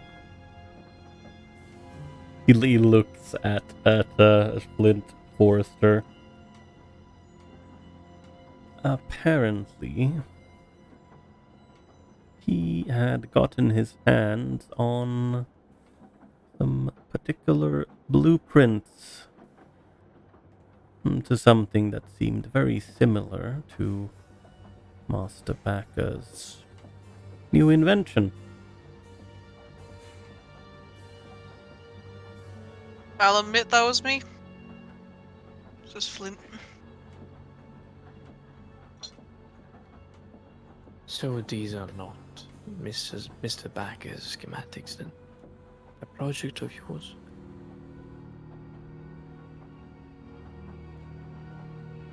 If I... Call it an iteration. After casually putting your hands on Bakker's research, may I ask? After he casually put his hands upon my expertise in getting him the customers that he needed to get this funding. Yes. The motives for each other of our vengeances are, well, already widely known. Mm-hmm. Would you say that he was willing to part with such projects?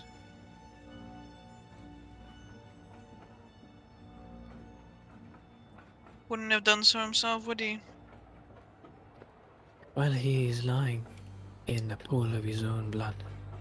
I imagine if there was a moment for Mr. Bakker or someone else who wished for his possessions to take them against his consent, it would be after he would no longer be able to reject. So Did you you think retrieve I the would do schematics here? from his bedroom? Yes. That's against the rules. I look at him and say, well, unless you wished for us to accuse you, mighty sir, then we're simply doing what we need to do. Also, he gave us his consent. I look at him. No, That's I mean, true. where were the schematics originally requisitioned from? Not do on the you- express. Good conductor. Oh, okay then. Okay, not my problem. Carry on. Do not mind my interruption. Understandable. I blame none yet, but we must speculate to arrive to a conclusion.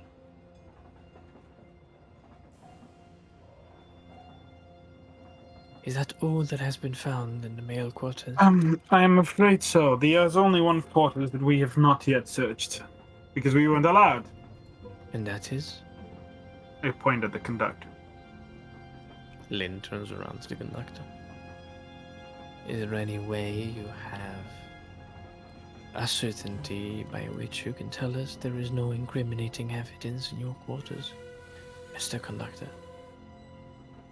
I will not allow any of you to enter the engine, which is where I was the entire night of my Is- sleep, rest. Is personal Hibernation. stuff allowed inside the engine room?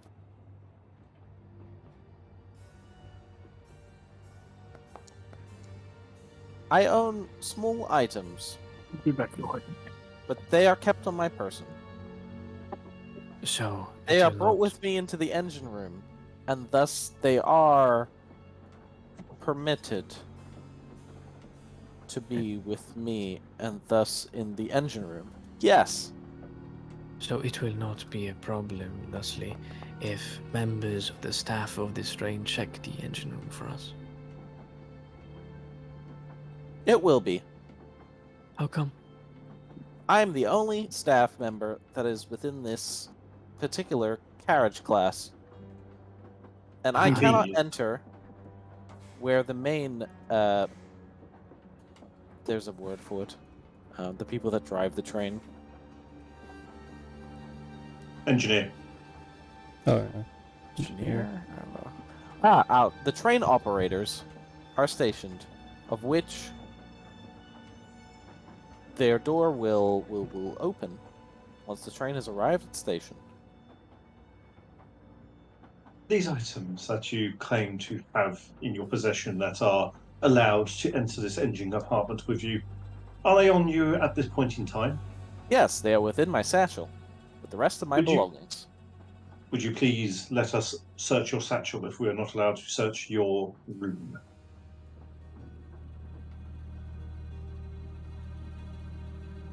They kind of clutch their bag a little bit. Before they light up, for the well-being of the guests, I will lay out all my belongings on this table. Good, Yes. good. I would Much appreciated. No, not like to refer. I would not have liked to refer back to your original rules more than anything else. We are meant to engage with each other and enjoy the hospitality of the engine. I believe that you Who? acquiesced would please me mostly. So come on, chop chop, empty that bag. I will take out my belongings one by one. I have a service bell. Oh, I have a small blanket. Oh, blanket. I have a guest directory, which you guys are not allowed to open, and I won't let you open. I have some ink. an Hey, ink same. pen. Hey, same. I have. We have so much in some common, guys. One.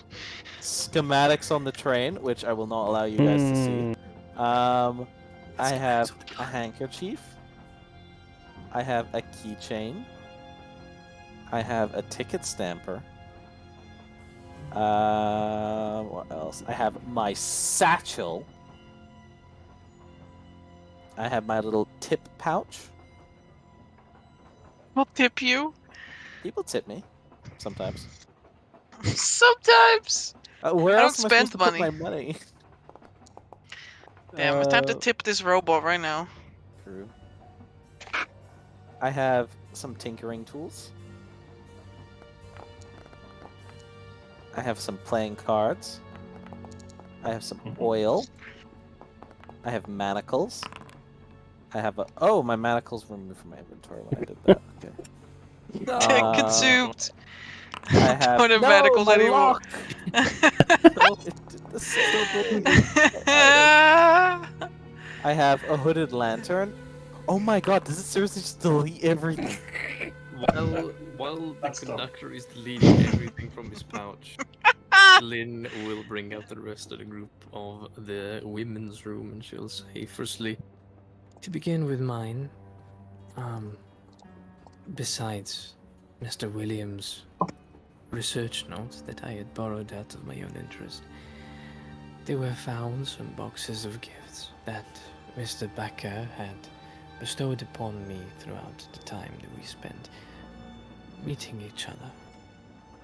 I don't believe any of this consists as into incriminating evidence, but I am open to suggestions.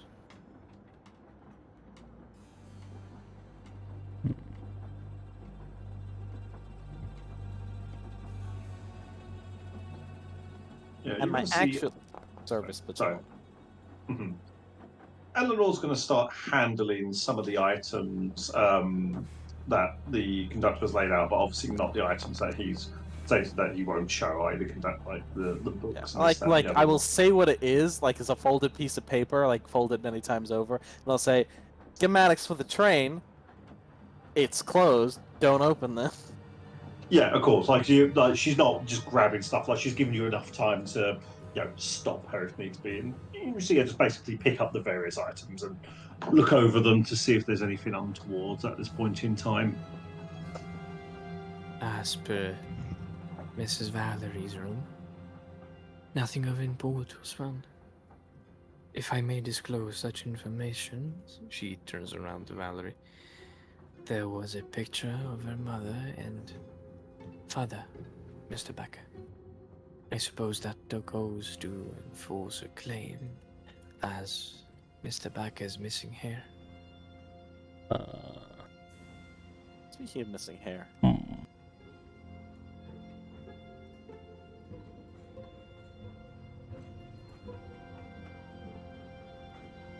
I'd like to inside that statement. What statement? That there was nothing of importance found in Valerie's room.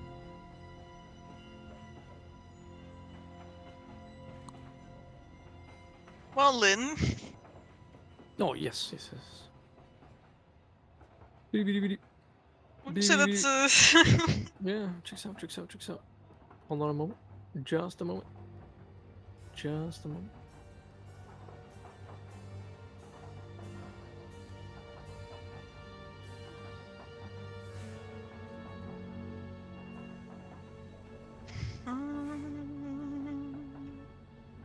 Okay. Alright.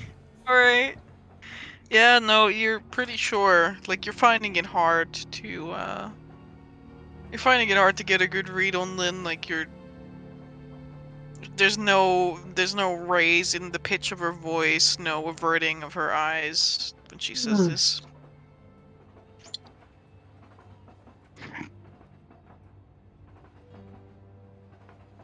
There's something like... It's...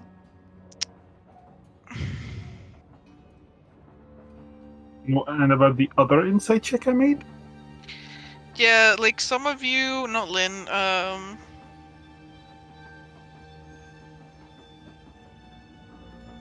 some of you get the feeling that the conductor is more interested and like more busy with showing you guys the contents of his bags than actually talking about like the engine room and whatnot. That makes sense. Wait, You just find it hard to get a read on him. He doesn't have like the telltale signs of a human because he's just not a human. that is very true. Hmm. Little off.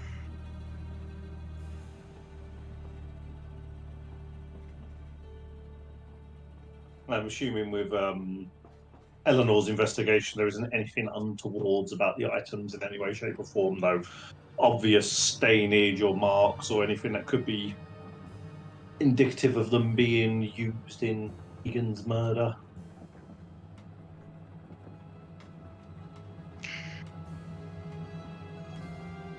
I don't believe so, no. Okay, that's fine. Yeah, once Eleanor's finished. So very clean and well maintained items. Yeah. Once Eleanor's finished with her investigation, she'll put everything down and sort of just make a shooey motion as if to say, I'm done with that now. And she'll go and sit herself down on one of the tables. Sorry, on one of the chairs at one of the tables. All that remains is, well, Mrs. Lucy's room and Mrs. Eleanor's room. I or Valerie were not present at the investigation. The only ones were, well, the two women in question and the conductor. Yes, that's entirely correct.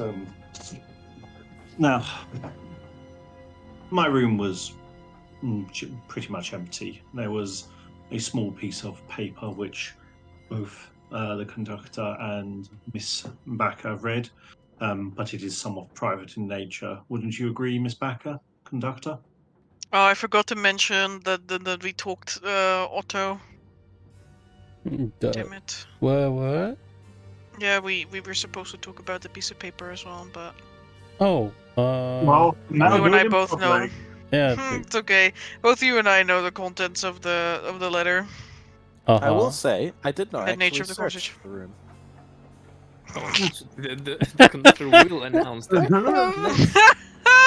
The conductor just goes, I did not actually search Miss Eleanor Ashtonstead of Faust's room. I will say. Raises an eyebrow. It was not. Also the same. It was not required.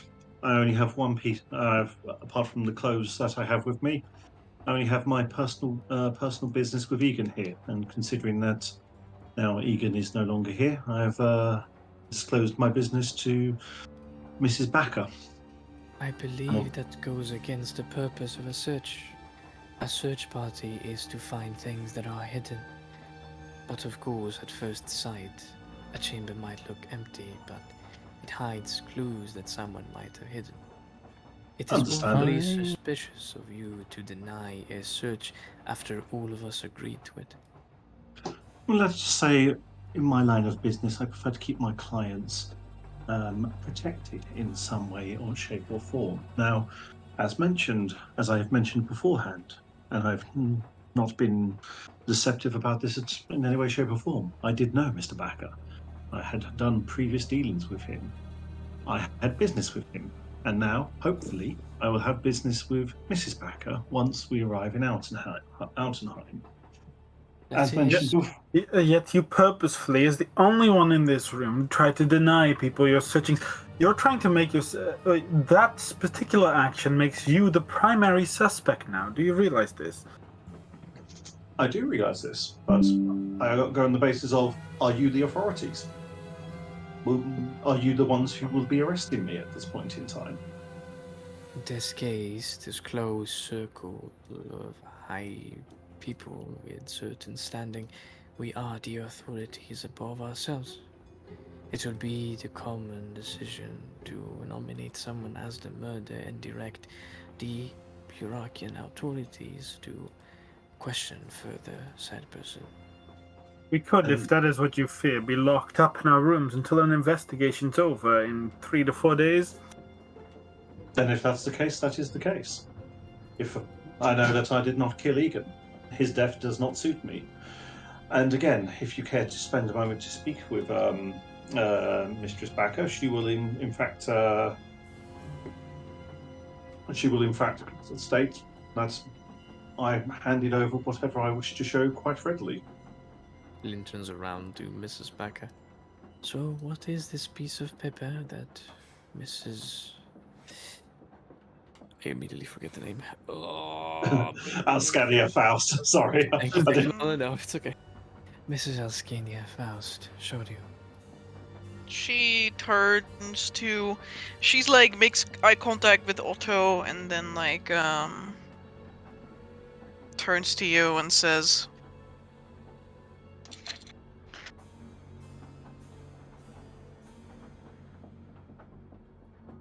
an unrelated familial matter. Oh, you got That is- edged out. Awfully dubious. I would ask you for more details. Especially since I'm sure you Mrs. would. Alscania Faust's cabin has not been searched beyond this piece of paper. And the fact that you tried to keep hidden such information makes it seem as if you might be in combu with whatever dealings Mrs. Eleanor here might be up to. Well, then let us enter her room, shall we? I do not require her. You shall not ascend to my room, sir. Halt! The searching of another guest's room must be done with their consent.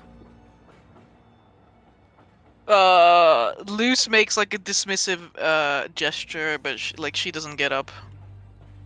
We have half an hour before we arrive in Altenheim, and whoever is the murderer runs free.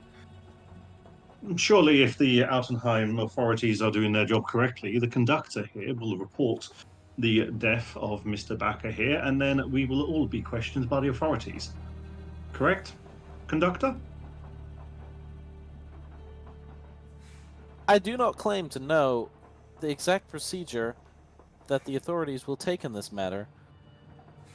However,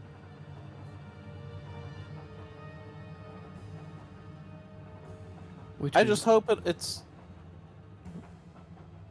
You okay, Mr. Robot? I just want to stay on the train. I look at the rest here as like, and we're sure none of us can cast magic to simply relocate ourselves outside of the train before any authorities could move.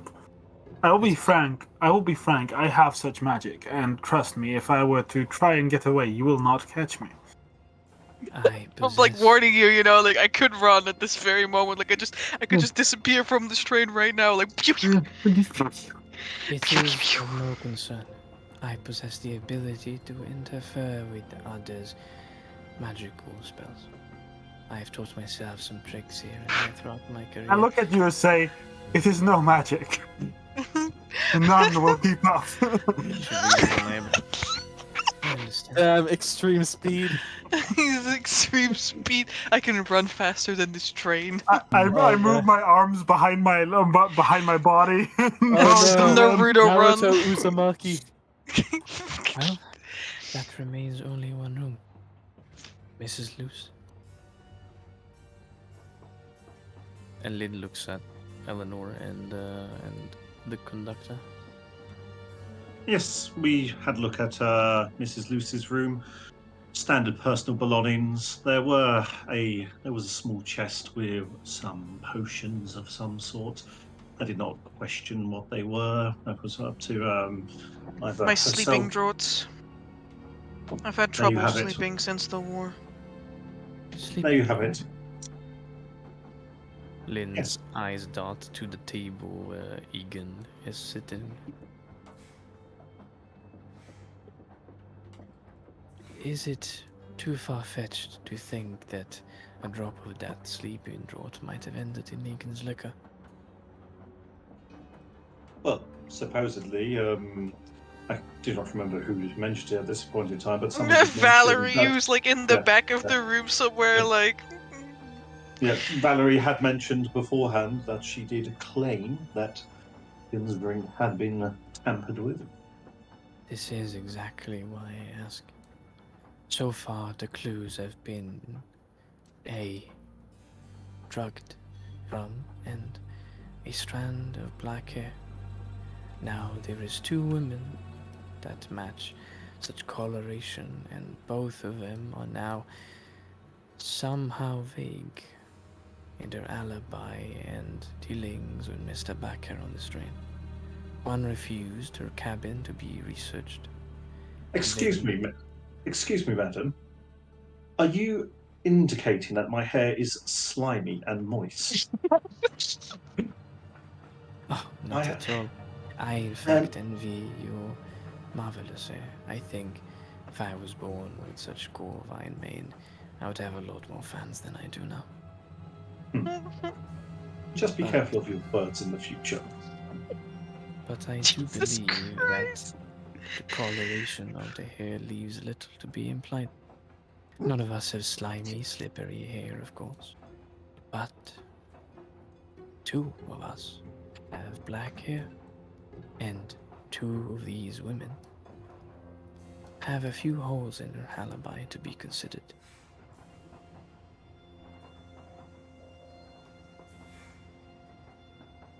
Well, what are you going to do about it?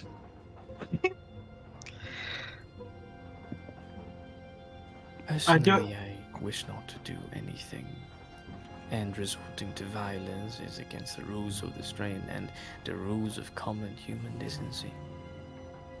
Indeed. But if we have to make names at the current authorities in Altenheim, we will have to nominate a few people. Now, it pains me a lot to put a newly widowed woman through such stress, Mrs. Luce. Right.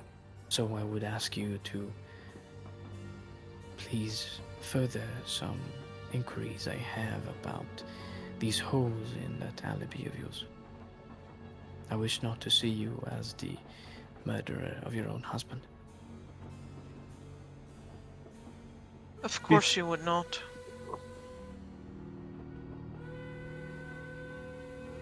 Then Lynn looks Slipping my husband a sleeping draught to stop him from being a further embarrassment to our family does not make me a murderer. Maybe it does not, but I came to a realization, perhaps. Now, may I quickly ask anyone here, who of us can cast magic? I can clearly do so. I have proven it before. Lynn raises a hand, and as she does, a little harp, blip, phases in like an illusion in thin air above her palm. Interesting. So you I am see, blessed with miracles. I look at. Says Oh, Luce says that. I look at Luce, and I look at the rest. I look at the other ladies in the room, and then at Otto and Flint. Anyone else? The conductor raises his baton. I am graced with the blessing of the Altenheim Rail Company. If the how was an illusion? What if the how was an illusion? I start grabbing my head. I am not that old. Is that a fucking 0? Did I see there? Like I grab my hair. I'm like, No, I'm it's not. I'm not yet 50. I'm not that old. William, please regain your composure. If it He's is an going illusion- crazy. If it was an illusion, the black hair was a herring, which would have led us to half of the people here. I point at all the people with red hair, freeing the other 3 of suspicion for a moment. I point at myself. I point at the other people that have grayish hair. Well, William, did you feel the strand of hair between your fingers? Not grasp it. If you could grasp it and then move it, then it was no. No, I could not. Did you remove it from the chair? I attempted to grab it and it fell. Could have been magic, for sure. Yeah. Otto, he will chime in. He's like, well, I cannot cast any magic myself. As for what you are talking about, what kind of magic would it be? Would I know? Would I know some magic that could produce it? At this, like, you only know cantrips with, like, a 2. What's the results? So, like, cantrips could cast Well, I these, mean, yeah. I know one that could it's work. Yeah. Lynn will interject and she'll say, there are certain levels of illusion magic. Something that moves along with the spellcaster's orders either require them to be present or a high level of proficiency in such a game. Yep. I'm not proficient in deceptive magic. I look specifically at 2 people that I think could have it. One, because I don't trust them, and the other because I know for somewhat of a fact that they can do it. I first look at, I want to say Eleanor. Right Yes, name, I do. right? Yes, Could you Eleanor's cast the comment. magic? I know that would be very incriminating if you were to say yes right now, but it could clear you up.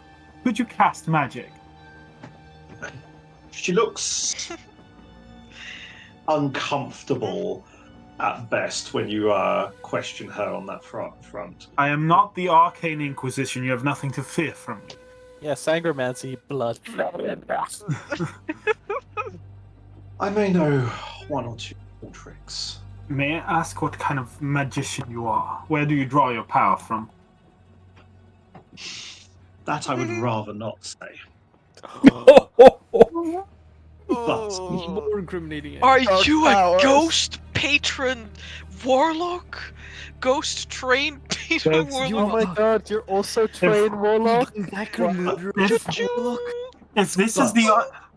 I will state that the magic that I can do primarily is to do with illusions and divination more than anything else. And I think for a moment, like, so there's two people who would be able to cast this type of illusion magic.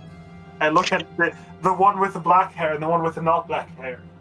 If it was an illusion to cast the black hair to differentiate suspicion, why would the one with the black hair cast said magic? I will. look at- Could it be magic at all? I will We have also. no confirmation. What was that, Ferris? I will also just to narrow down our field further. Miss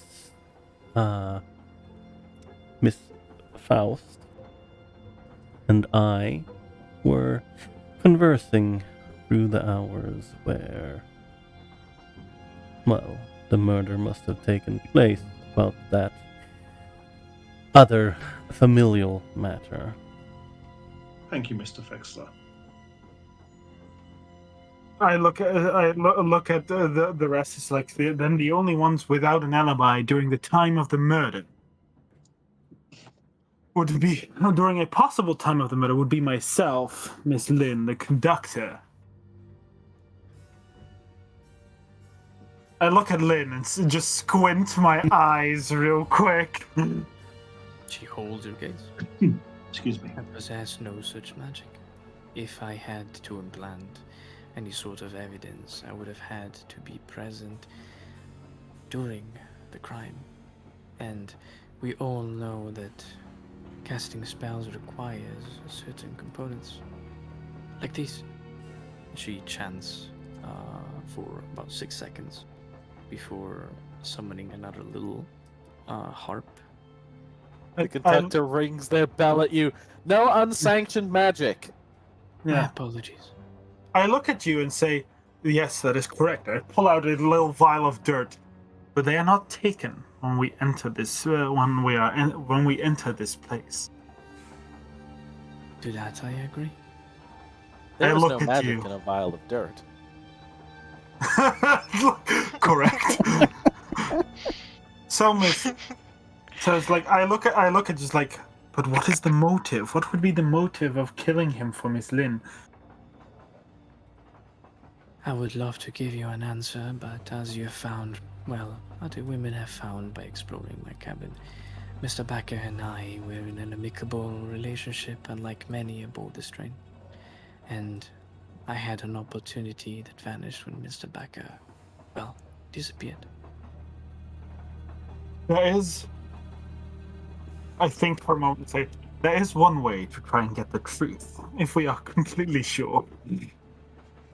What would that be? Torture, Kneecap perhaps? removal. I would use magic. I feel like we should have used it at the start of this investigation, no? Well, it is not that type of magic. I'd rather not use it. It is very. The train is arriving in 13 minutes. Yeah. We only have 13 minutes, but I do think that it is Miss Lynn that has murdered him. At least that's what my suspicions fall on. I understand not where your suspicions come from, but if you have any other way of scrutinizing the truth out of my words, I am more than welcome to subject myself to such a thing. What kind of magic is it that you have in mind, Mr. Hillmonth? Like, well, it suppresses a target's will, sort of. That is unsanctioned magic. Which is why I do not use it. It is Good. granted to me by the spirits of the another realm, but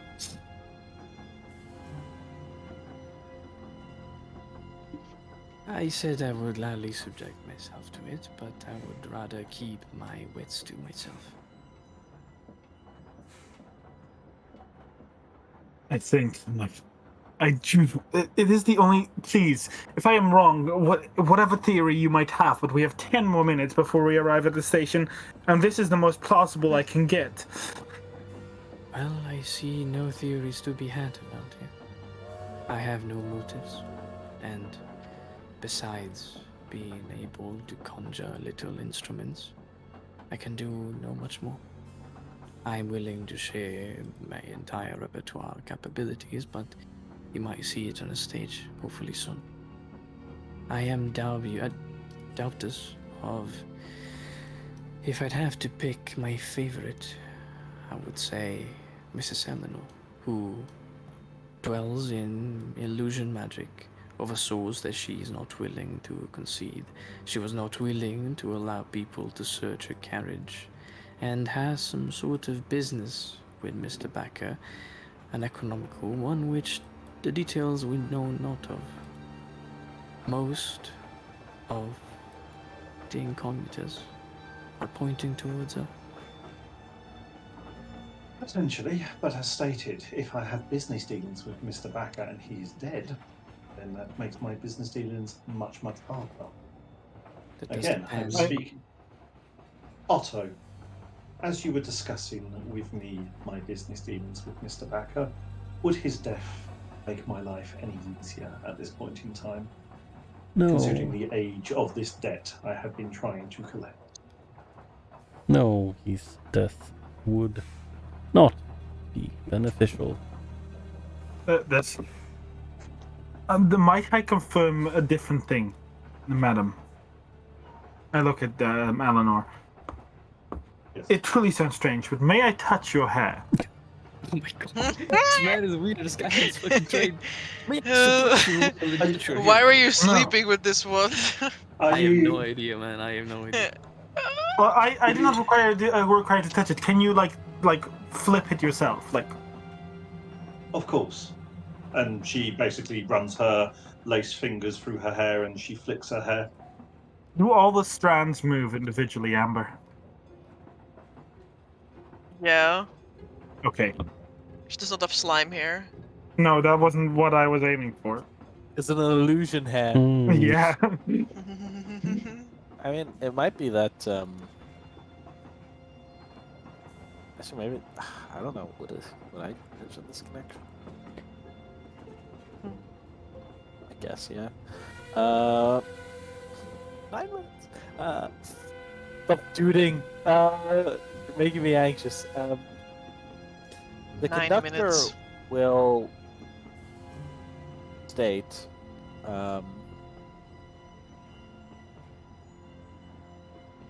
Oh, fuck. Totally slipped my mind. It's totally slipped my mind. Okay, no. It's like I had it and I realized this. The conductor will state,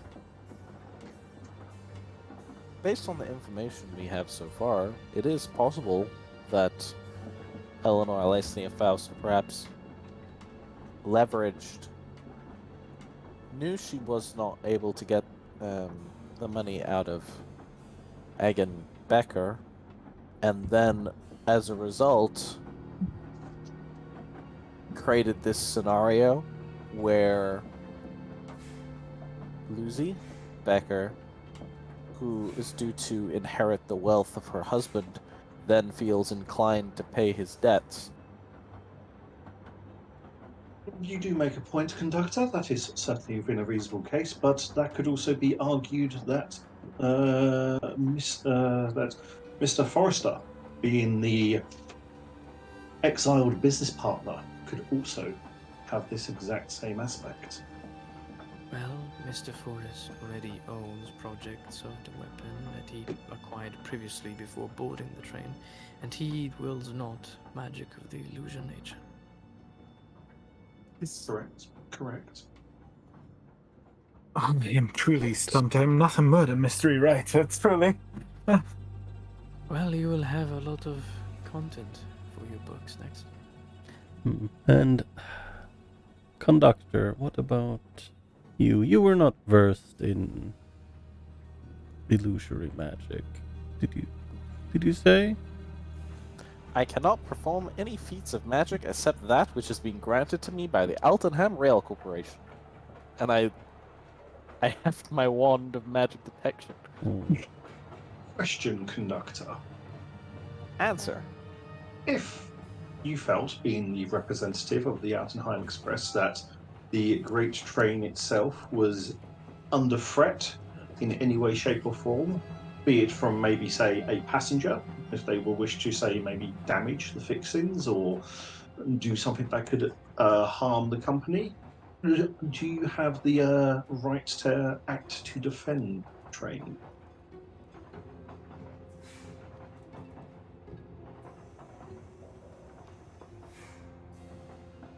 Such as in the case where there was a bomb threat aboard the train that was believed to be propagated by the Estoians as a result of the war efforts, I believe I am allowed, in the case of obvious threat, to prioritize passenger safety above all else.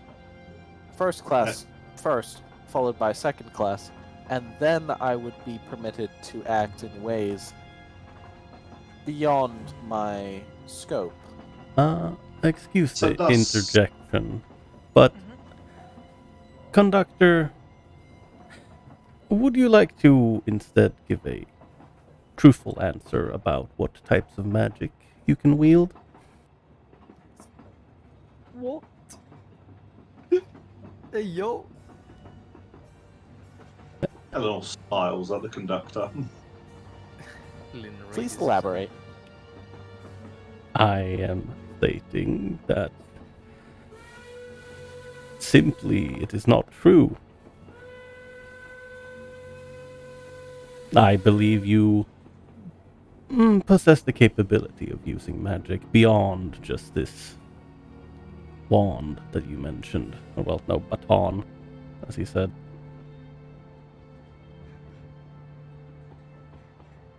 Brain has slowed down significantly, as by now you are rolling in through the outskirts of Altenheim. And I am those- incapable of performing such magic.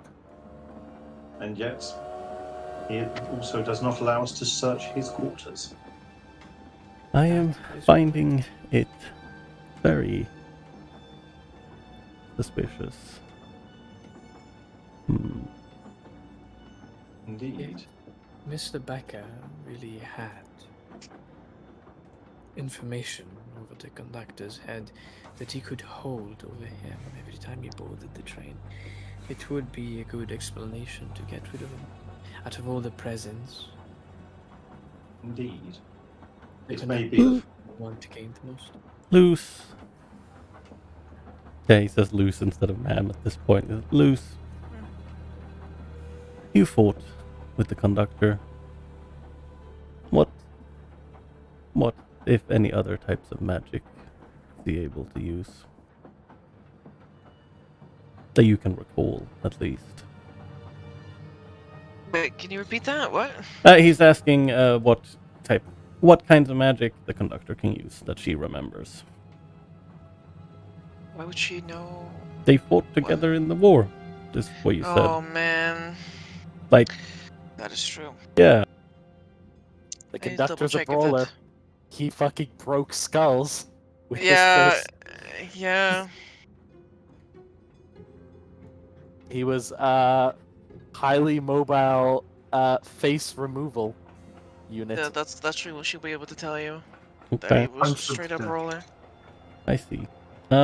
He wielded no weapons. He ran in there as fast as he could, and he blew people's heads open. Linden's around to Otto. How do you know that the conductor is lying about his abilities? It is merely a gut feeling.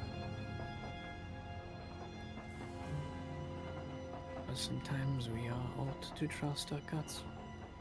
Yes. And the fact Mr. Conductor, do you have anything in your defense against these accusations? The train has arrived.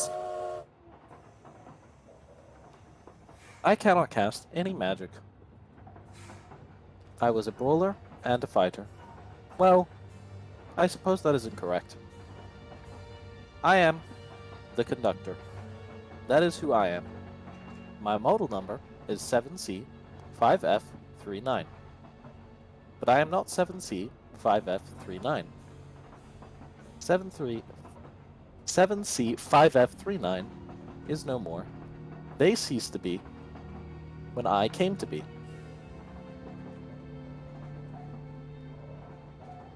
Explain.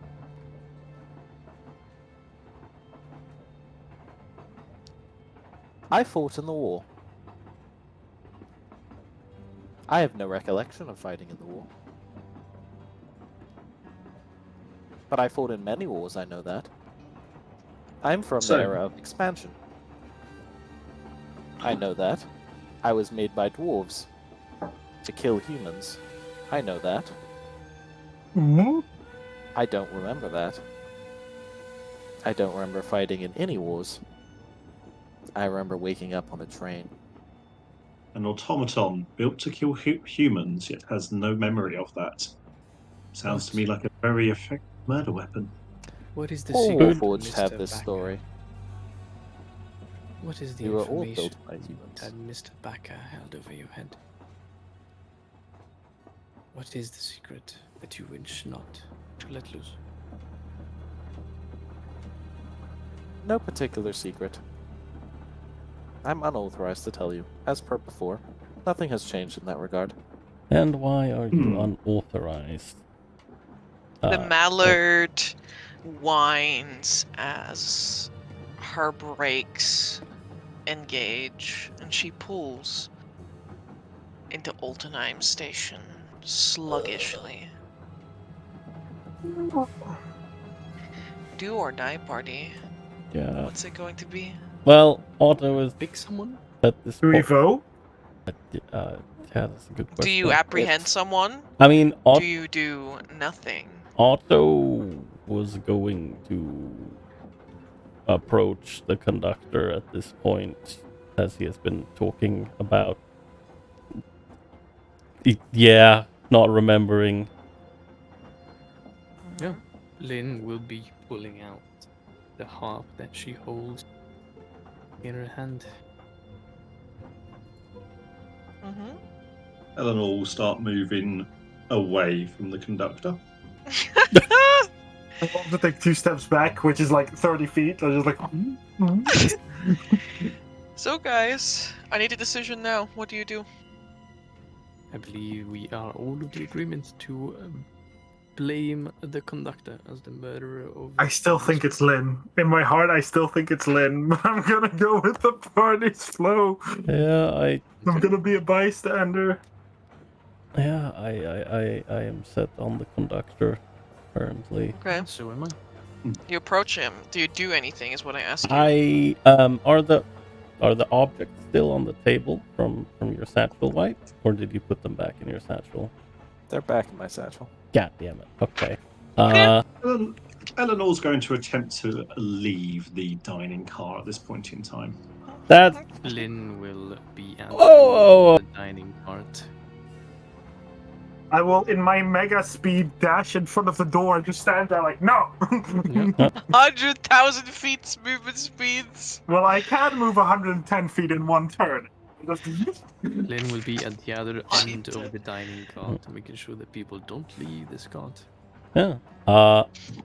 William, really, sir, we are here at the station. I do not see how I'm now longer involved in this. I wish to get Yeah, my belongings and leave. We are not leaving until this is done, madam.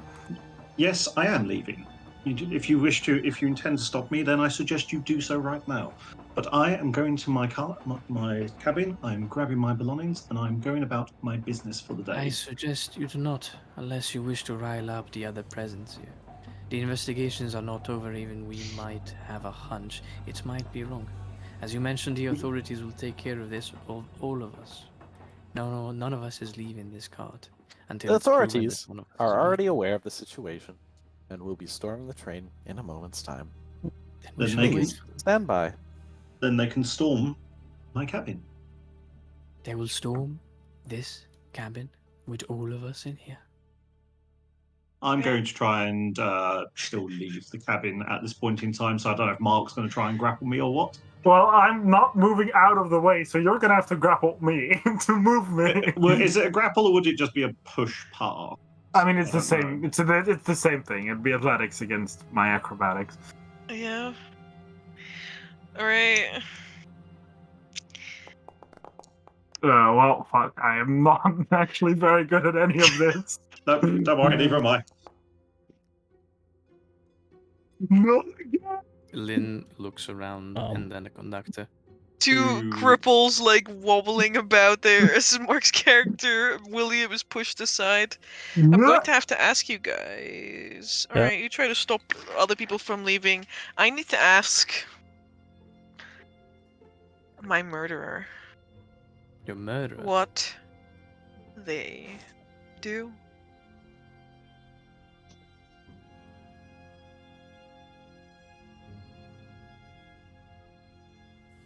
Very suspenseful. Super All the suspenseful. suspenders I'm about the to fling suspenders are killing me. someone gets out of this cabin, so just wanna know who tries to. I think from the sounds of it, I think Eleanor's left at this point. Yeah, that's Alright. okay. Lynn will attempt to stop Eleanor then with a spell, as she wriggles away past past William, surprisingly so. Alright. Is that initiative then? No, don't worry. No? Okay. Just we have give to me a wait moment here. for the murderer to describe what they are doing. Yeah. Mhm. Well, it sounds like they're about Working to cast it a spell out. on Eleanor. I kid. I don't think it's you. That's okay. I have no idea who it is. If it's Ferris, I will give him mad props. I have not Oh, suspected yeah. Ferris at any point of this. No, neither have I. I've suspected one or two people. I think I know who it is, but I've got only all else I don't know. I had mad suspicion for Ferris in the start, but then it kind of died down because other stuff was like coming up. No one leaves the train. You all stand by and wait. There might be some struggles here or there to enter one's cabin or to go about one's day. But at the end of the day, nobody chooses to leave. Oh, well, okay. Fair enough. What does happen is that authorities do indeed storm the train once word gets out through the other members of staff. And nobody, first or second class, is allowed to leave. And all of you will be taken to the local law enforcement as well.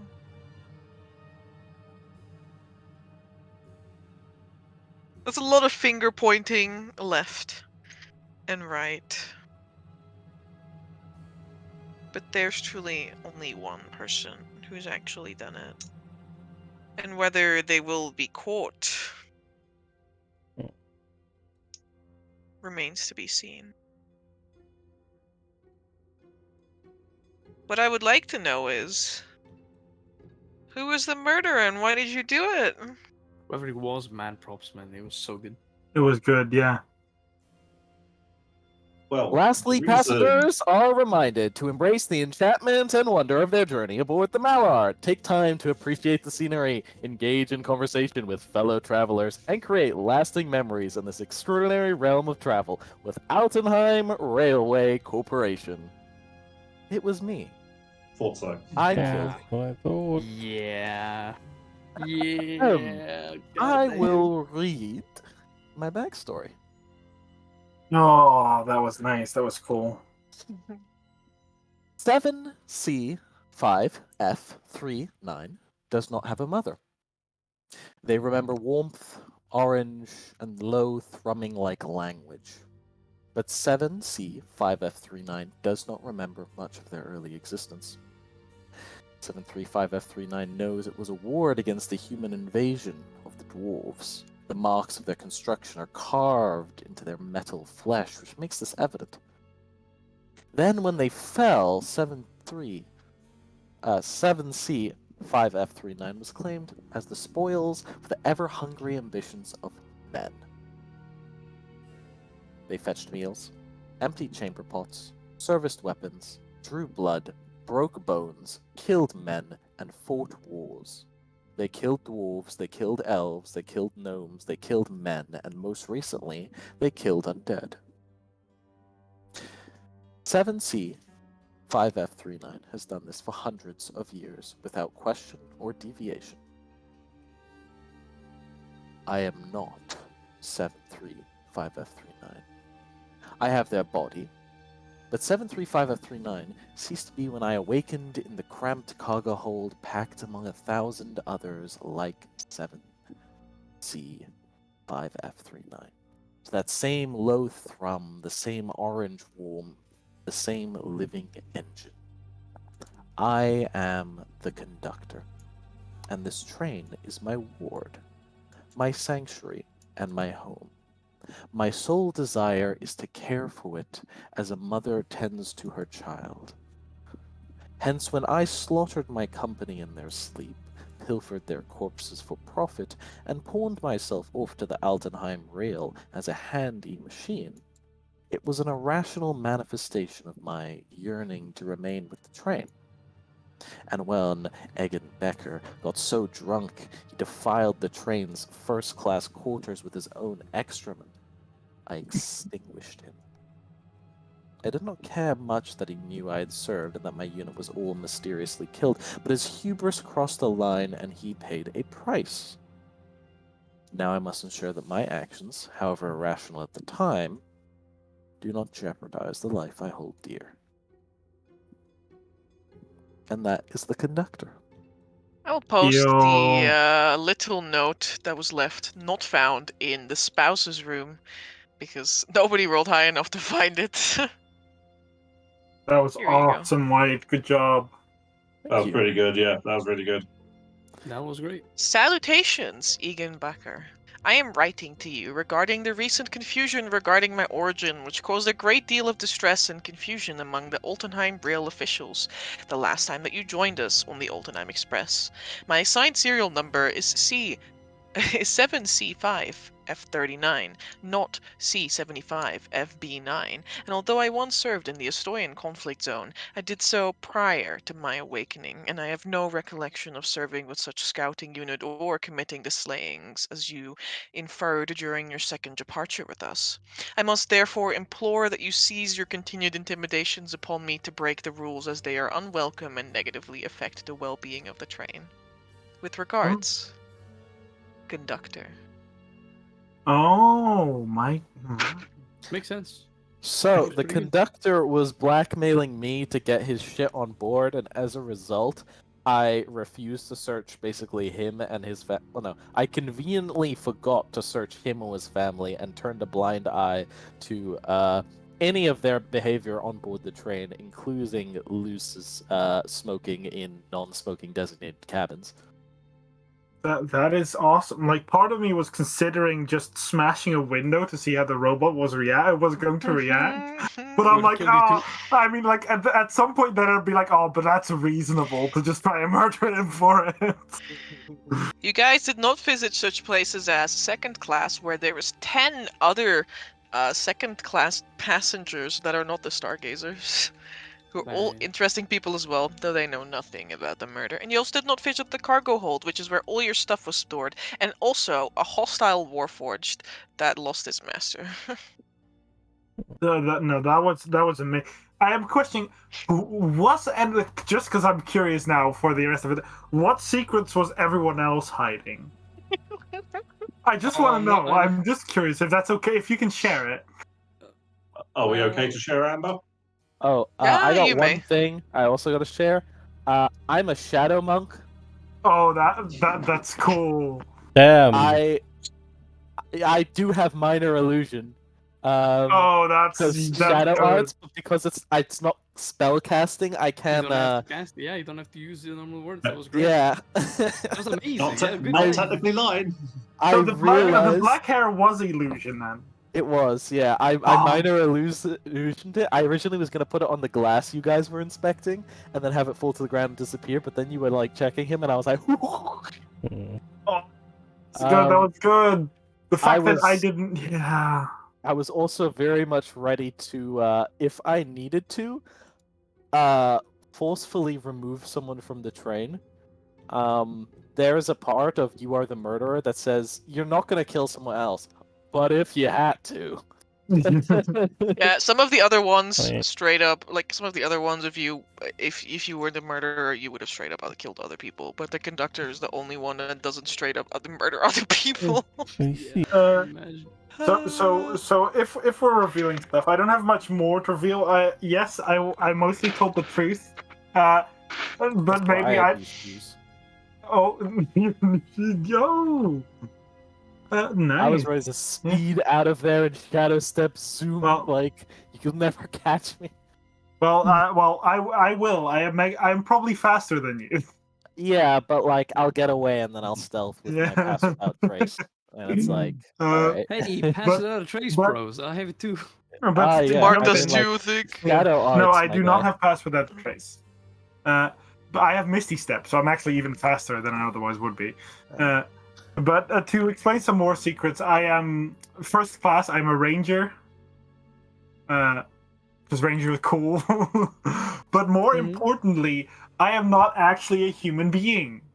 No, really. I'm a filthy witcher. I know. I thought that just juicy, man. Yeah. I am a filthy witcher that has dyed his hair to not look like a witcher, who is quote unquote retired.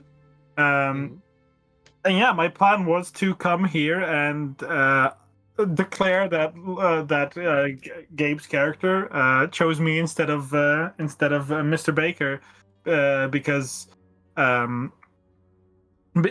wanted to humiliate him. If that didn't work socially, I also had a filter of love that I could have used to force it to happen if I needed it to happen. Hey, ditto. That's what I had. I had one of those too. And interestingly, Mark's favorite enemy really hooks up into Eleanor because Mark. My favorite enemy. I am a Fey Wanderer, and my favorite enemy are fiends and Fey. Okay, yeah, that does sort of. Oh, I'll chime in then. So, Eleanor Alskania Faust. She is a human. She did know Egan Bakker quite well.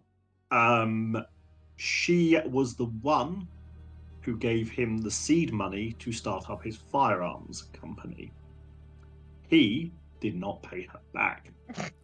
He's been trying to. She's been trying to find ways of getting that money back, either let's say through legal or illegal means. Other things that she knows about Bakker that she was going to hold over him was she also helped pay off the love child's mother. She has known the loyal retainer basically for all the years that Bakker has known the loyal retainer as well. Her plan was to, if Bakker had not been murdered, was to use those various aspects and also convince the loyal retainer to help to get him to pay his money back the proper way, or to essentially steal some of his designs and make money that way. Her background: she is a rogue assassin warlock of the Archfey. Oh. And her business, if anyone asks, her legitimate business is basically running people's accounts. What she does is she runs those accounts, skims money, invests, and acts as a loan shark. Nice. She uses her rogue skills for basically, if they don't pay, she goes and nicks their IP and then sells it off to the highest bidder. All of her spells that she has are basically to get her in and out of situations. She has Disguise Self because of her invocation of Mask of Many Faces. She can detect thoughts once per day. Eldritch Blast, because warlocks, you have to. She does know minor illusion to help her distract guards and bits and pieces when she has to go stealing. She knows sleep in case things get relatively het up. And because of her Fey knowledge, she also knows fairy fire and dissonant whispers as well. She managed to sneak on a filter of love and a dagger, which she had kept in her clutch the entire time. How's everyone filters of loves in their pockets? Yeah, and she managed to get, and she will probably have managed to have got away, depending on how the investigation of the authority goes, with one of Lucy's sleeping drafts, and also some of the ammunition from Bakker's firearm. Yep. I knew someone would pinch that. I'd grabbed a few just in case I needed to use the firearm to defend myself, first of all. That's fair. That's I fair. was really hoping somebody would fucking grab the gun in the last couple of minutes of the trade and point it at me, so I could deflect missiles and be like, "You are nothing, mortal." Shoots you back. The funniest thing is, bullets. We did this entire thing with a gun that had one round in the chamber. And, here's the thing, right? I shot him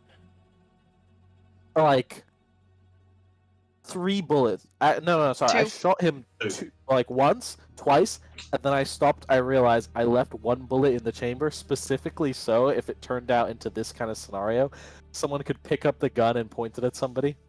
Well, I was tempted at one point, but everyone was gathered around the body to try and sneak that round out of the chamber. So therefore, if needs be, I had a couple of rounds on me. So if I got the gun, I could load it and try and defend myself. I'm also thinking that if anyone would have agreed to let me test shoot the gun, that also White's character would have been like,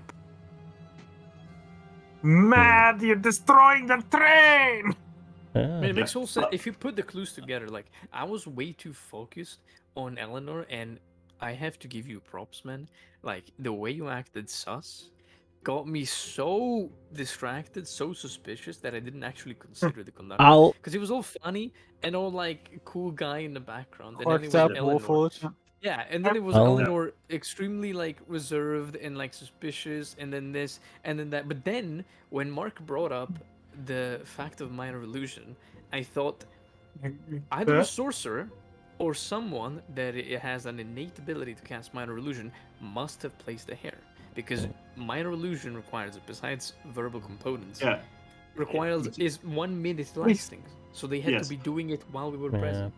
Exactly. And the funniest thing in Gabri is at no point did Anna tell me to act suspicious. It's just the fact of considering my character considering the fact my character is a criminal. I'll let you guys go for it. I have to be cagey as hell. That's my character. Personally, that actually removed any suspicion from me from you, because I was like, you're acting so suspicious that I think if you were the murderer, you'd act less suspicious. So I'm like, I mean, it's a matter of bluffing as well, just enough suspicion that you don't. I'll have you know, me, who was literally the alibi for Eleanor, messaged Amber at least twice, "Hey Amber, we were in the same cabin at the time of the murder, right? 100% legit." She's like, "Yes." I'm like, "Okay, I'm just double checking because Eleanor's actually really suspicious." I want you to know that in the alternative version, if the Ice Queen is the killer, then the loyal retainer will also kill for her. He will literally go and kill other people for her. Very well. Speaking of the loyal retainer, actually, if the loyal retainer is the murderer, then he will also just kill for her. Anything to get things out of the way for her. I see. But yeah, speaking of loyal retainer, White, I'm somewhat of a shadow monk connoisseur myself. I see. Excellent. Yeah. I saw the art you used, and I was like, "There's no way." There's no way, and I really, we're not going to be what's his face, Walter from Helsing at this point in time. I mean, no. Yeah, he's a shadow monk, but more interestingly than just being a shadow monk, something that really didn't come up. I didn't think it was gonna come up really either, because there was probably no need. He just so happens to be a changeling that escaped from the under the thumb Factory. Well, no, yeah, he escaped from under the thumb of the Crimson Court in Nova Stoya about 20 years ago. Since And then he found himself in first Graffendam and then Landhaus, and he basically had nothing. And Egan took him in, offered him a place to stay and some work. And Egan was aware of what he was, and he also relied on his particular skill set every now and again. Maybe getting some information by shape changing and sneaking into places, that kind of stuff. Well, talking about like the last part, especially, I can't not talk about the White Lily or Lynn, which is a very fitting name, especially since it's so short, for someone that might also very well be a changeling. I was half expecting another shadow monk. Lynn Everyone's a shadow monk. Egan was also a shadow monk. Or Nil, known as her Nyx, is a changeling working for the Eben Syndicate. Oh my She God. is a spy for the Estonian government, and she was sent here to sent to Bakker to retrieve the projects of his firearm to implement them into the war against the Burek. She courted the man and successfully wormed herself in between his bedsheets, and slowly but surely won the trust of the man over, and plotted, pretty much, a way to steal either the schematics of the gun that the man owned. So why did you bang me? Is my question. Why did you sleep with the scholar, Gabe? Oh, it's a simple answer for a pastime. Basically, No, fair. Lynn was growing quite tired and bored of Bakker's attitude after months of courting the man and not successfully grabbing the schematics of the gun, and she saw the opportunity when they decided to go on the train ride to Altenheim. And so, after meeting the scholar for quite a few times throughout banquets and other galas and meetings, she decided to go and bed exactly one of Bakker's rivals. It was, could have been the business associate, could have been someone else that hated the man, but it was Lynn's personal vengeance against a man that she started to despise due to his abrasive and, well, hard to deal with attitude. Fair. So No, I find it really funny that everyone seems to actually really hate Bakker. Well, I'm just like, I don't care. I just want my cash. I want my money. It's just business, darling. It was like very funny when I heard everyone not giving a shit. I'm like, why are we actually solving this murder? We should really just all be like, well. His spouse cares. Yeah, Otto cared as well. Like he lit. Yeah. Yeah. Well, Man. but you guys. He was like just one of those people that was like a terrible person, but like you've known them for so long. This is how it is. Yeah. No, Like his spouse too has been with him for 10 years. Arguably, I I wanted to find his murderer purely because I'm like, because of this murderer, I couldn't get my name cleared of this stupid ass. The thing I forgot to mention is that Lynn is also a lore bard, and I used quite entertainingly so a bunch of cutting words on people's roles throughout the adventure, and no one knew. Nice, well done. If you felt like your checks were failing a bit too much, it might have been because a certain... Fishy didn't have to. He rolled like 5 nat ones.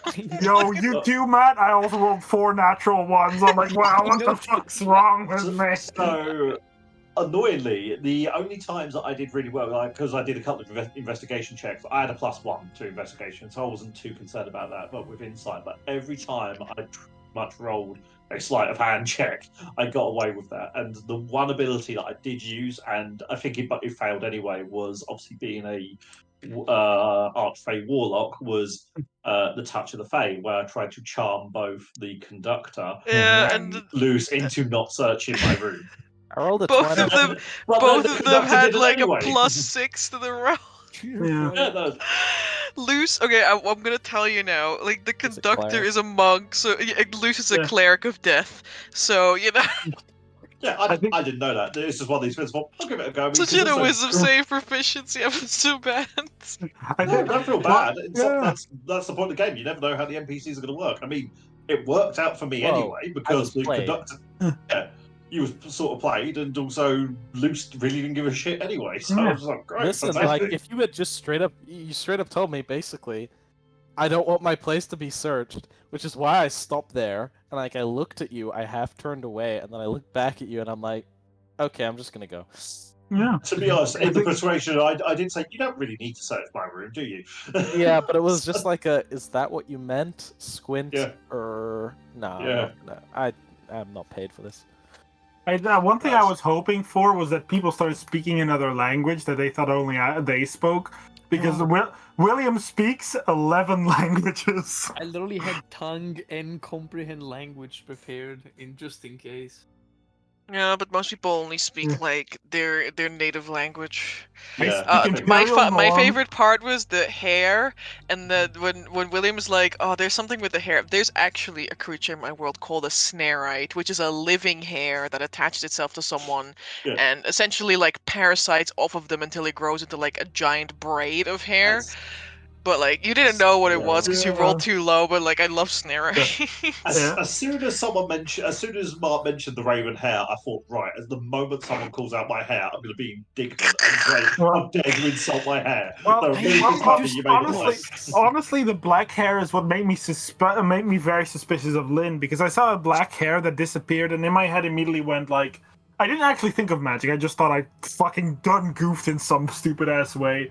But I was like, okay, this is too obvious, right? A black hair is too obvious. So in my head, all the people with black hair were safe. I mean, yes, and me, Warforged with no hair, just incriminating people with hair. Instead of making me think about someone with different colors of hair, it immediately made me think of the only guy with no hair. Yeah, no, I immediately thought, I'm like, and then especially that last moment where I'm like, wait, my brain finally realized it might have been an illusion. And then I was like, oh, minor illusion, which things has it? And then I was like, Bard? I'm like, oh, I was suspicious of Lynn the moment I heard the times of the death. I was like it was exactly the times that Lynn came back and left. So I was like, oh my god. So I have to admit, I honestly thought it was Valerie the entire time. up because again, she has the most, she has like the sort of highest claim. She definitely does. She stands down here at like half the fortune. Yeah, but, exactly. But it was just one of those things. I just thought it's too clean. Yeah. This is too clean. Like everyone here doesn't like the guy in some way, but there's no reason for anyone apart from Valerie to kill him. And as she stated, why kill him before it's officially recognised in any way, shape, or form? She's already recognized. Exactly. Yeah, let's say. I think one thing I immediately tried to do was make myself not suspicious by making it very clear I didn't like the guy, which would have made it far too obvious for me to just fucking murder him. Yeah, that's why I purposefully seeded with everyone the idea that you were like purposefully boasting about the fact that you hated him and that you didn't like him and that you're so truthful right now that you have nothing to hide. And I was like, that's kind of suspicious, guys. Like, Yeah. and I said it to everyone making insights against you. Yeah.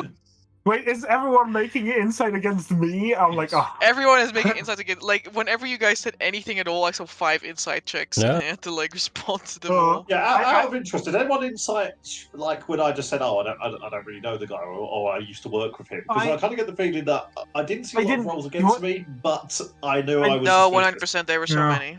One thing I was suspicious about, and that I didn't actually get to ask, is like I looked at the picture and there was just another guy. I'm like, who the fuck's that guy? Yeah, I DM'd Amber about. Can I roll a history check on that? But that we skipped over that. I mean, we didn't have to because Brandon explained that it was a party for like business associates and stuff. You know, people were getting into the business, and I was like, beep beep beep beep beep. Look, I did my best to fucking Photoshop some fucking pictures together. It was great, but I was like, I just see that guy that very prominently. I'm like, who the fuck's that? Why no one actually recognizes me? Boop, boop, boop, boop, boop. Okay, I think we can end the stream here. Yeah. Because that's still going. Yeah, it is. I mean, that was good. Yeah. Yeah. Cool. Good fun, guys. Yeah, it was fun. Thank you very much, people, for being here. Thank you, Matt, for joining in and guesting. Very much so. It was Yeah. very nice. And thank you very much for putting this together, Amber, and hosting. It was Indeed. very Yeah. nice, and very interesting and fun. Thank you. Yeah, it was Yeah, fun. it was Thanks, good. Amber. Yeah, it was amazing, and yeah, guys. props to White. It was very like Yes. yeah, and especially at the end, I was like, wait a minute, is he just fucking confessing to murdering this guy? Also, I was kind of like, guys, come on, like everyone knows Warforged were basically made for war Yeah, by the Because- dwarves Mhm. in the Either era in the of name. expansion. True. It's true. It's true, it's in the name. But yes. Thank you people for watching as well. And if you're watching on YouTube, you are equally as important. We Yeah. will see you guys next week for our normal schedule. woo! Actually, we will do. Yes, Mark, you had Kalamica tomorrow. Yeah. Okay. Well, there will be Kalamica tomorrow. There you go. And then next week, normal schedule. So bye bye for now. Bye bye for Toodles. now.